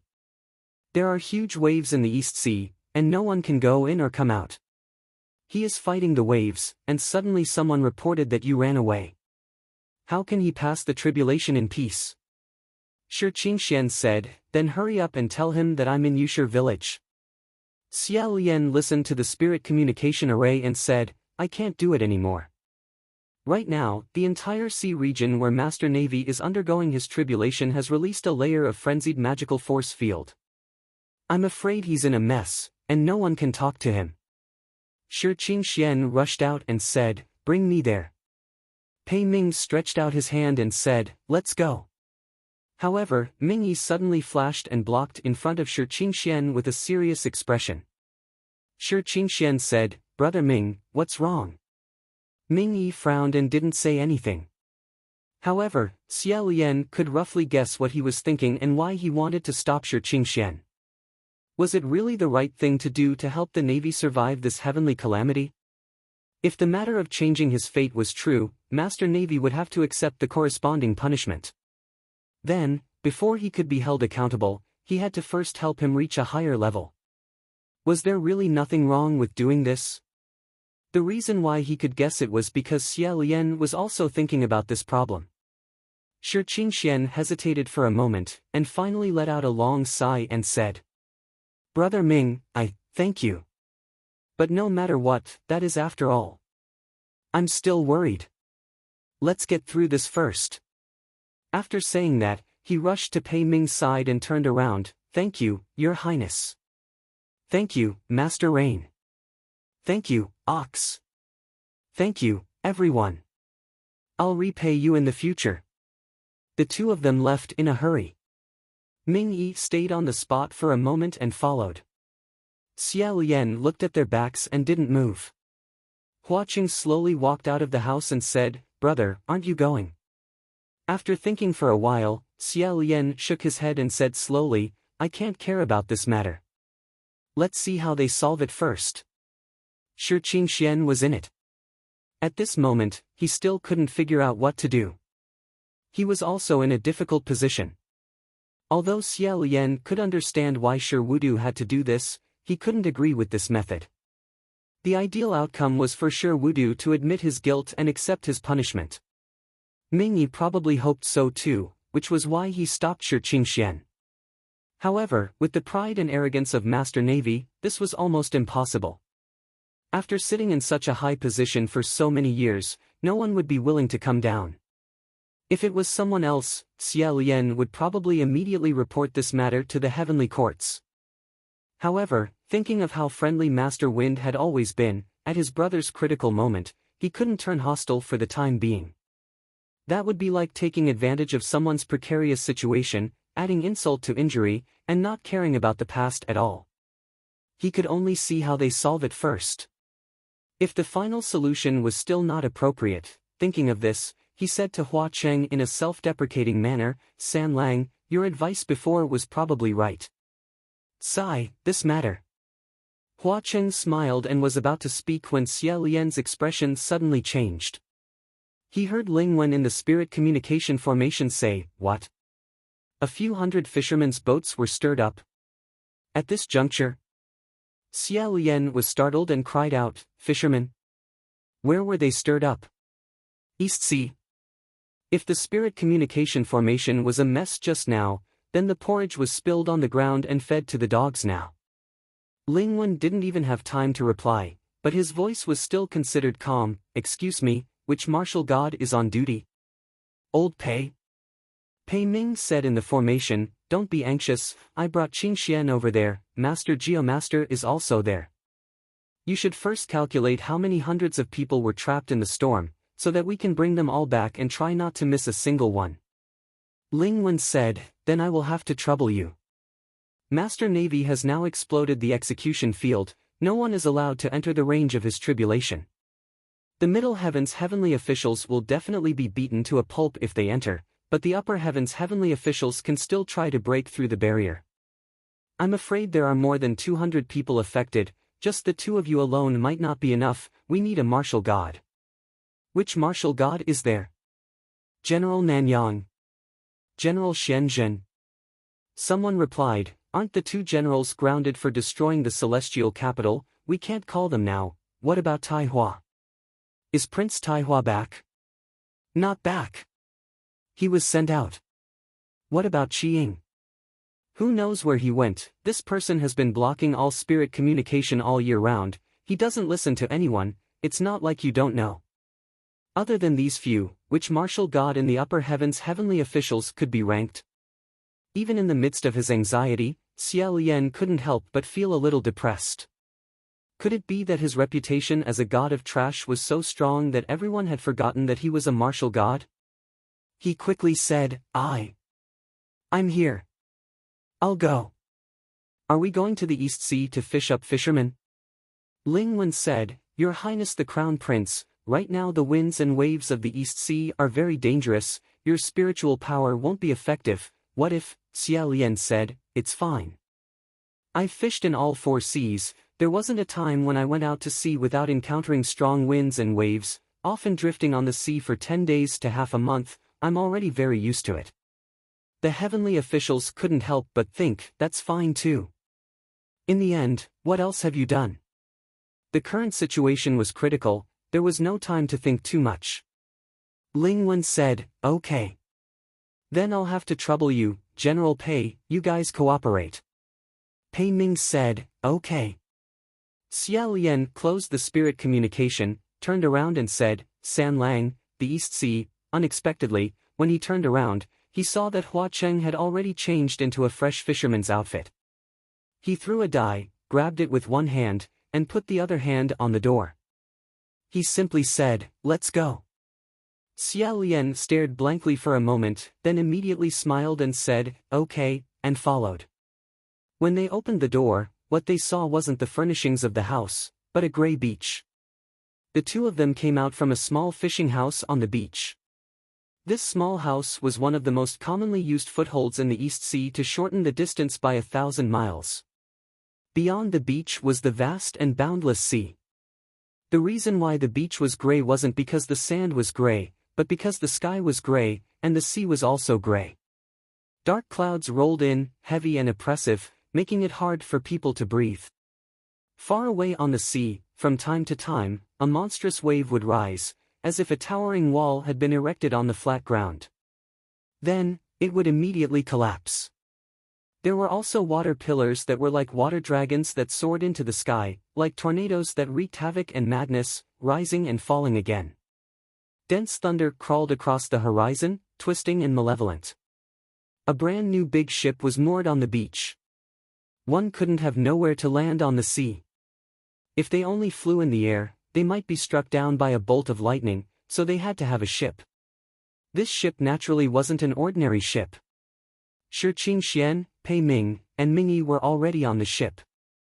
When they saw Hua Xia and Pei Ming coming out of the small fishing house, Pei Ming said, "Your Highness the Crown Prince."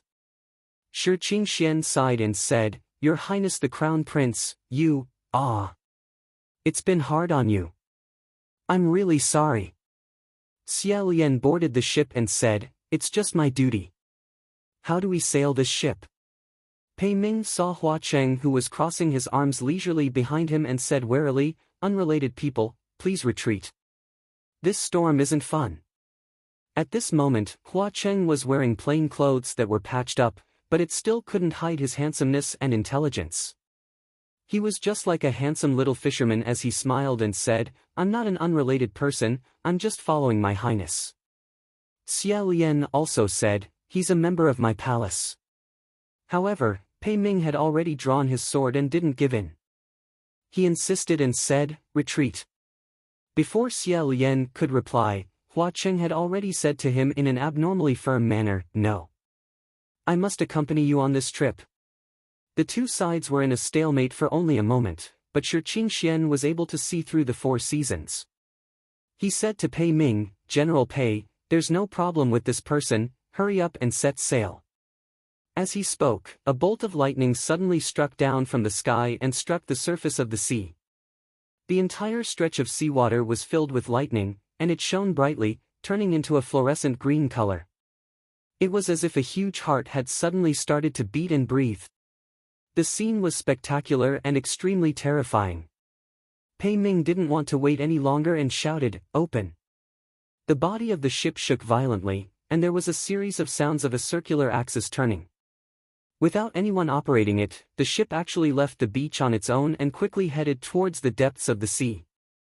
It opened up a path in the lightning, thunder, and stormy waves. Although the wind and waves were strong, Xia Lian, Hua Cheng, Pei Ming, and Ming Yi all stood extremely steadily. Only Shi Qingxian didn't fall because he was grabbed by Ming Yi. Xia Lian said loudly, "Can this ship withstand this kind of wind and waves?" Pei Ming said, "It should be able to barely do it now, but it's hard to say if it will work in the future." The ship was already moving extremely fast, and the seawater on both sides splashed up high. However, Shi Qingxian said, "Can you go a little faster?" Pei Ming said, "This ship burns mana, it's already the fastest it can go." Shi Qingxian clenched his right hand tightly. That hand was originally holding the Windmaster's fan. With a fan, a gale would rise from the ground. With a good wind, this ship could go at least 40% faster. However, right now, it was empty, and he couldn't help but let out a long sigh. At this moment, Hua Cheng patted Xia Lian and said in a low voice, "Brother." Xia Lian turned his head and opened his eyes wide. He saw that on the surface of the sea about 70 to 80 feet away, there was a small fishing boat spinning in the wild waves.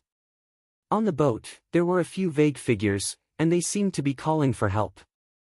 However, the cries for help were all swallowed up by the thunderous waves. Fishermen in distress. This was the purpose of his trip. Ruasia flew out, wrapped around the waists of those fishermen, and lifted them up. The few fishermen's feet stepped on the deck of the large ship, and they almost went limp. However, Pei Ming immediately opened the door of a cabin and threw them inside. When those fishermen opened the door again, they would discover that they were already on the shore. After Hua Cheng and Xia Lian fished up 30 or 40 fishermen, the large ship also got closer and closer to the center of the storm and the huge waves. At this moment, there must be a lot of heavenly officials watching this terrifying scene from afar. There must also be a lot of mortals exclaiming in shock and fear at the might of heaven. More and more lightning struck this ship.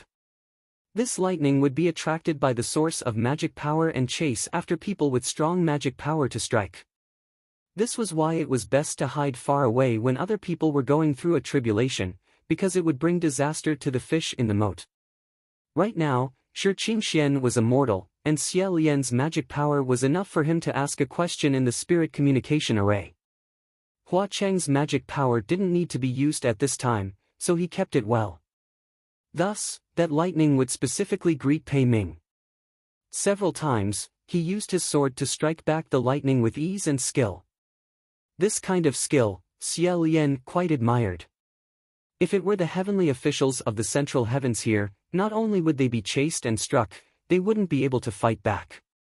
That was why they couldn't let them in. After passing through this barrier, not long after, Shi Qingxian suddenly shouted, "Brother!" Xia Lian raised his head, and sure enough, among the 7 or 8 water dragons that soared into the sky, he saw Shi Wudu, who was floating in the air with his white clothes fluttering. Although his body was still pressing on the huge waves, he seemed to be a little uneasy, and the pressure was not stable. Those savage water dragons would occasionally find opportunities to get close, waiting for the opportunity to swallow him into their stomachs. There were a few times when he narrowly avoided them. The large ship was still dozens of feet away from him. If the wind fan was still there, Shi Qingxian could suppress the wind and waves a little. However, right now, he was just a mortal, and even his voice couldn't travel far, so he could only be anxious. When Pei Ming opened her mouth, her voice traveled extremely far. "Senior brother Shui. Qingxian has found him." Just as she finished speaking, Shi Wudu opened his eyes. At the same time, a huge wave rose to the sky and suddenly fell down. The large ship was lifted high into the air, but it couldn't keep up with the falling speed of the huge wave. The whole ship hung in the air and fell rapidly. Xia Lian used 1,000 pounds falling to stabilize his body, and firmly grabbed Hua Cheng's hand, saying, "Be careful." Speaking of which, it was strange. Hua Cheng was clearly taller than him, and it was effortless for him to carry him with one hand. However, Xia Lian always felt that this person was light as a feather, as if he wasn't careful, he would disappear, so he grabbed him very tightly. At the same time, Hua Cheng also grabbed him with a backhand. On the other side, Pei Ming said, "Senior brother Shui, calm down. If you don't suppress the waves, your little brother will drown to death." Shi Wudu saw the ship on this side, and also heard his words. A green aura flashed across his face, and his hand's seal suddenly changed. It was as if a layer of law field was shaken up around his body, and the 7 or 8 water dragons that had been circling around him were instantly destroyed, turning into a sky full of rain, and fell down with a pitter-patter. The falling rain was like falling stones, hitting the deck with a pitter-patter, and hitting people until they felt a dull pain.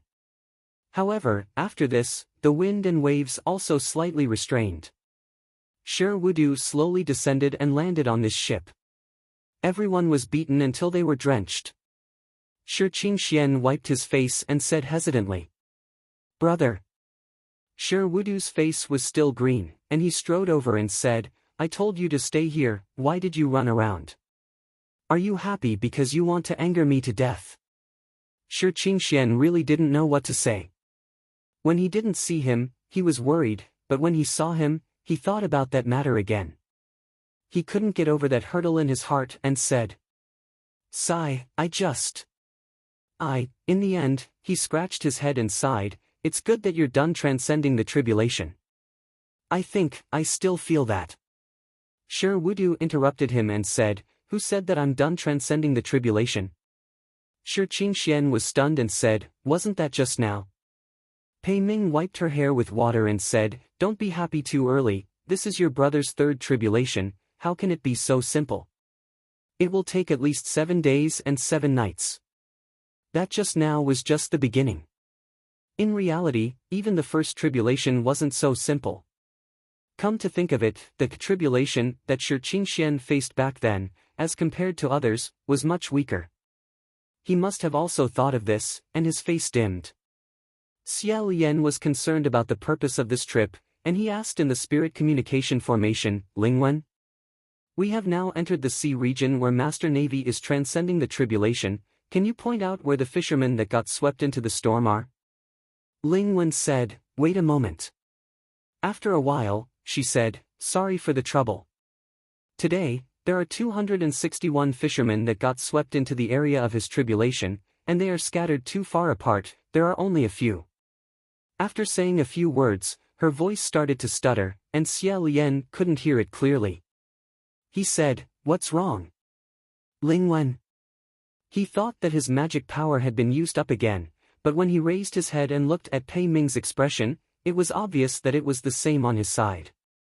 The few of them hadn't discussed when Xia Lian saw a few dilapidated boats floating over on the surface of the sea not far away, and he said, it's probably because the aftermath of the opening was too big, and the spirit communication wasn't smooth, it might be better in a while. Lingwen said that 261 fishermen were washed away by the waves, let's save as many as we can first. Naturally, no one objected. Pei Ming said, Senior Marshal Brother Shui, go in and rest for a while. You have just endured the opening, I don't know when it will come again. You are also unlucky this time, to actually affect so many mortals.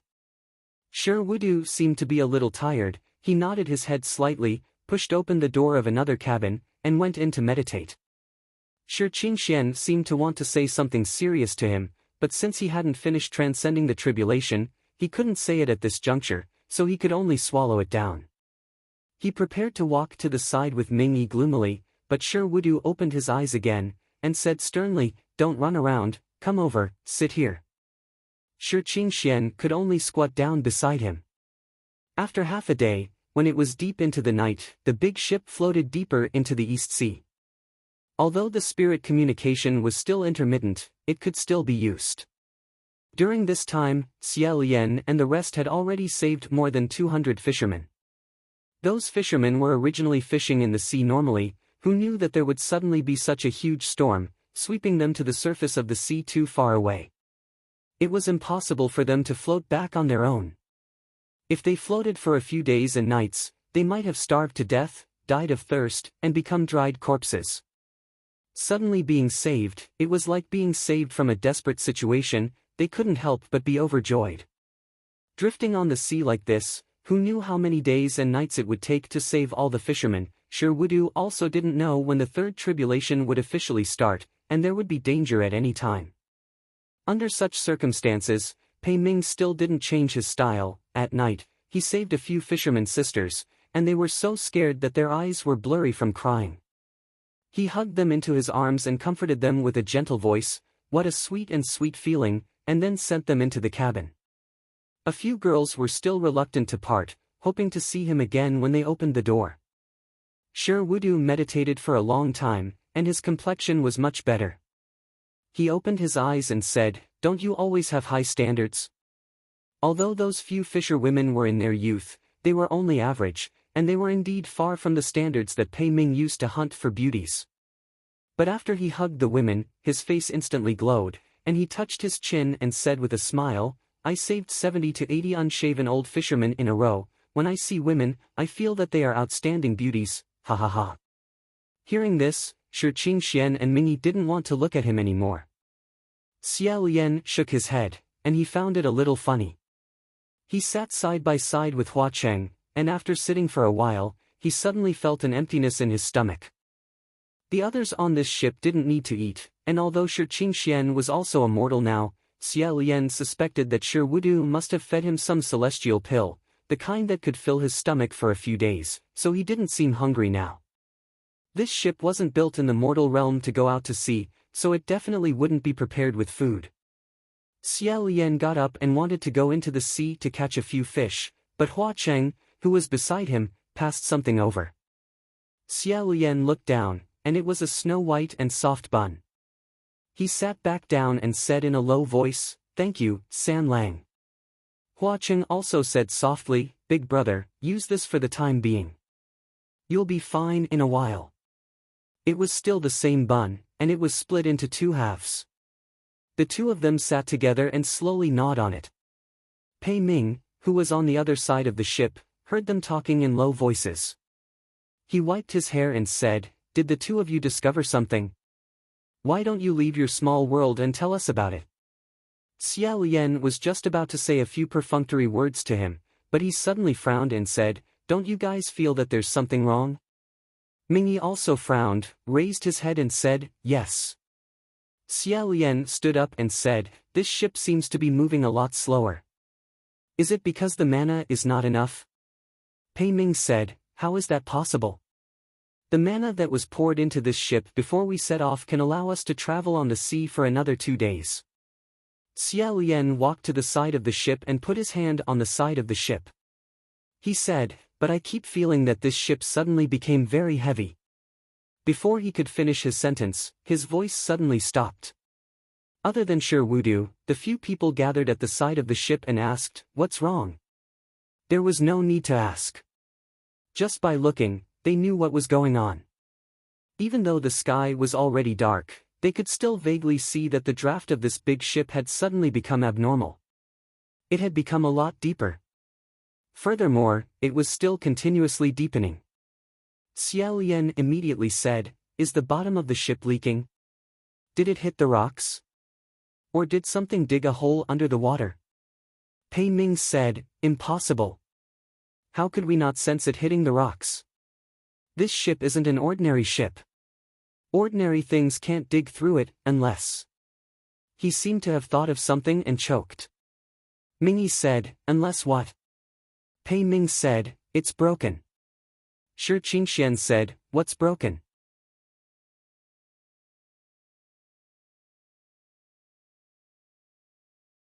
Chapter 119. Xia Lian said, "One of the 4. Blackwater sinking boat? 4 pests. Not the 4. Xia Lian just remembered that he had subconsciously eliminated Qi Rong from the list of 4 people.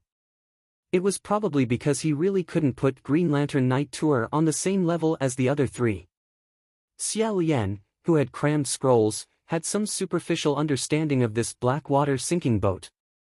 Legend has it that this was a big water ghost that lived in seclusion overseas, just like Blood Rain Tanhua. They all fought in Bronze Cauldron Mountain. Although he always kept a low profile, he only kept a low profile in the human world and the heaven realm. He had devoured at least 500 famous demons and ghosts from all over the world. Among them, more than 400 were water ghosts with high cultivation. Blackwater Ghost Territory was the territory where it lived. Just like the Ghost City was the territory of Flower City, once you pass this world, you will be lawless. When they arrived at their territory, they had the final say. There was a widely circulated sentence in the ghost realm: on the land, red is the king. The black in the water is the master. Red naturally referred to the red-clothed Blood Rain Tanhua. Black was this Blackwater Xian ghost. Pei Ming said, "Shui Shixiang, you are really unlucky this time. Xian ghosts are not like green ghosts, they don't like to cause trouble. Fortunately, they haven't drifted far. Hurry up and turn the ship around before we are discovered." The others looked at him. "You want to change it? Aren't you in charge of this ship?" Pei Ming was also puzzled. "It's not changing. This ship should be able to change by itself, there is no need to do anything." However, the rudder did not move at all. Pei Ming had no choice but to go up and manually control the rudder. As soon as he put his hand on it, he frowned. Xia Lian also went over and said, "You can't push it." It was definitely not because Pei Ming did not have enough strength. Xia Lian was still very confident in his own strength, but he could not push it either. Ming Yi came up to check for a moment and said, "It might be stuck by something, I'll go down to take a look." Shi Qingxian said, "Brother Ming, I'll go down with you." Shi Wudu said, "Come back. Don't run around again." Because he was still going through the tribulation, Shi Qingxian could not let him be angry or distracted, which would affect his mood. Shi Qingxian did not dare to disobey and returned awkwardly. Ming Yi then went below the deck to check on him. Xia Lian originally wanted to go and help, but he knew that he wasn't as skilled as an Earth Master in repairing and manufacturing. Even if he went, he wouldn't be able to help. In addition, as he surveyed the pitch-black sea around him, he thought of an even more important matter. With rapt attention, he asked, "Could there be fishermen drifting over to this area?" Hua Cheng's eyesight was extremely good. Earlier, he had been cooperating with Xia Lian's search and rescue. Many of the fishermen were discovered by him. He looked around and said, "There shouldn't be any." The Blackwater Ghostly Reef was in the South Sea, and the fishermen could not drift that far. Furthermore, there was a barrier around this area. Without special circumstances, ordinary people would not be able to enter. If he were to enter, there would be no hope. Basically, there's nothing that can float in without sinking. This was already the South China Sea. Who would have thought that they had drifted so far away unknowingly? Xia Lian gave it a try. Sure enough, the spiritual communication technique was completely blocked. Previously, although it was intermittent, it was still possible to connect. Now, it was deathly still. Although the current sea was still calm, he didn't know what kind of dangerous undercurrents were lurking beneath the surface. The sky was also getting darker and darker. Xia Lian had a bad feeling and said, "Since there aren't any fishermen drifting over to this area, if the Earth Master can't repair the ship in a while, why don't we abandon the ship and go ashore first? The Navy Master can then return to the East China Sea to undergo his tribulation. That way, we can continue our search and rescue." Pei Ming said, "That's fine too." Then, he opened the cabin door. Who knew that after he opened the door, he would find the inside of the empty cabin instead of the scenery on land? His expression immediately changed as he said, "The thousandly shrinking technique failed?" Hua Cheng laughed and said, "Isn't that to be expected? Since the spiritual communication technique failed, why can the thousandly shrinking technique still be used?" Pei Ming turned his head and looked in this direction. He said, "This little brother, I see that you're very calm despite your young age. Aren't you worried at all?" Xia Lian said, "Right now, the ship has already drifted into the ghost domain and is still sinking. We can't leave even if we want to. Let's think of a way to solve this problem first." Shi Qingxian shouted towards the bottom of the deck, "Brother Ming, how is your inspection? Can it be fixed?" Ming Yi said from below, "It's not broken. There's nothing stuck either. It's something else that caused it to malfunction." Pei Ming said in a low voice, "It's the mystical energy field of a profound demon." As he spoke, the entire deck suddenly sank again. Xia Lian looked again and saw that more than half of the ship had already sunk into the water. If it was a normal ship, it would have long since collapsed. However, because it was made by an immortal, it was still stubbornly resisting and struggling with all its might. He said, "There must be an exception to everything. It's impossible that nothing can float in this area of water. There must be something that won't sink." Hua Cheng said, "There is." Everyone looked towards him. Hua Cheng crossed his arms and said leisurely, "There's a kind of wood that can float on the surface of the Blackwater Ghost domain without sinking." Xia Lian speculated about a few common and special woods and said, "Sandalwood? Agarwood? Locust wood?" Hua Cheng said, "Coffin wood." "Coffin wood?" Hua Cheng said, "Yes." No one who accidentally entered the Blackwater Ghost domain could return alive. There was only one exception, and that was because there was a person on that ship who was transporting the corpses of his relatives back to his hometown. After the ship sank, he rode a coffin and floated back to shore. Pei Ming raised his eyebrows and said, "This little brother knows quite a lot." Hua Cheng also raised his eyebrows and said, "Not at all. It's just that you know too little." Although Sher Wudu was still holding the hand seal and meditating, his gaze shifted over and he narrowed his eyes slightly. He said, "Brother Pei, I wanted to ask previously, who is this person? What is his background? Why is he with you guys?" Pei Ming said, "About this, I'm afraid you have to ask His Highness the Crown Prince. After all, he is a member of his palace." Shi Qingxian said, all right, don't talk about how much you know. Now that all the spells have failed, where can we find a coffin?" Pei Ming said, "Simple. Come, Big Brother will make one for you on the spot and let you know what it means to do it yourself." However, Hua Cheng said, "It's useless. It must be a coffin that has been filled with dead people." Then there was no other way. He couldn't immediately make a coffin and then kill one of them and put it in. As they spoke, the big ship sank into the water again.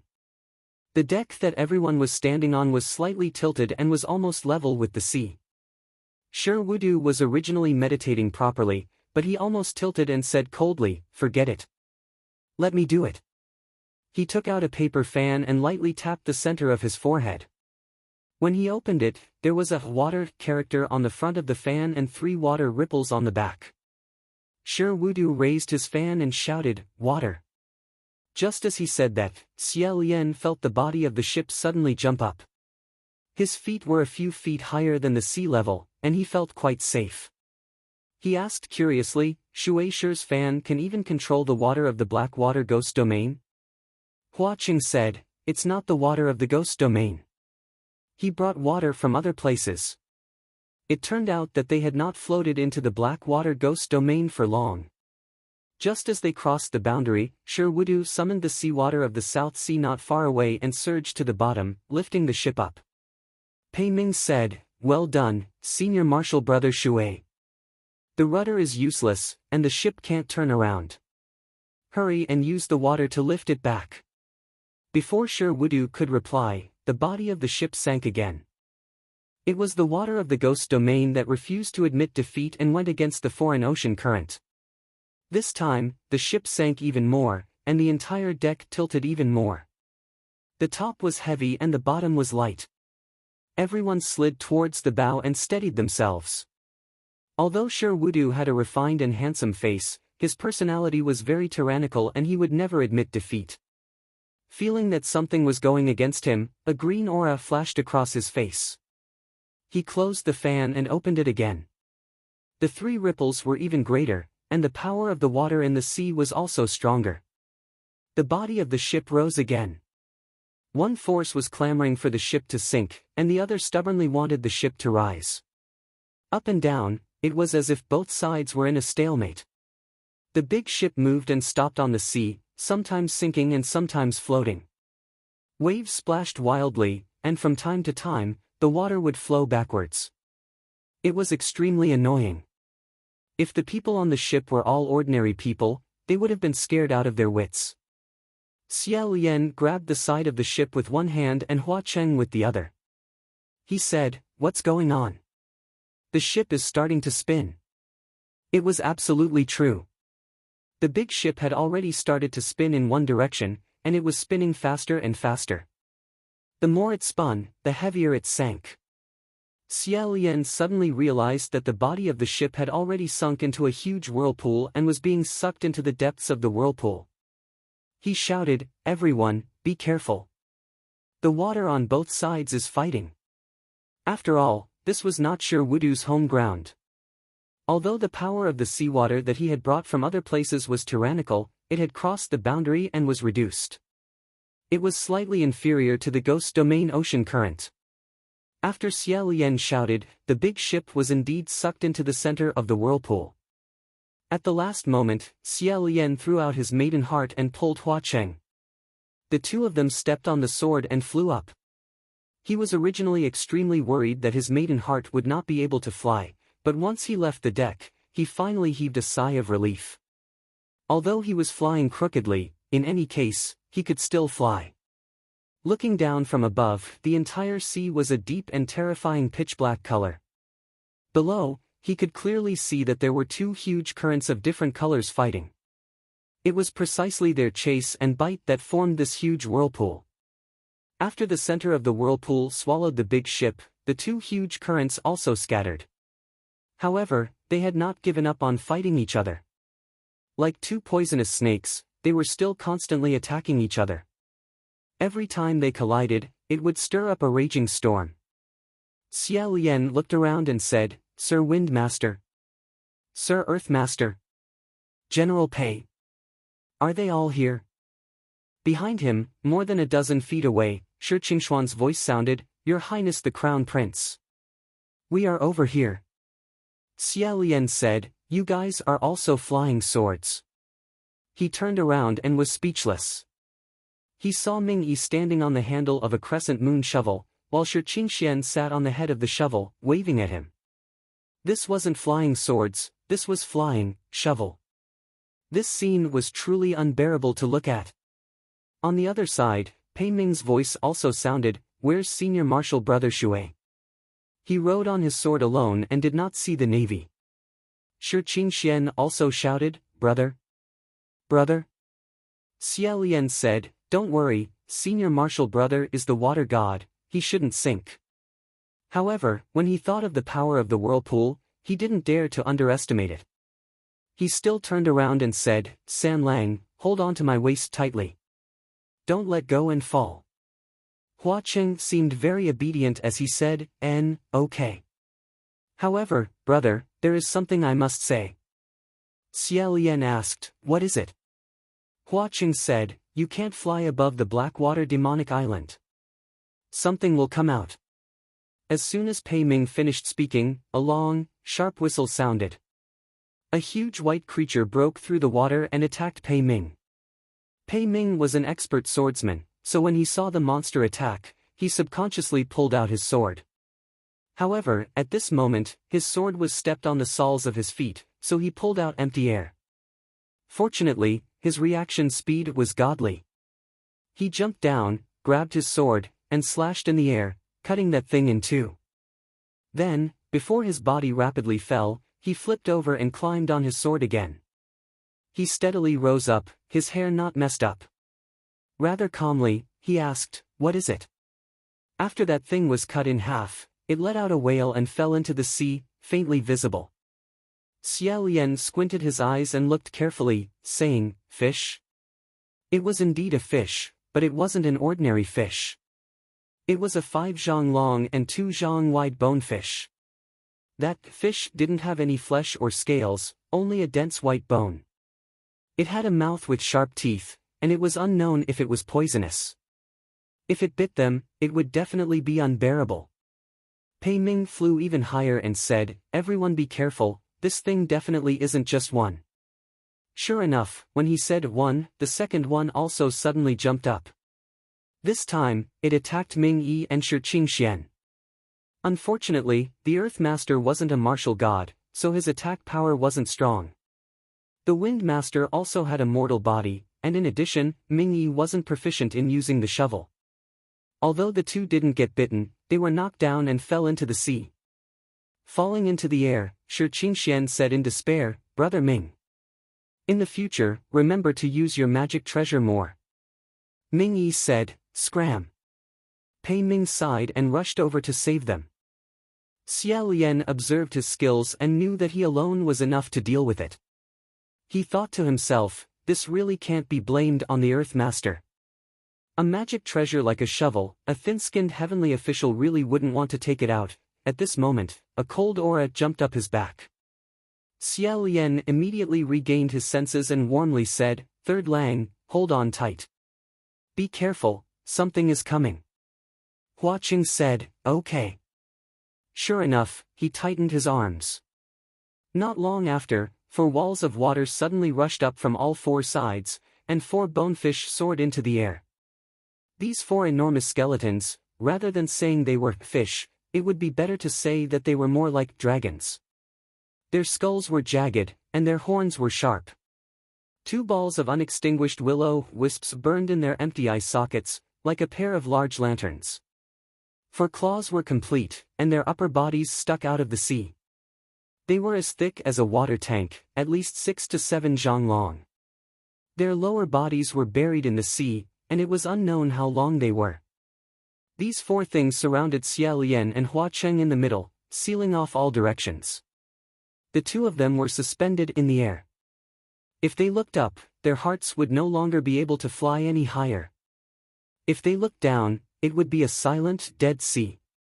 Xia Lian sighed and said, "Then, who should we start with?"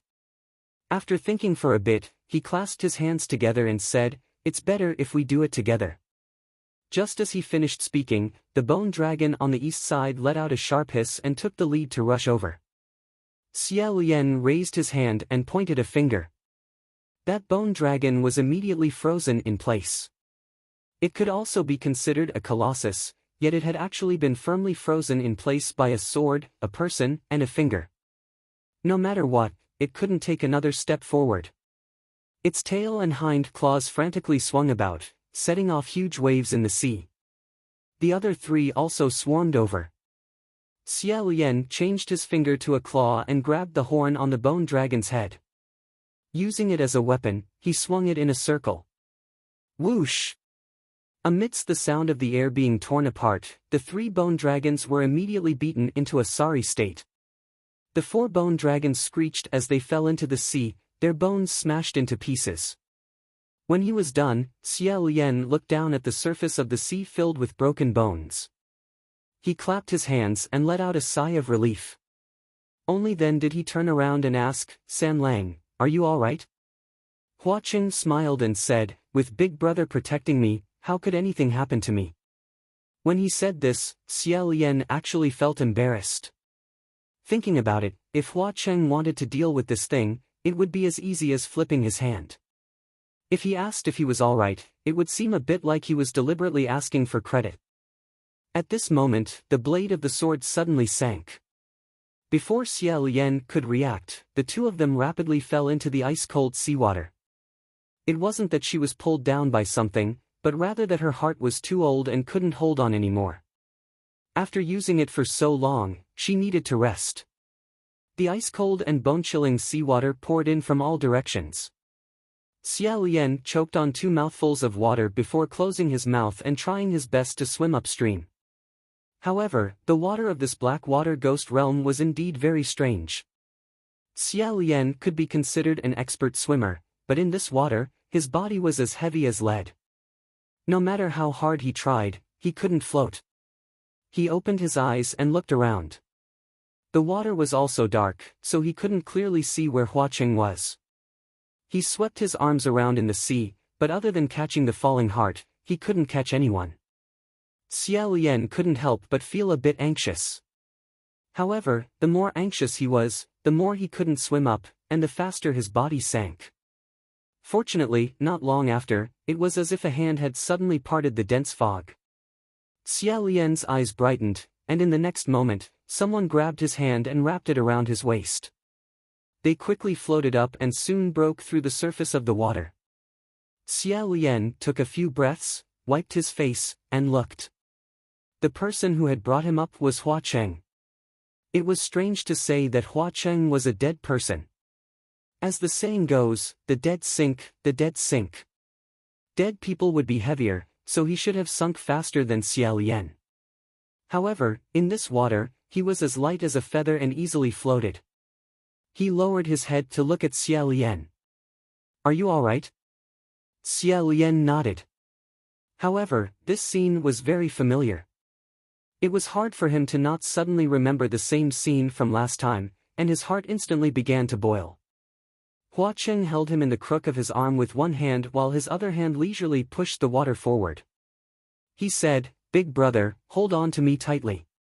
If I let go, I'll sink." Xia Lian didn't know what to say, so he just nodded randomly. At this moment, not far away, the water rippled, and a few sharp bone horns appeared on the surface of the sea like the fins of a shark. They quickly approached the two of them. Unexpectedly, the 4 bone dragons that had been knocked unconscious by Xia Lian had surrounded them again, wanting to take revenge. They glared at them like tigers watching their prey, circling around the two of them for a while. In a flash, they finally couldn't restrain themselves and fiercely rushed over. Xia Lian clenched his heart tightly. Just as he was about to counterattack, he heard Hua Cheng click his tongue impatiently above him. That bone dragon had already rushed in front of the two of them, but when it heard this sound, its murderous aura suddenly disappeared without a trace. Its mouth of sharp teeth originally seemed like it was going to bite Xia Lian's throat, but after it rushed over, it rubbed against the tip of the maiden heart sword and kissed it twice. Xia Lian. Xia Lian still had a dumbfounded expression on his face, but the four bone dragons seemed to be terrified. They wagged their tails and hurriedly swam away. Xia Lian was speechless for a while. Hua Cheng continued to lead him in the water. As they swam, he said, "Brother, did you see that? In the future, if you want to raise a pet, you can't raise this kind. Trash. Pet?" Xia Lian said, "No, there's no need for this." Suddenly, a water dragon broke out from the bottom of the sea and soared into the sky. Xia Lian raised his head and looked over. He saw Shi Wudu sitting on top of the water dragon's head, his hands forming an extremely powerful seal. His face was filled with hostility, as if he was fiercely fighting with something. The originally turbulent sea became even more turbulent. Xia Lian shouted, "Lord Wind Master! Lord Earth Master! General Pei! Where are you guys?" Borrowing the moonlight, he barely managed to scan his surroundings. He didn't find anyone else, but he discovered that he had sunk into a huge shadow. When he turned around to look, his eyes immediately widened. He saw a tall wall made of huge waves, blotting out the sky and covering the earth as it rushed over. After that, he couldn't see anything anymore. After floating in the sea for an unknown amount of time, Xia Lian finally opened his eyes.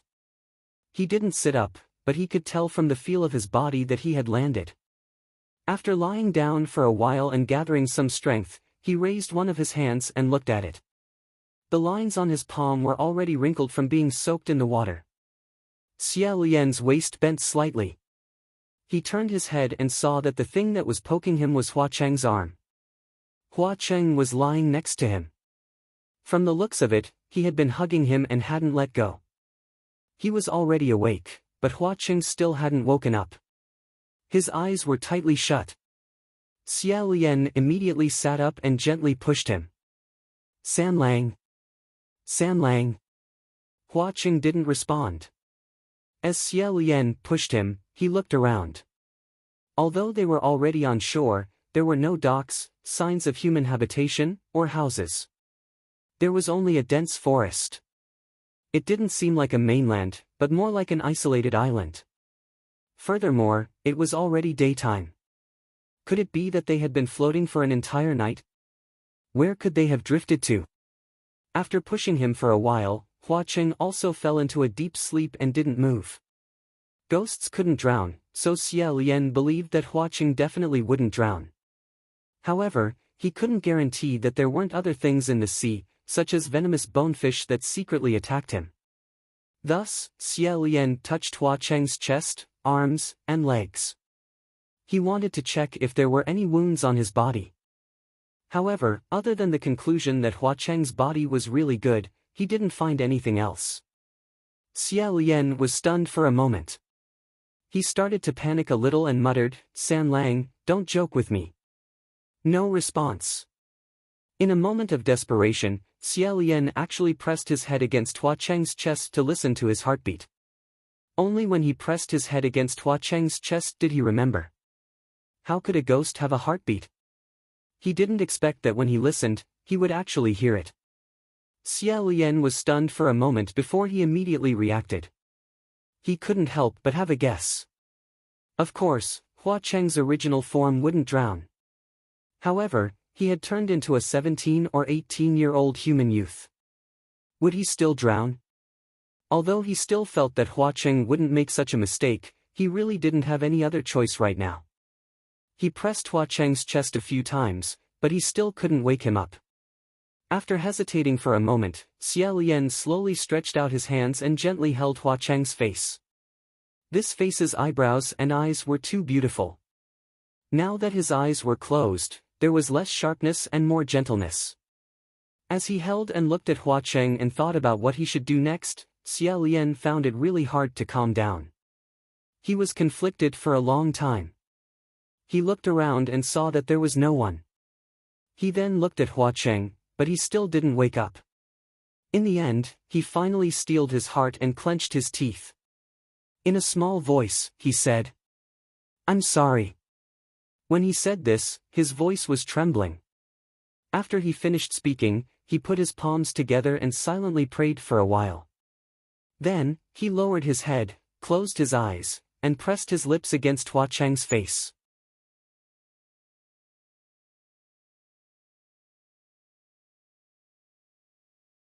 Chapter 120. However, because Xia Lian was too nervous. He was too guilty, his eyes were still tightly closed, and he did not feel anything. The last time he transferred qi into the water, it was Hua Cheng who led. His actions were too forceful, and his kiss was too heavy. Xia Lian did not dare to recall it after that, he only remembered that his lips were swollen and numb. This time, he was in charge, but he was careful and only gently pressed against it. He did not dare to use too much strength as if he was afraid of waking Hua Cheng up. But thinking about it again, wasn't his original goal to wake Hua Cheng up? And the kiss was too shallow, the lips were not tightly pressed against each other. If the aura was leaked, wouldn't it be futile? Thus, Xia Lian still had his eyes closed as he recited the Tao Te Ching at high speed in his heart. He parted his lips slightly and took a light breath. He pressed against it again. This time, the kiss was deeper than before. Xia Lian held Hua Cheng's slightly cold thin lips in his mouth and slowly channeled air into them. During the process, he kept his eyes closed the entire time, not daring to look too long. After taking 5 or 6 breaths, he thought it was time to press on Hua Cheng's chest again. Unexpectedly, when he opened his eyes, he happened to meet Hua Cheng's wide-open eyes. Xia Lian's hands were still holding Hua Cheng's cheeks. Their lips had just separated, and there was still a soft and numb touch on both of their lips. For a moment, both of them turned into stone statues, as if a gust of wind would blow them apart. Xia Lian was already stunned. How could Hua Cheng, who had always been unfazed even if Mount Tai collapsed in front of him, not be stunned? Xia Lian didn't know why he didn't die on the spot from bleeding to his brain. After a long while, he said, "San Lang, you're awake." Hua Cheng didn't say anything. Xia Lian suddenly let go of his hands and jumped back several feet. "No, no, no, no. No, no, no. It's not what you think. I just want to give you." Give him what? Give him qi. Did ghosts need to transfer qi? Even he didn't believe what he said. Xia Lian was stuck. Hua Cheng also sat up and reached out a hand to him. He seemed to be forcing himself to calm down and said, "Your Highness, you, calm down first." Xia Lian held his head with both hands and his entire body was in a mess. Finally, he put his palms together and bowed to Hua Cheng, "I'm sorry, I'm sorry, I'm sorry." After shouting, he turned around and ran away in a flustered manner. Hua Cheng finally came back to his senses. He got up and chased after him, shouting, "Your Highness." Xia Lian covered his ears as he ran and cried out loudly, "I'm sorry. Die. Die quickly." If he wasn't dead, he would dig a hole and pretend to be dead. He ran very fast and instantly rushed into the depths of the forest. As he ran, a sharp arrow-like object suddenly flew towards him. Although Xia Lian was greatly agitated at the moment, his reflexes were not the slightest bit lacking. With a flick of his hand, he caught a bone spur. He abruptly came to a halt and looked in the direction of the attack. However, he did not see anything, only the rustling of shrubs. With danger lurking in every corner, he calmed down and turned around to run back. San Lang. Hua Cheng had been following closely behind him, so when he turned around, he almost bumped into Hua Cheng's arms. Xia Lian grabbed his hand and ran out of the forest. "Run, there's something in the forest." Hua Cheng, who was originally chasing after him, was dragged back by him. Only when they reached the beach did Xia Lian let out a sigh of relief. Good, good, it didn't follow us. Hua Cheng also said, yeah, there are some small things on the island, but it's fine. They won't follow us. Hearing this, Xia Lian suddenly thought of something. Why would Hua Cheng be afraid of these things? When he looked down, he realized that he was still holding on to Hua Cheng's hand. He froze again and hurriedly let go. The two of them were separated by a few feet. They were silent for a while before Hua Cheng sighed. He pulled on the collar of his clothes and said, Big brother, thank you for saving me just now. The human body really has many inconveniences. When I went into the sea, I even drank a few mouthfuls of water. It was so salty. Xia Lian wasn't that stupid. He knew that Hua Cheng was giving him a way out of this embarrassing situation. Of course, he could only go along with it. Lowering his head, he vaguely said, No, no. After a pause, Hua Cheng continued, however, what Big Brother did was a bit wrong. Xia Lian was startled. He embarrassedly said, Wrong? I thought it would be fine to transfer air. Hua Cheng said, Yeah. Wrong. In the future, don't casually do this to other people. Otherwise, you might. Otherwise, not only would you not be able to save a person's life, you might even end up harming them. He said it with a deadpan expression. Xia Lian felt a burst of shame. He was secretly glad that he had never done this before. Otherwise, he would have really committed a crime. He hurriedly promised, I won't. Hua Cheng nodded and smiled. Although in his heart, Xia Lian really wanted to ask Hua Cheng for guidance on how to transfer qi, how could he dare to get tangled up in this problem? He first secretly noted it down, then looked around and said, This island is actually a deserted island. Is there not the slightest sign of human habitation? Hua Cheng said, Of course. This is the center of the Blackwater Ghost Domain, Blackwater Island. He was very certain. Blood Rain Tanhua and Blackwater Sinks Boat. These two should definitely know each other. Xia Lian said, Has San Lang been here before? Hua Cheng shook his head and said, I've never been here. However, I know of this island. Xia Lian frowned and said, I don't know where Windmaster and the others have drifted off to. Are they on the island? This was the Blackwater Ghost Domain of the Southern Sea. It was their territory. Pei Ming's home ground was in the north. Earthmasters weren't martial gods. Windmaster's situation didn't need to be said. If something happened and they provoked the Blackwater Ghost, only the Navy could contend against them. However, no one knew when Sher Wudu's heavenly tribulation would arrive. The situation wasn't optimistic. Xia Lian asked, San Lang, does that Blackwater Ghost have a bad temper? If a heavenly official accidentally intruded into his territory and entered his home, what would happen to him? Hua Cheng said, It's hard to say. However, Big Brother should have heard that saying before. On land, I am the king. In the water, he is the master.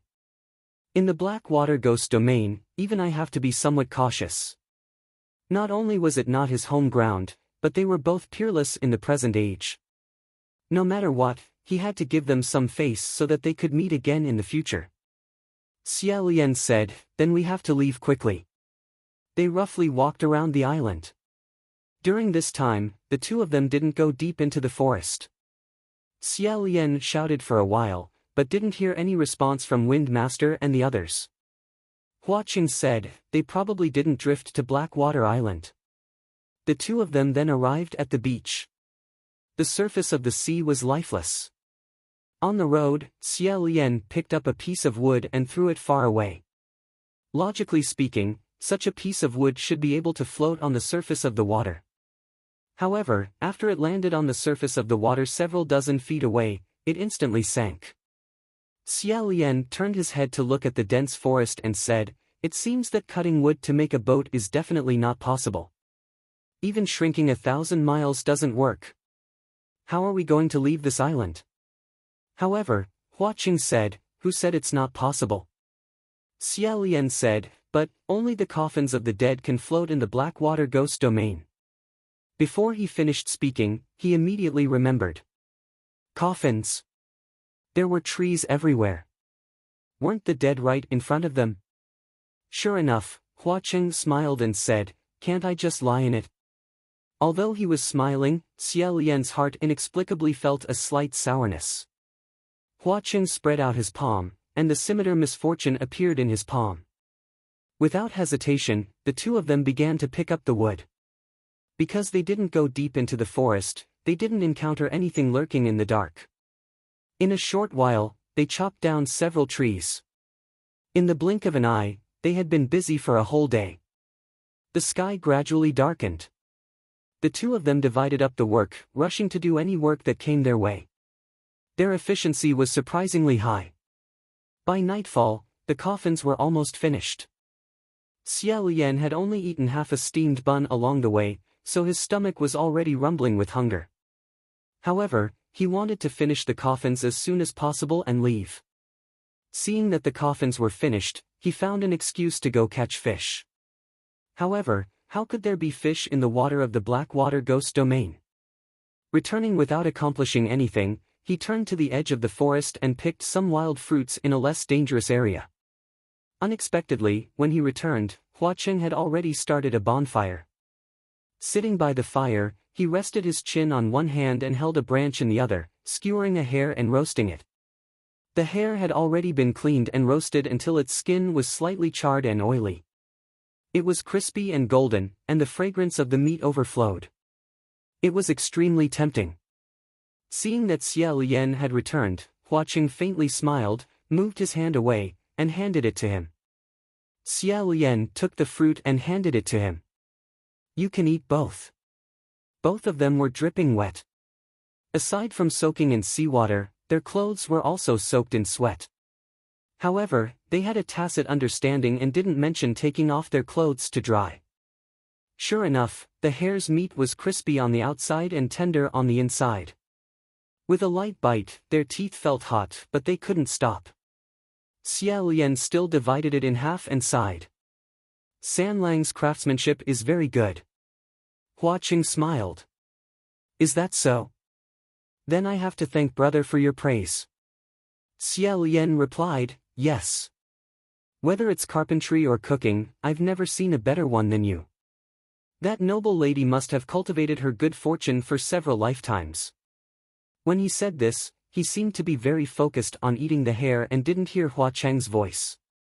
After a while, he heard Hua Cheng quietly say, being able to meet him is the result of my cultivation over several lifetimes. Xia Lian didn't know what to say, so he seemed to be even more focused on eating. After a while, he finally realized that Hua Cheng was calling him, brother, brother. Xia Lian blankly asked, what? Hua Cheng handed over a handkerchief. Only then did Xia Lian realize that he had bitten too hard, causing half of his face to be covered in oil. It was extremely comical. Feeling slightly embarrassed, he took the handkerchief and wiped it off. Hua Cheng also handed over the other half of the hare and said, brother must be very hungry. Don't worry. Xia Lian took it and was startled for a moment. In the end, he couldn't help but ask, San Lang, that noble person, what kind of person is he? How could you not catch up? He truly felt that if Hua Cheng wanted someone, there was absolutely no one in this world who could stop his attack. That day, Hua Cheng said that he still hadn't caught up. He couldn't help but feel a bit depressed. In his heart, a strange feeling arose from the person who liked the Ghost King. It was probably because he felt that the other party had no vision, or that he didn't know how lucky he was. Hua Cheng said, I'm not afraid of brother laughing at me. I don't dare. Xia Lian didn't know if it was because he wanted to fight against injustice or because he was afraid that Hua Cheng would belittle himself, but he seriously said, what do you not dare to do? You're the impassible Ghost King, the Blood Rain Tanhua. Hua Cheng laughed out loud and said, what bullshit Ghost King? If I was really that powerful, I wouldn't have been hung up and beaten a few hundred years ago. I wouldn't have been unable to do anything. Ha ha ha ha, Xia Lian said, hey, you can't say it like that. Doesn't everyone train like that? After he said that, he remembered that before he ascended, he didn't seem to have experienced being hung up and beaten. He lightly coughed. Hua Qing said, "He has seen me at my most battered and exhausted state." Xia Lian said, "Then I'm very envious." Hearing him say this, Hua Qing looked over. Xia Lian stopped eating and warmly said, "Your way of thinking. I can understand." After pausing for a moment, he continued, "There was a period of time when things weren't going well for me. At that time, I often thought that if there was someone who saw me rolling around in the mud and unable to get up, it would be great if they could still love me. However, I don't know if there would be such a person. I also didn't dare to show it to others. However, since you are the person that San Lang yearns for, I think that even if they saw you at your most battered and exhausted state, they wouldn't say things like, 'This person isn't that great after all.'" He focused and said, "To me, you are the one who has limitless glory, but you are also the one who has fallen into the dust. The key point is you, not how you are. I really admire San Lang, so I want to understand everything about you. Therefore, I feel very envious that there was someone who saw you at such a young age. This is a fate that can only be encountered and not sought. Whether this fate can be continued or not, it depends 30% on the will of the heavens and 70% on courage." The bonfire crackled as it burned. For a long time, the two of them didn't speak again. Xia Lian lightly coughed and rubbed the space between his eyebrows. He said, "Did I say too much? I'm sorry." Hua Qing said, "No, what you said is very good. What you said is very good, very right." Xia Lian let out a sigh of relief and hurriedly hugged the hair and started gnawing on it. Hua Qing said, "Not only that, there are many other reasons." Xia Lian felt that he had said too much and just wanted to quickly end this topic. Moreover, he didn't understand why he had said so much just now. Was it to encourage Hua Qing to courageously pursue the person he loved? He wasn't a heavenly judge who could control the fate of marriage, so he could only say, "MHM." After this conversation, the atmosphere between the two of them became slightly delicate. They hurriedly finished eating and continued working. Not long after, the coffin was officially completed. Hua Qing pushed the brand new coffin into the water. Then, he nimbly flipped inside and sat inside. Sure enough, such a long and heavy piece of wood floated on the water's surface and didn't sink. That coffin couldn't be considered wide. Xia Lian lifted the hem of his Daoist robe and stepped inside. However, he felt that there was nowhere to sit. At this time, the sky was filled with muffled sounds of thunder. Dark clouds rolled and purple lightning flashed from time to time. It was unknown when a thunderclap would explode in their ears. Fine raindrops floated down from the sky, and the raindrops were getting denser and denser. It looked like a rainstorm was about to arrive. Fortunately, the two of them didn't slack off when they were working and opened the lid of the coffin as well. Otherwise, if this coffin was pushed into the sea, it wouldn't be long before it would be filled with rainwater and sink to the bottom. The two of them glanced at each other before Xia Lian said in a low voice, "Sorry for offending you." Hua Qing didn't say anything more and laid down inside the coffin. Xia Lian also laid down inside and closed the lid. It was as if a lamp had been blown out, plunging them into a pitch-black darkness. The coffin boat went out to sea and floated up and down for a while. Outside the coffin, the torrential rain violently pounded against the coffin lid. Inside the coffin, the two of them didn't say a word as they squeezed into a narrow space. It was inevitable that their bodies would stick close to each other as they drifted along with the current, tossing and turning. Xia Lian used one hand to support himself on the edge of the coffin, trying to make as much space as possible. His head lightly bumped against the wood a few times. However, Hua Qing stretched out one hand and placed it on Xia Lian's back, pressing it against his chest. His other hand protected Xia Lian's head. Xia Lian didn't even dare to breathe too quickly. He said, "San Lang. How about we switch?" Hua Qing asked, "Change what?" Xia Lian said, "You're on top, I'm on the bottom." Hua Qing said, "Isn't it the same whether you're on top or below? Xia Lian was afraid of pressing down on him and said, "We'll drift for at least a day on this journey. Your body should only be 17 or 18 years old, right? No matter what, I'm still a martial god, so I'm very heavy." Before he could finish speaking, Xia Lian said, "San Lang, you don't suddenly become bigger." Although he couldn't see clearly in the darkness, he could feel that Hua Cheng, who was pressed against him, had changed. Although this change was extremely subtle, Xia Lian could keenly sense it. He guessed that Hua Cheng had most likely changed back to his original appearance. Sure enough, when Hua Cheng opened his mouth, that low laughter was indeed the voice of his original appearance. Xia Lian helplessly lay on his chest. However, this also diluted the indescribable awkwardness he felt. He lightly lifted his leg, wanting to shift his position and change his posture. However, Hua Cheng suddenly stopped laughing and said in a low voice, "Don't move." Xia Lian froze. Right at this moment, a loud noise rang out, and the coffin boat the two of them were sitting on suddenly sank. Xia Lian was stunned. What happened?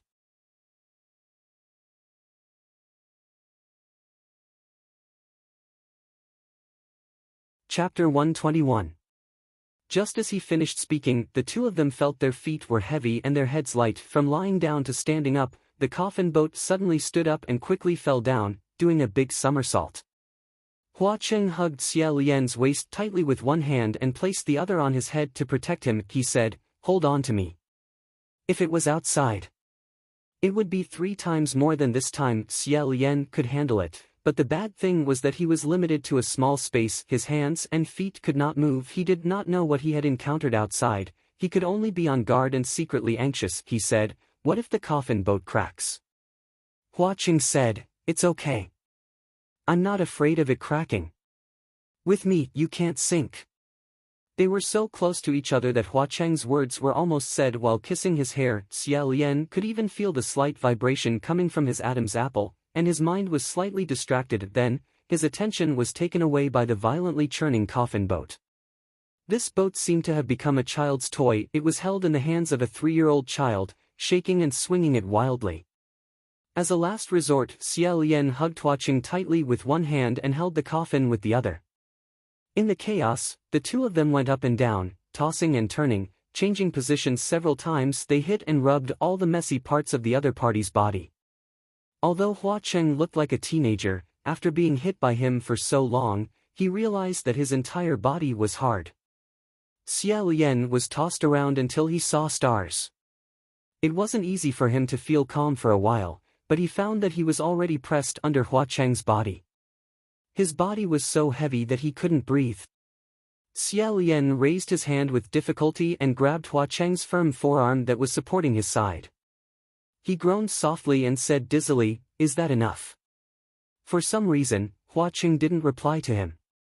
Before Xia Lian could finish his sentence, his breathing suddenly stopped. Because he suddenly sensed that an unusual change had occurred in a certain part of his body. In an instant, Xia Lian's mood was even more inconceivable than seeing an iron tree blossom. At least, seeing an iron tree blossom wouldn't make his mind go blank like it was now. 120% shame and embarrassment gathered into a storm that was even fiercer than the one outside the coffin, beating him into a sorry state. Xia Lian hurriedly bent his knees. Who would have thought that this posture would be too awkward? As he bent his knees, he seemed to have touched something that he shouldn't have touched. This caused Hua Cheng to shout in a low voice, "Don't move." His tone was extremely heavy, and Xia Lian hurriedly retracted his leg. However, if he didn't bend his knees, he was afraid that Hua Cheng would notice his body's reaction. In that case, it would be better to just bang his head against the wall and die in the coffin. Originally, it could be explained as involuntary, but the awkward thing was that there was already a previous incident on the island. It could be said that it was unintentional if it happened once or twice, but how could it be clear if it happened 3 or 4 times? In a moment of desperation, Xia Lian blurted out, "No. San Lang, you, don't touch me." After a moment of silence, Hua Cheng said in a low voice, "All right. Let's go out." As if he had been granted amnesty, Xia Lian said, "Out." Suddenly, a strong sense of weightlessness assaulted them. The coffin boat that the two of them were on actually soared into the sky. At the same time, Hua Cheng and Xia Lian each slapped their palms on the inside of the coffin boat. The coffin boat immediately split into pieces, and the two of them escaped from the boat, leaping out together. Under the moonlight, Xia Lian turned his head to look and saw a gigantic water dragon holding the shattered coffin in its mouth. It was currently roaring in the heavy rain, as if it had bitten off a mouthful of food and discovered that it was an empty box, causing it to become extremely angry. Just now, it was definitely this water dragon that had bitten the coffin boat and violently swung it around, tossing it around, tossing it around. The coffin boat had originally been out in the sea, but after drifting for a while, the water dragon swam over and brought it back. The two of them landed on the ground and once again returned to Blackwater Island. On the shore, there were two more silhouettes. It was precisely Magistrate Wu Du and General Pei Ming. Sure, Wu Du had yet to retract his hand seal. Facing the wind and rain, it seemed as if he still wanted to summon that water dragon. Pei Ming patted his shoulder and said, "Shui Shixiang. Shui Shixiang, take it easy. This round has passed, and we don't know when the next round will come. Save up some strength." As it turned out, that sudden rain just now was the accompaniment of Shi Wu Du's heavenly tribulation. As the rain gradually lessened, Shi Wu Du waved his hand and turned towards Hua Cheng and Xia Lian. He asked, "What happened to you two?" Pei Ming also said, "That's right, Your Highness, please explain. What happened? What were you two doing inside?" When the coffin boat exploded, the way they hugged each other must have been clearly seen by the others. Xia Lian blinked a few times and was about to say something when he suddenly realized that he and Hua Cheng had been tossing and turning in the narrow coffin boat for a while. Both of their hair and clothes were in disarray, and they looked as indecent as could be. And when he wiped away the rain on his face, his cheeks were still boiling hot. Hua Cheng took a step forward and stood in front of him. After a while, Xia Lian coughed lightly and said, "Nothing happened. It's just that the coffin was too small." Shi Wu Du was baffled. "I didn't ask about that." Pei Ming pointed at the pile of scrap wood they had left on the beach and said, "That coffin was made by you guys on the spot, right? Didn't you guys know how to make it bigger?" This coffin boat's shape was decided by Hua Cheng and Xia Lian together. At that time, it seemed that neither of them had thought of making it bigger.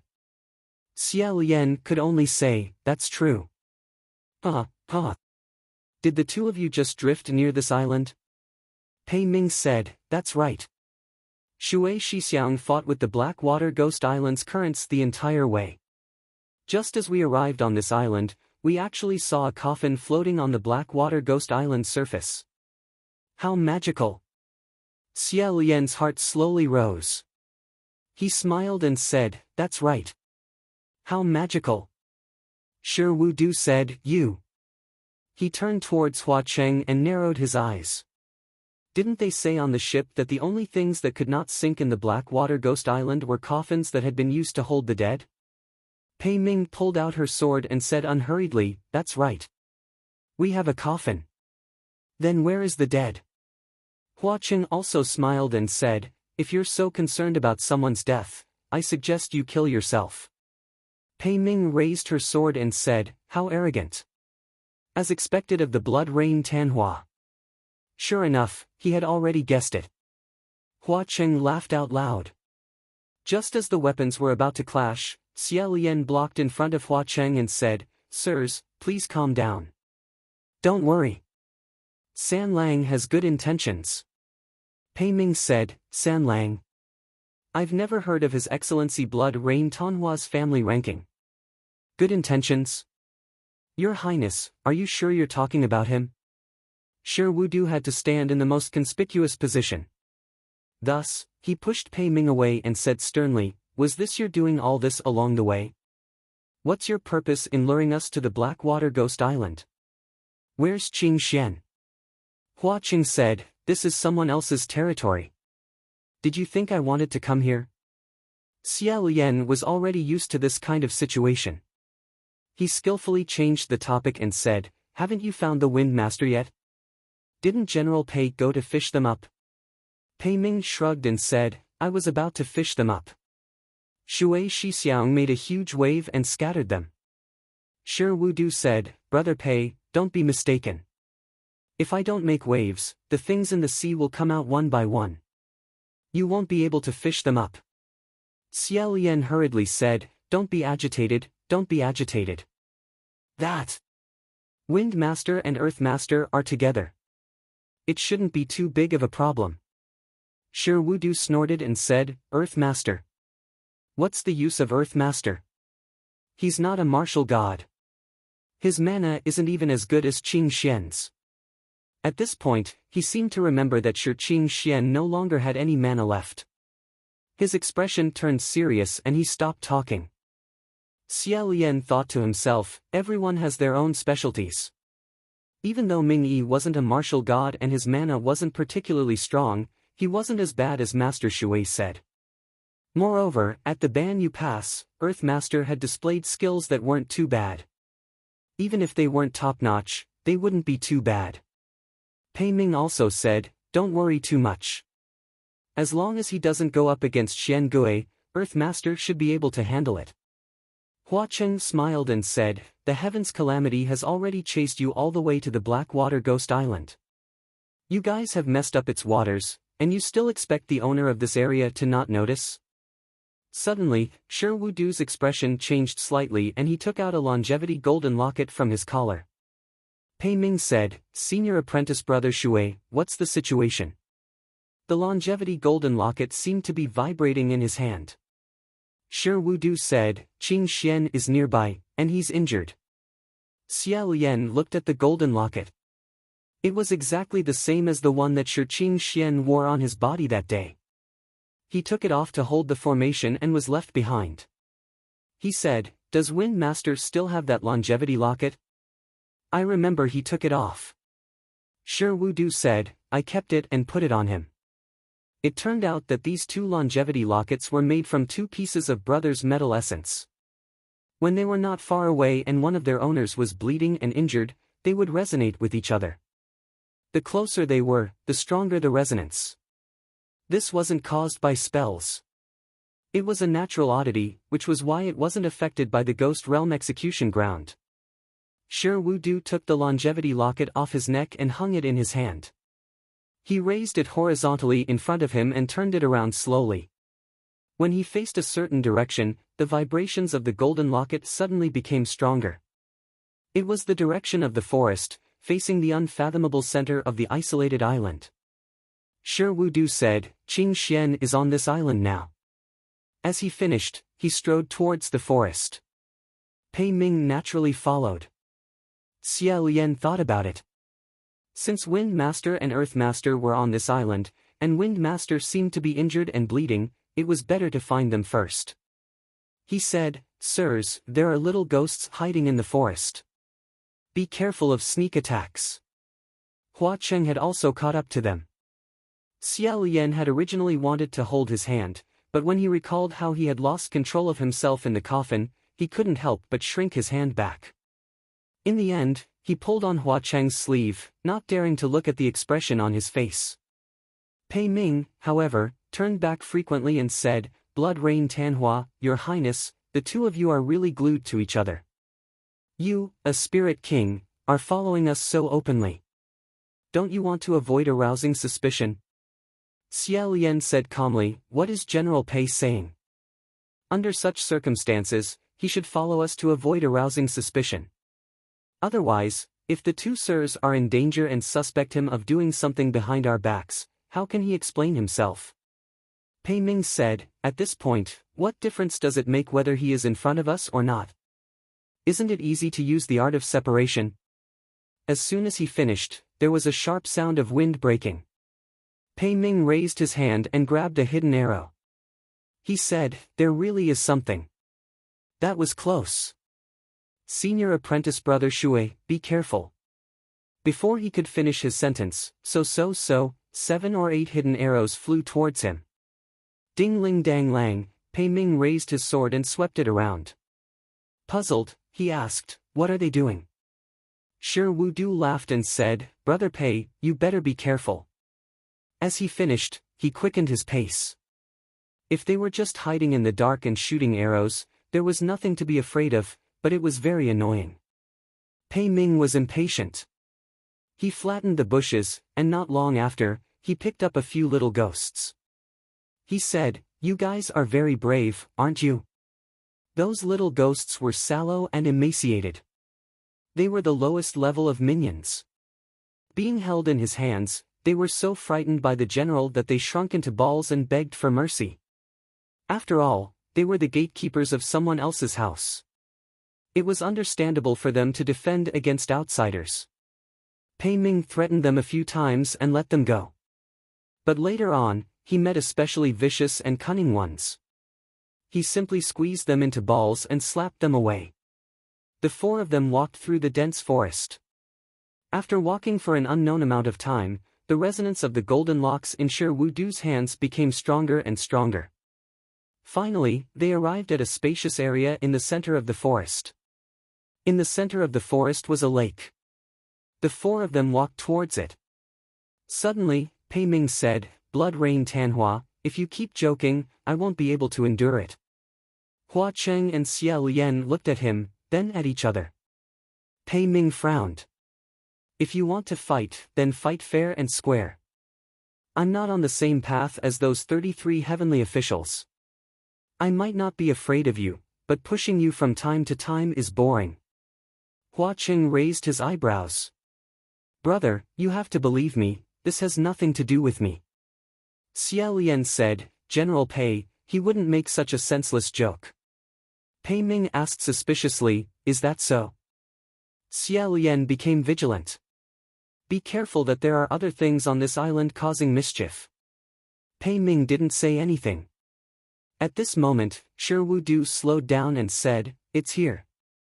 The resonance of the longevity golden locks was the strongest here. This meant that Shi Qingxian was here, close at hand.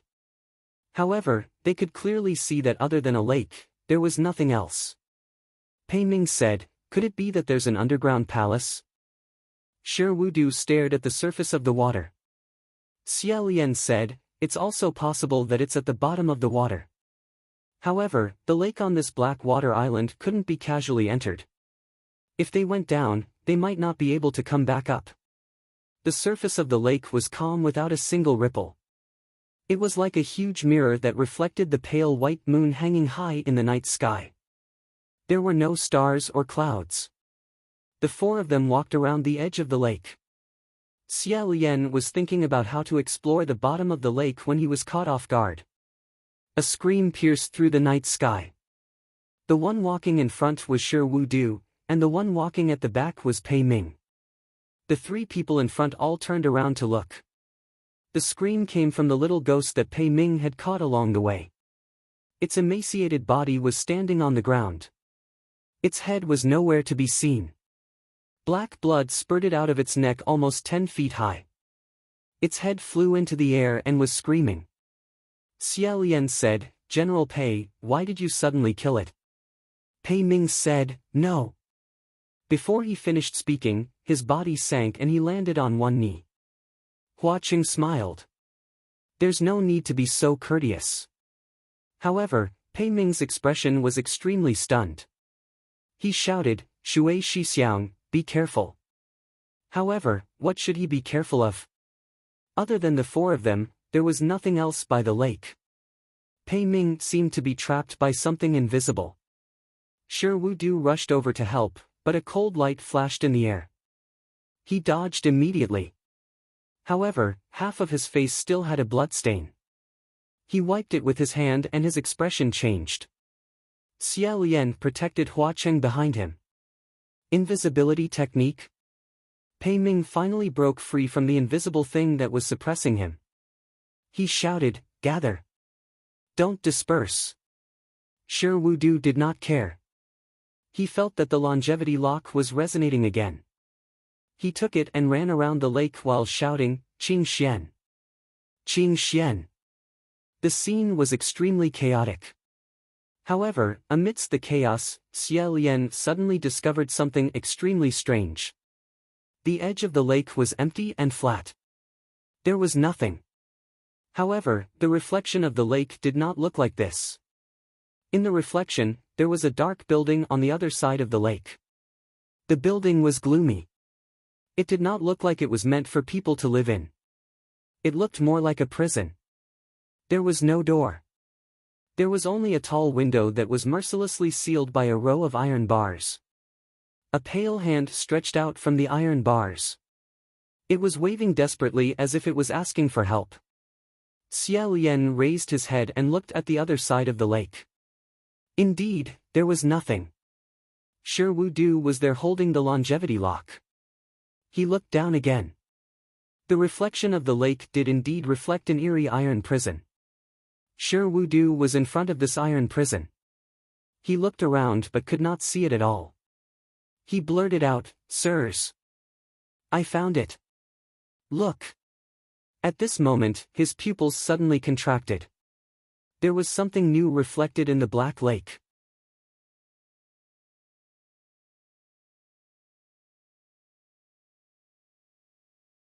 Chapter 122. And on the shore, behind them, there was still no one. Xia Lian had been worried the whole way, and when he saw this, he stabbed back with his hand. The black shadow was clearly stabbed by him, but it was like stabbing a ball of water, and a ripple spread out, it disappeared on the spot. Hua Qing also tilted his head slightly, looking in the direction where the black shadow disappeared. He frowned. Then more shadows of human figures appeared in the water. Their pale faces and pairs of pale hands were the only eye-catching thing in the dark night. Xia Lian swept out with his sword. He shouted, "General Pei! Go to the side of the water, look at the reflection. The reflection in the water can reflect those things." If not for the fact that they were in the ghost region, these little ghosts would not have been able to get close to the priest. Pei Ming could not see the enemy just now. Now that he noticed something, he stared at the water with two swishes of his sword. He dealt with the group of ghosts that surrounded him. And Shi Wudu finally noticed the strangeness of the reflection. He knelt by the water. He lowered his head and said, "Qingxian, are you there?" The water was pitch black, and the iron prison was also pitch black. They merged into one. It was hard to notice, only that hand was white. In a flash, a face suddenly appeared in the middle of the iron bars. It was Shi Qingxian. He did not seem to see Shi Wudu outside the iron prison. With a creepy expression, he grabbed the iron bars with both hands and squeezed his head out with all his might, as if he was shouting for help, but not a single sound could be heard. After shouting for a while, suddenly 5 or 6 withered hands grabbed his head, face, neck, and shoulders, and dragged him down. Seeing this, Shi Wudu cursed and was about to jump into the water. Pei Ming grabbed him and said, "Senior brother Shui, don't. How do you know this is not a trap? The water from the South Sea can't be transferred over. As the water god, if you enter other people's waters, won't you be meat on the chopping block?" Shi Wudu patted his shoulder and said, "Then I'll have to trouble you to look after me outside." He then pushed him away and jumped into the black water lake. Once he entered the water, he did not float up again. Pei Ming said, "Senior martial brother Shui." But he could not follow him down, because he knew that there was probably a boundary under the lake. It was just like the traps set in some ancient tombs. When an outsider broke in, they could open the tomb door from the outside. However, once they entered, the tomb door would automatically close and could not be opened from the inside. The tomb robbers would be trapped in there and die. It was hard to say if this world did not have similar settings. Xia Lian said, "General Pei, don't go down, there are corpses at your feet. Go back to the beach, make a coffin, and prepare to leave." "I'm going down." Pei Ming said, "Your Highness, can you do it?" Xia Lian said, "Your spiritual power has pretty much been depleted by now. We're about the same, so I'm more experienced in fighting than you." Pei Ming then looked at Hua Qing beside him and remembered that he could float on the water. The two of them were more useful here than him, not less. Without another word, he picked up the little ghost's corpse and ran out of the forest. Xia Lian turned his head and said, "San Lang, please lend me a little of your magic power, just a little is enough." Hua Qing didn't say a word and lightly patted Xia Lian's back. The tip of the fragrant heart sword immediately swept out a pillar of white light, killing all the little ghosts in one strike. Xia Lian was speechless for a moment. Then, he put away his sword and said, "I'm leaving." The two of them jumped into the water at the same time. However, at the bottom of the Blackwater Lake, other than the lake water being abnormally cold, there were actually no abnormalities. Moreover, it was different from the Blackwater ghost tribes sinking upon entering the water. This water was clearly capable of floating, no different from ordinary lake water. Xia Lian felt strange and took the initiative to swim downstream. Not long after, he swam to the bottom of the lake. He didn't see any strange mechanisms under the water, nor did he see any wind or water masters. He frowned and thought for a moment before swimming upstream. After a moment, Xia Lian broke through the water and took a few breaths. He wiped the water off his face, only then did he discover that the scenery on the shore was already different. Beside the Blackwater Lake, there was now an additional iron prison. It was the one that was reflected in the water just now. But other than that, the rest of the scenery by the lake was exactly the same. Moreover, it was excessively quiet, which made it seem extremely strange. Shi Wudu had already come ashore and was smashing the lock of the iron prison with a huge rock. He was the water god. Now that he had entered the territory of another powerful water master, he could not mobilize the water in his domain. He was like a beast without teeth and claws. Xia Lian and Hua Qing came up to the table. When Shi Wudu saw Xia Lian, his eyes lit up. He raised his hand and said, "Martial God." "Good timing. Quick, use your martial god's method to deal with it." Xia Lian thought to himself, now everyone knows how good the war god is. He silently stepped forward and kicked the lock, causing it to shatter. With another kick, the cell door opened wide. Shi Wudu rushed in and said, "Qing," unexpectedly. Before he could rush in, a bunch of people rushed out from inside, wailing like ghosts and howling like wolves. "Ah!" This group of people were all unkempt and unkempt. They were skinny, their eyes were lifeless, and their clothes did not cover their bodies. They were so dirty that it was as if they had not bathed for 10 years. Their ribs were protruding out in rows, and their hands were clawing wildly. They beat their chests and stomped their feet. It was a terrifying sight. Their mouths were also screaming like ghosts, like a torrent of turbid water flowing out. Shi Wudu was simply stunned. However, these people only escaped and did not bother him. Hence, after being stunned for a moment, he did not care anymore and continued to rush in. "Qing." After a few steps, he suddenly staggered. The floor was extremely slippery, and he almost fell. Moreover, there was an indescribable stench coming from within the iron prison. Xia Lian could smell it even before he entered. He held his breath. Shi Wudu covered his mouth and nose with his sleeves and continued to rush in. Finally, he shouted, "Qing Xian." The prison was pitch black. Private cries and strange whispers could be heard. After a while, a voice said, "Brother." Sure enough, Shi Qing Xian was sitting in the deepest part of the iron prison, leaning against a wall. On the wall was the only high window in the iron prison. The moonlight that seeped through the window made his entire body pale. And beside him, a group of dirty weird people surrounded him. Some of them were covered in ulcers, some were squeaking like pigs, some were thinking that they were chickens pecking at rice, and some were hugging Shi Qing Xian, crying and calling him baby. They were all crazy. Shi Qing Xian was a god official back then, and he had never fallen into such a situation in his life. Shi Wudu went up and blasted, "Scram! What kind of ghost is this?" Even though he and Shi Qing Xian looked alike, their auras were completely different. Now that his mana was greatly reduced, he was even more powerful. Those crazy people were so scared that they covered their heads and scurried away. Xia Lian could not help but feel pity. Shi Qing Xian also said, "Brother, don't hit them, they are not little ghosts. These are all living people." It was absolutely true. Even though these people looked more like ghosts than ghosts, but upon closer inspection, they were all living people. Xia Lian could not help but be slightly startled, and thought, why did the Blackwater Xian ghost lock up such a group of people here? However, Shi Wudu did not care about this. He raised the longevity golden lock with one hand and grabbed Shi Qingxian's arm with the other, and said, how did you get here? Where are you hurt?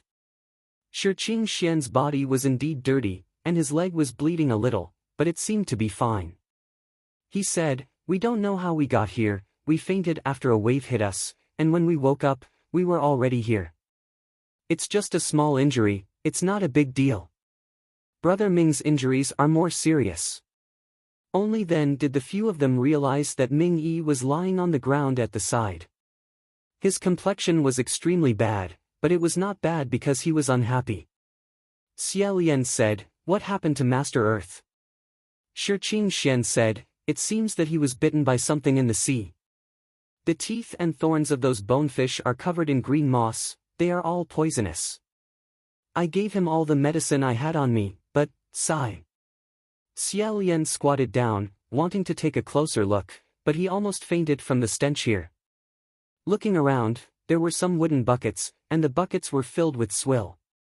There was a rancid and moldy smell, as well as the rotting smell of pus and blood, and even the terrifying smell of a chamber pot that had not been poured for a few months. Shi Wudu could not bear it anymore, and said, such a disgusting taste, this black water Qinzhou's taste is not that good either. Qingxian, let's go. He grabbed Shi Qingxian and dragged him out, but Shi Qingxian said, I'm fine, I don't need help.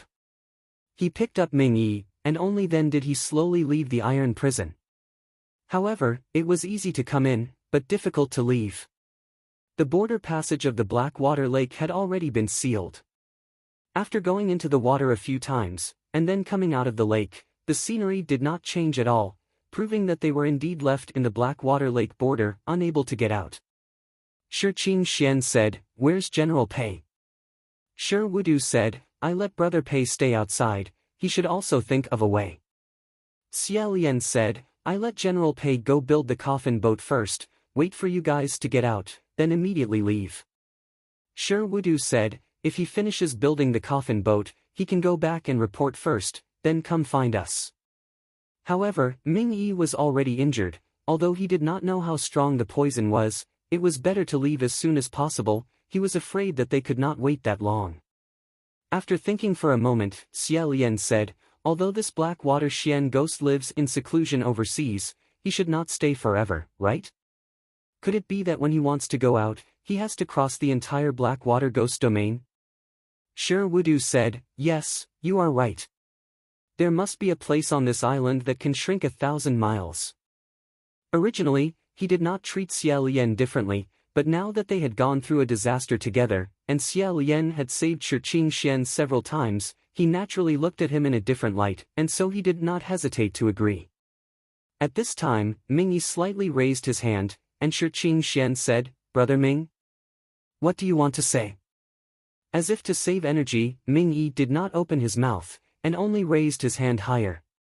Everyone looked in the direction of his raised hand, and saw a dark building standing in the depths of the forest. Ming Yi lowered his hand, and said in a hoarse voice, that place. What does it do, do you know? Xia Lian said, I don't know.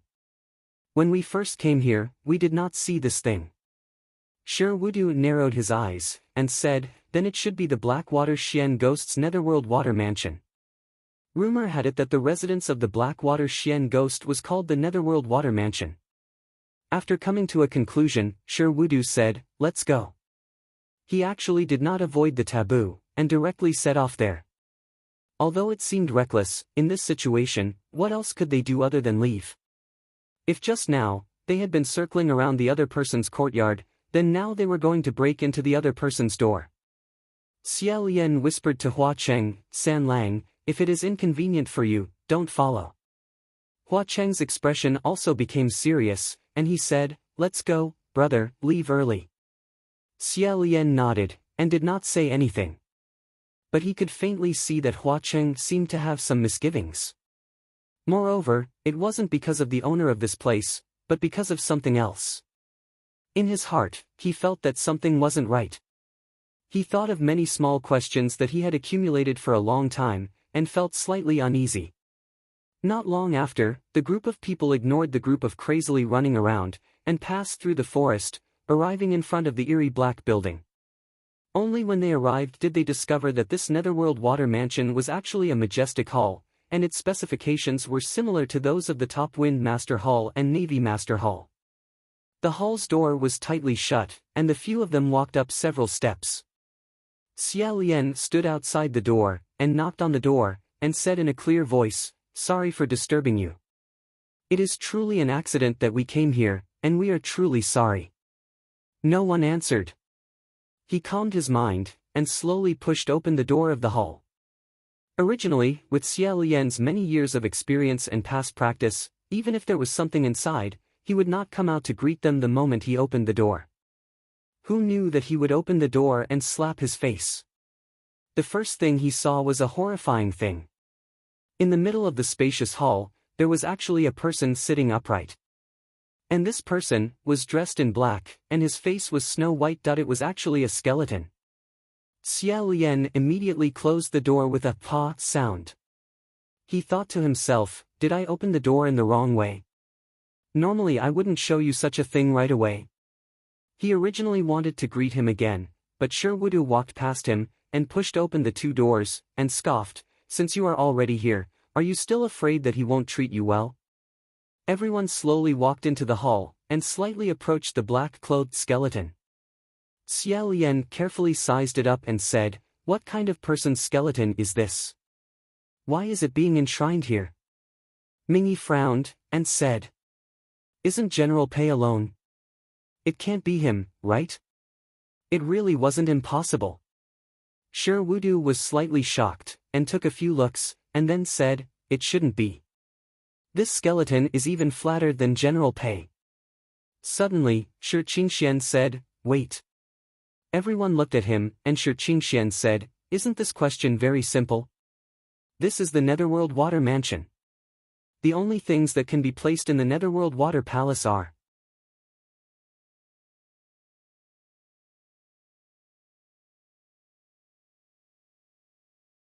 Chapter 123. Then he rejected and said, "It won't." Xia Lian looked at Hua Cheng. Bone ashes are the life gate of the people in the ghost world, their fatal weakness.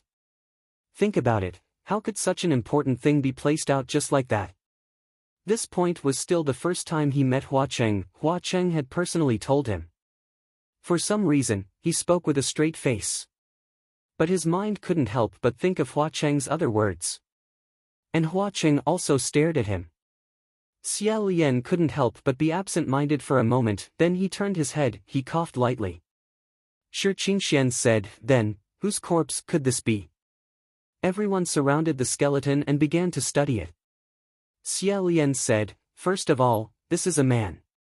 Everyone said, "I can see it." Xia Lian continued, "Secondly, this person's hands and feet should be very dexterous, especially his 10 fingers. He should have practiced some martial arts, but his martial arts skills might not be very high. Most outstanding martial artists are virgin kung fu, skeletons are not like this." Sherwudu glanced at it and walked away, saying, "As long as this thing doesn't stand up and block our way, it doesn't matter who he is. Master Geomaster, look, this place might shrink by 1,000 miles. Who knew?" Before he finished speaking, the skeleton suddenly raised its head, caught off guard, and pounced towards him. Fortunately, Xia Lian's eyes and hands were quick. With a palm strike, the skeleton was chopped to the ground by his hand knife, scattering into a messy pile of bones. Shi Qingxian said, "Brother." Among the 5 people present, Hua Cheng would not take action to protect others. Only Xia Lian was a martial god, so he suddenly became especially important. Although Sherwudu was ambushed, he was still calm. Just now, he only took a step back and said, "What's with this skeleton? Is there still a soul that hasn't scattered and is attached to it?" Xia Lian squatted down and rummaged through the pile of bones for a while. He shook his head and said, "Strange. Shi Wudu said, "What's strange?" Xia Lian stood up and said, "This skeleton clearly no longer has a trace of a soul. Otherwise, when we approached just now, we wouldn't have been unable to detect the strange fluctuations." Shi Wudu said, "If that's the case, why could it suddenly attack people?" After muttering to himself for a moment, Xia Lian said, "I think it's the final radiance of a setting sun." Shi Qingxian asked curiously, "Last radiance of a setting sun? Wasn't that supposed to be used on living people? Those who are about to die are still considered to be alive." Xia Lian replied, "Dead people are the same.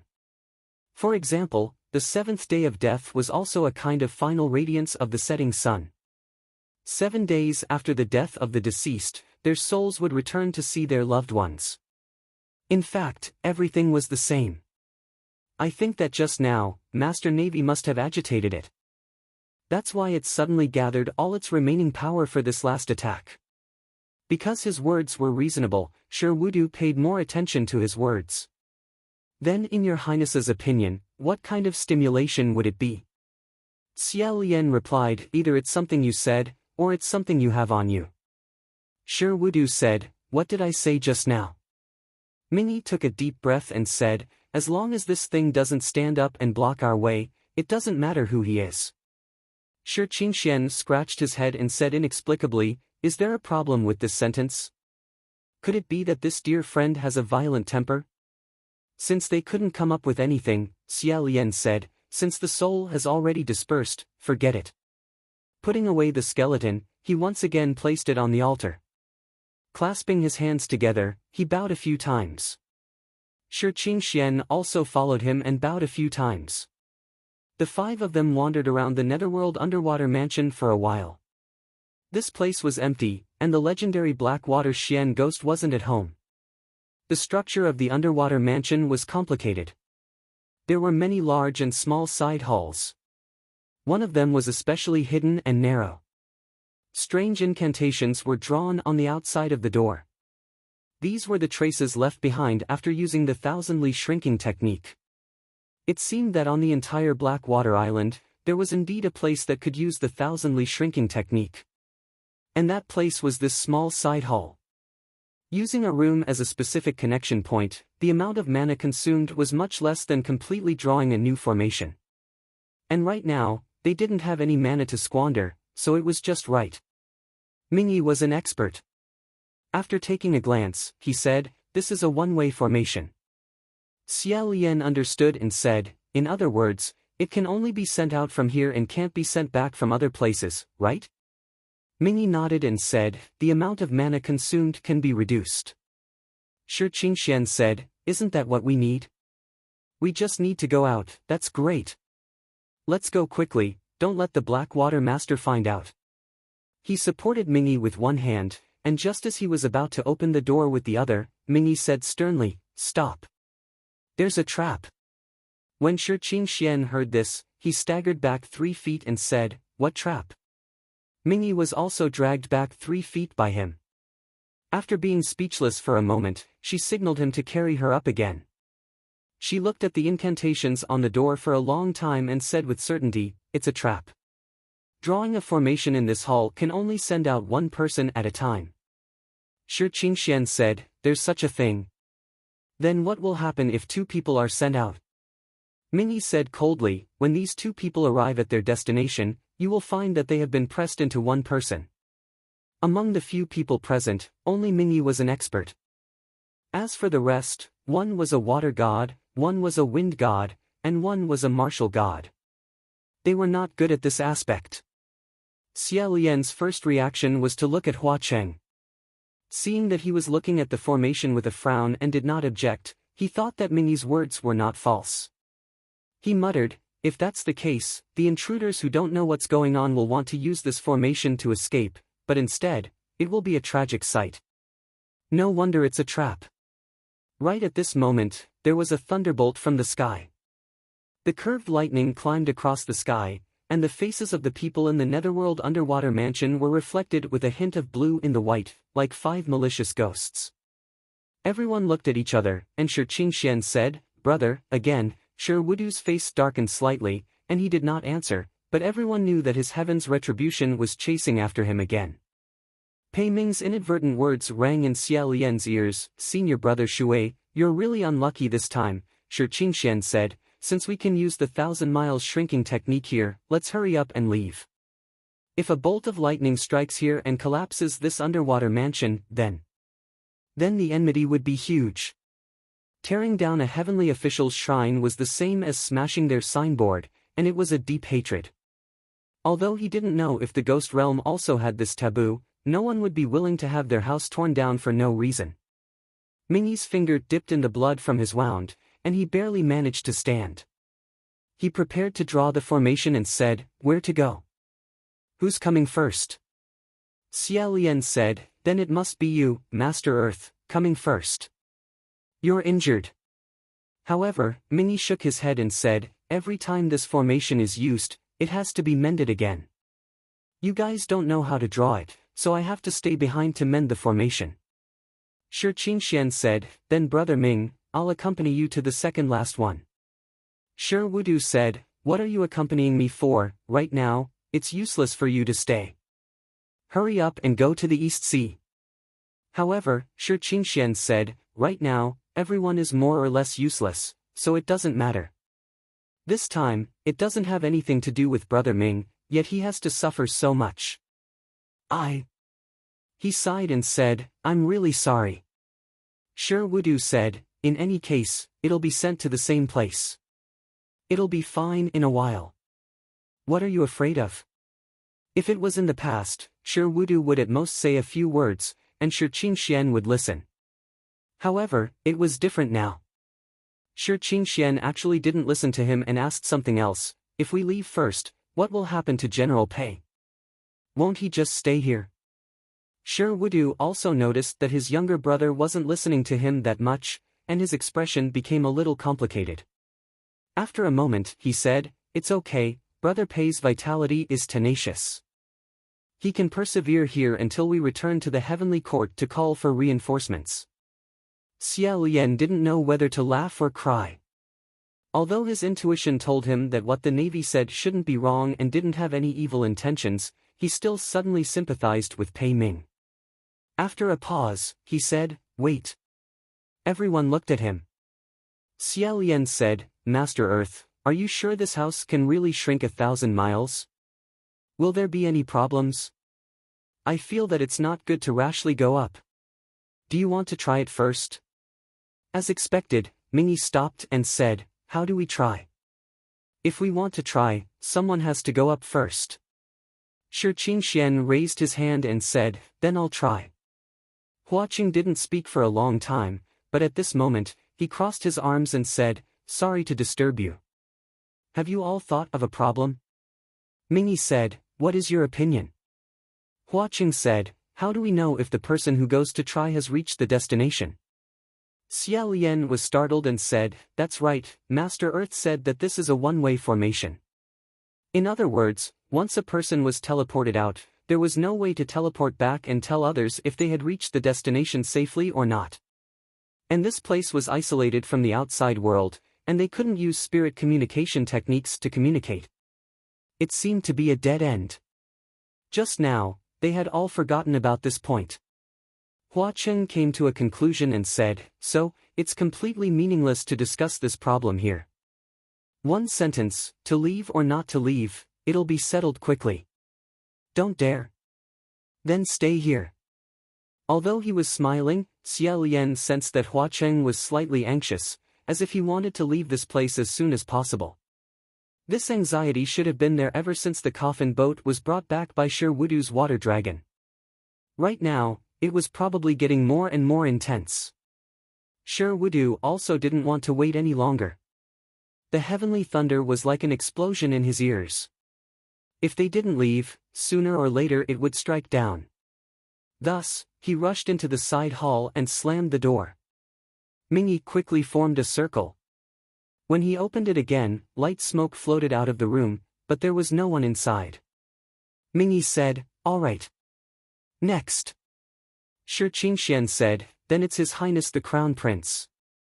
Before he finished speaking, Mingyi had already pulled him over and stuffed him into the room. He closed the door and quickly formed a circle. When he opened the door for the second time, Mingyi looked at the remaining two people.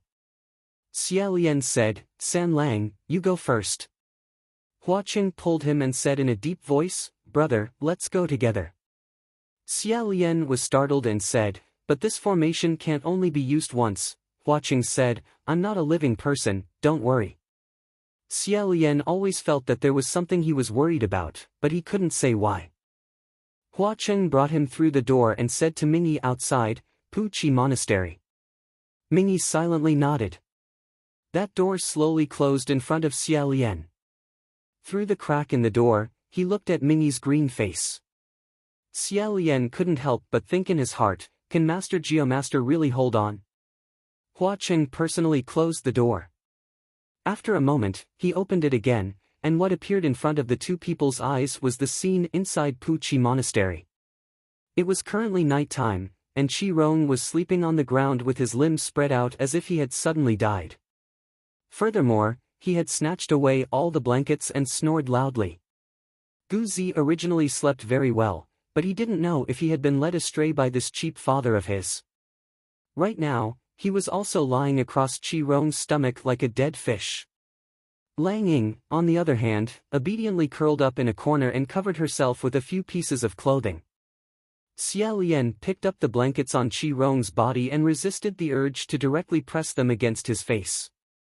He divided the blankets between the two children and softly said, "We're back." Hua Qing closed the door behind him and said, "Amen, it's over." Xia Lian said, "Not yet, right? I still don't know if the Wind Master and the others have returned yet." He softly and quietly pushed open the door.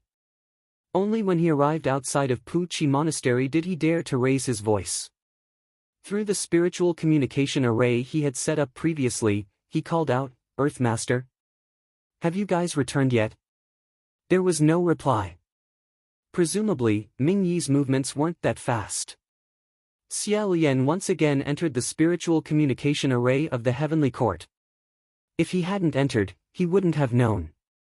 But once he did, he jumped in fright. The inside had already gone crazy. All the heavenly officials were shouting. Ling Wen actually lost her temper and said, "Don't give me all the useless information. How much do I need to see in one day? Can't you first use your brain and think before asking me?" Xia Lian hurriedly said, "Ling Wen. Did the Navy Master and the others not return yet?" In an instant, Ling Wen seemed to have changed into a different person. Grabbing onto him, she said, "Your Highness the Crown Prince. Why did your voice suddenly become so loud? Did you return from the Eastern Sea? Where did the Navy Master and General Pei go? Why is there no news at all?" Xia Lian said, "I came back from the Southern Sea." Southern Sea? Southern Sea, Blackwater Ghost Island. Ling Wen was stunned. How did they go there? We've never set foot in that place before. Old Pei and the others are also there? Xia Lian said, "It's a long story. The Navy Master mistakenly entered the Blackwater Ghost Island during his tribulation. It wasn't easy for him to escape from there. He and the Wind Master returned before me. Right now, they should be at the Eastern Sea. Didn't you see?" Ling Wen said, "No. The Eastern Sea has long since calmed down. More than 200 fishermen have all been rescued. However, there are no traces of them on the coast or the sea." Xia Lian said, "How is that possible? Unless what?" Ling Wen said, "Unless what? Your Highness the Crown Prince? Your Highness the Crown Prince, do you have anything else to say? Are we going to send the heavenly officials to the Southern Sea right now?" Xia Lian muttered, "It's too late." He closed the spiritual communication array and abruptly turned around. "San Lang." Hua Qing seemed to have already expected what he would ask.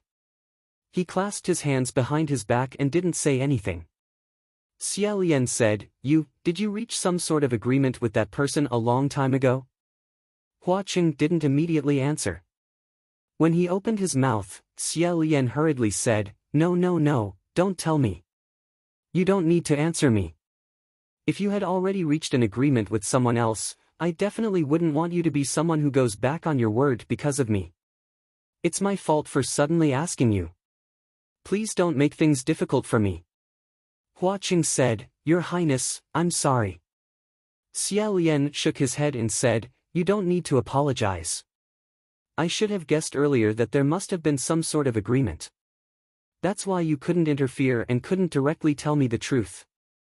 It wasn't that Hua Qing hadn't tried to dissuade him, but he also hadn't interfered with his wishes. He had only followed and protected him the entire way. Moreover, he had already thought of every possible way to bring him away.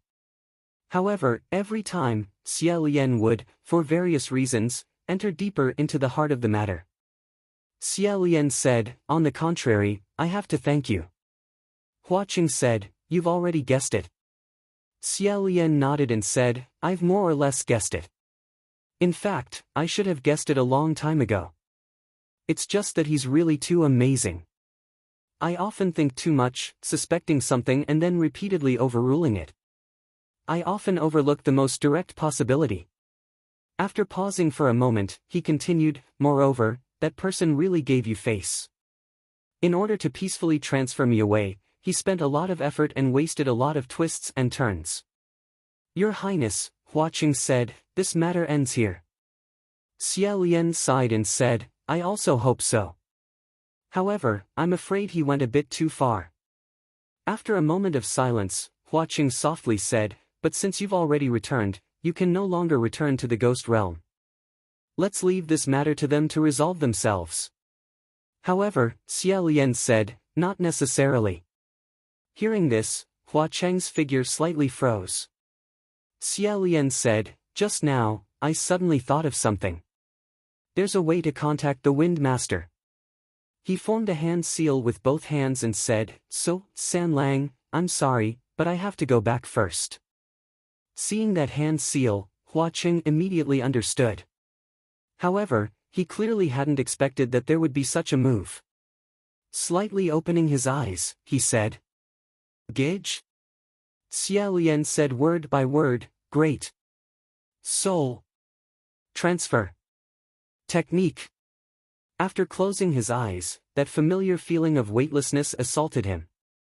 It was as if his soul had been pulled out, suddenly thrown high and then dropped. When he opened his eyes again, it was no longer Hua Cheng's face in front of him. Instead, it was a boundless night and the forest that was rapidly retreating to both sides. Xia Lian could still hear the sound of rapid breathing and the violent heartbeat coming from his mouth. Success. The Great Soul Transfer technique wasn't commonly used. Furthermore, it burned up a lot of mana. It was stronger than the psychic technique, but it was also more evil and rarer than the psychic technique. Therefore, a normal barrier wouldn't think of blocking this kind of technique. That day, after he and Shi Qingxian used the Great Soul Transfer technique once, Shi Qingxian didn't have time to seal his spiritual sense before he lost his mana and became immortal. This was as if the two of them had exchanged keys to each other's houses and used each other's houses. After exchanging, Shi Qingxian should have immediately changed the lock of the house so that Xia Lian couldn't go in again. However, he didn't. Therefore, Xia Lian could still use the previous key to open Shi Qingshuan's house. However, Shi Qingxian couldn't open Xia Lian's house. Therefore, right now, the two of them were sharing a body. As for Xia Lian's body, it should have collapsed on the spot. It was unknown whether Hua Qing had caught him or not. Shi Qingxian ran until he was gasping for breath. His liver and guts were torn apart, as if he was running away from something. Xia Lian tilted his head and listened. Waves of ghostly wails and wolf howls came from the wind behind him. It was actually the group of crazy weirdos locked in the iron prison on Blackwater Island. They seemed to like Shi Qingxian very much. It should even be said that they yearned for him. Each and every one of them rolled their eyes and stuck out their tongues as they chased relentlessly. Shi Qingshuan's ribs and lungs were aching faintly. He wanted to cry but no tears came out. Xia Lian felt that his breathing was chaotic when he ran. If this continued, he wouldn't be able to hold on for long. He took the initiative to control the rhythm of his body and said, "Lord Windmaster." He was using Shi Qingshuan's mouth to speak. Shi Qingxian was so shocked that he almost bit his tongue. He said, Who's inside my body?" Xia Lian said, "Calm down, Lord. I used the great soul transfer technique to come back and find you. Give your body to me, I'll help you run." Xia Lian felt 2 lines of hot tears fall from the corners of Shi Qingshuan's eyes. "Your Highness the Crown Prince. It really makes people feel at ease. You're really too reliable. Thank you." Xia Lian said, "Don't thank me. Listen to me, Lord Windmaster, quickly run." Shi Qingxian said, "If it's not that, I'm running right now." Xia Lian said, "It's not that, run. I mean for you to quickly run." As he spoke, 7 or 8 crazy and dirty weirdos jumped out from the forest and rushed toward Shi Qingxian. The joints of Xia Lian's hands made cracking sounds. 30 consecutive kicks flew up, causing the weirdos to fall to the ground and be unable to get up. Shi Qingxian was dumbfounded. He said, "This was kicked by me. So powerful.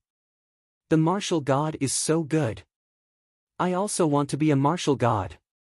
Xia Lian sincerely poured a bucket of cold water on him and said, "That won't do, Lord. Your body's aptitude is not suitable to be a martial god." The 2 of them used the same body to speak. It was as if they were asking and answering each other's questions. From the perspective of others, it was really strange. Xia Lian said, "Lord Windmaster, where is Lord Navy Master?"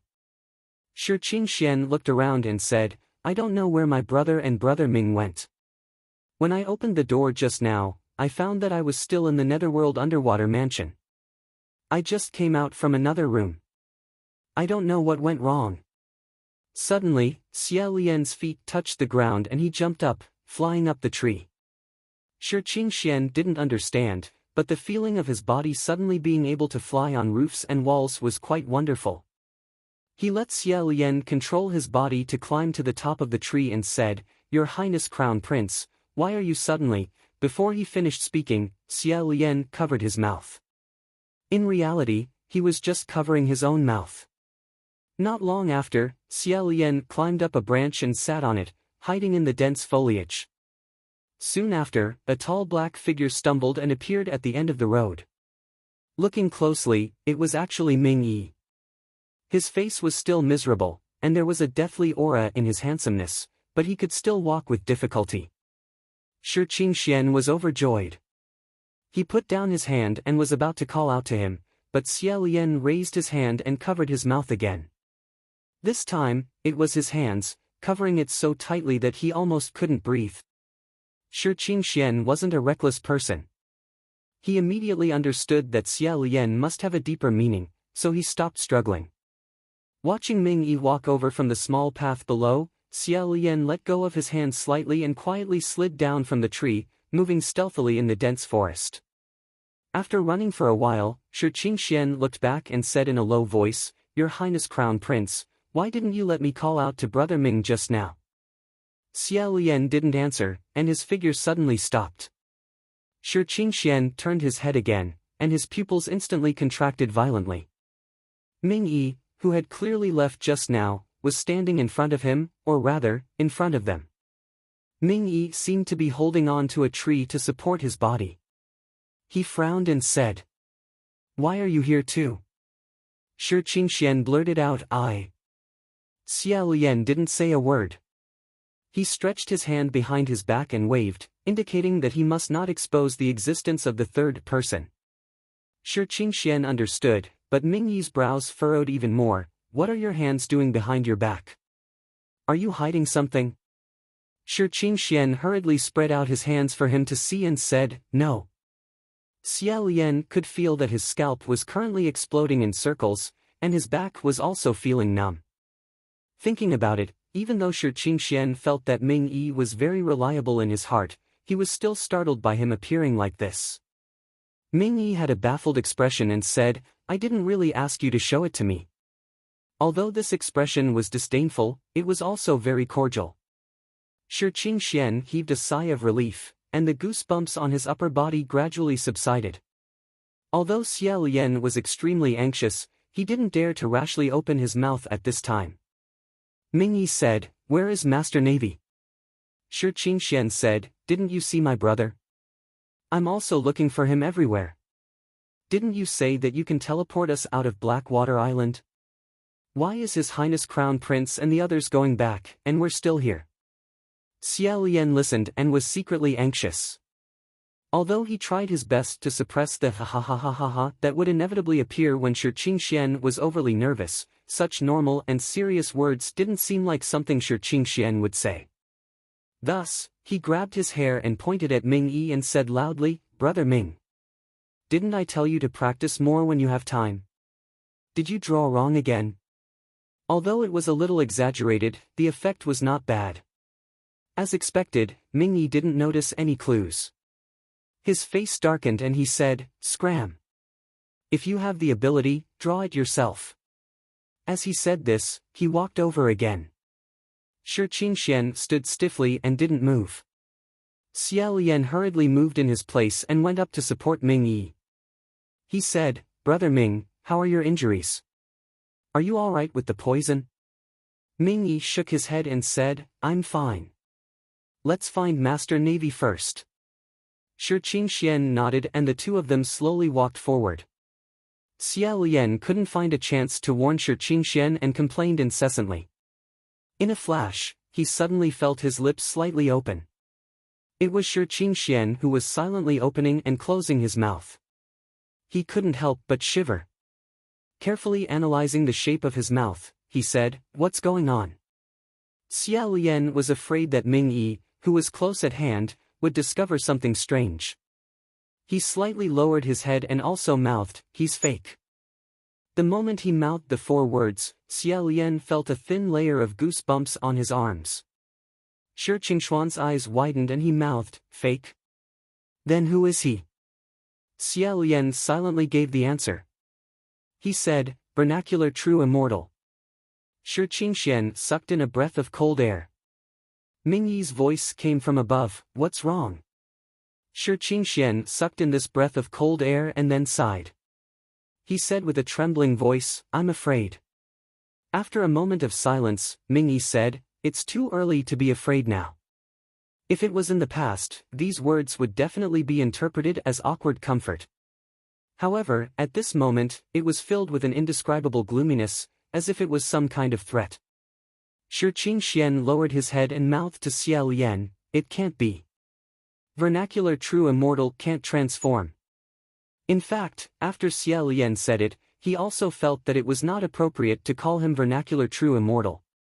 It should be said that it was too disrespectful and too neglectful. A few days ago, the vernacular true immortal that Shi Qingxian had encountered was at most a small fry, or an insignificant clone, or some leftovers that had not been eaten up. Thus, he gave the second answer, Blackwater Xian Gui. Shi Qingxuan's feet slanted again.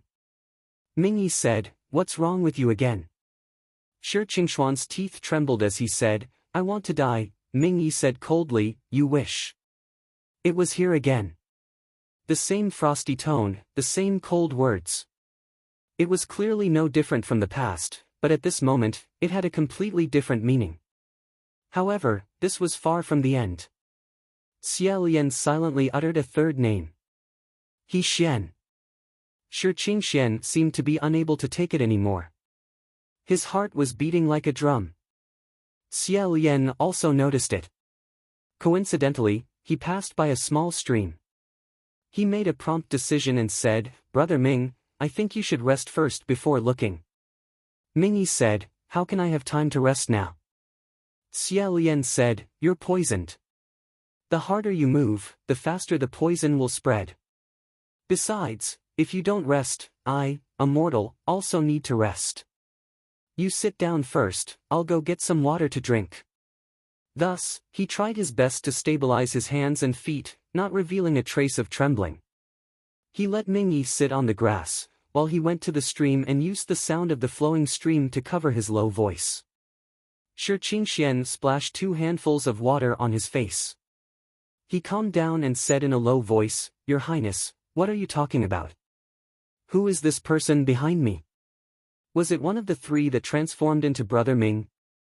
Or did they all possess Brother Ming's body?" Xie Lian said, "Wind Master, calm down. It's not them, it's him.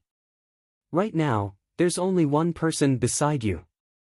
From the beginning to the end, it's always this person. No one has transformed, and no one has possessed him." Shi Qingxian muttered, But Brother Ming Xie Lian said, "Don't call him Brother Ming. The real Brother Ming is already dead." Shi Qingxian said, "How do you know? Did you see it?" Xie Lian said, "Not only did I see it, you saw it too. The real Geomaster is the skeleton that was just enshrined in the Netherworld Water Mansion. Why do you think he couldn't use the Geomaster's crescent shovel? Because that wasn't his thing at all. The person behind you, a few hundred years ago, his real name was He Xian. He cultivated to the absolute level and changed his name to Blackwater Xian Ghost. He swallowed the true immortal and controlled that thing to find you. He imprisoned and killed the real Geomaster, and from a long time ago, he impersonated him and went to the heavenly court." Just as his voice fell, his whole body suddenly stiffened.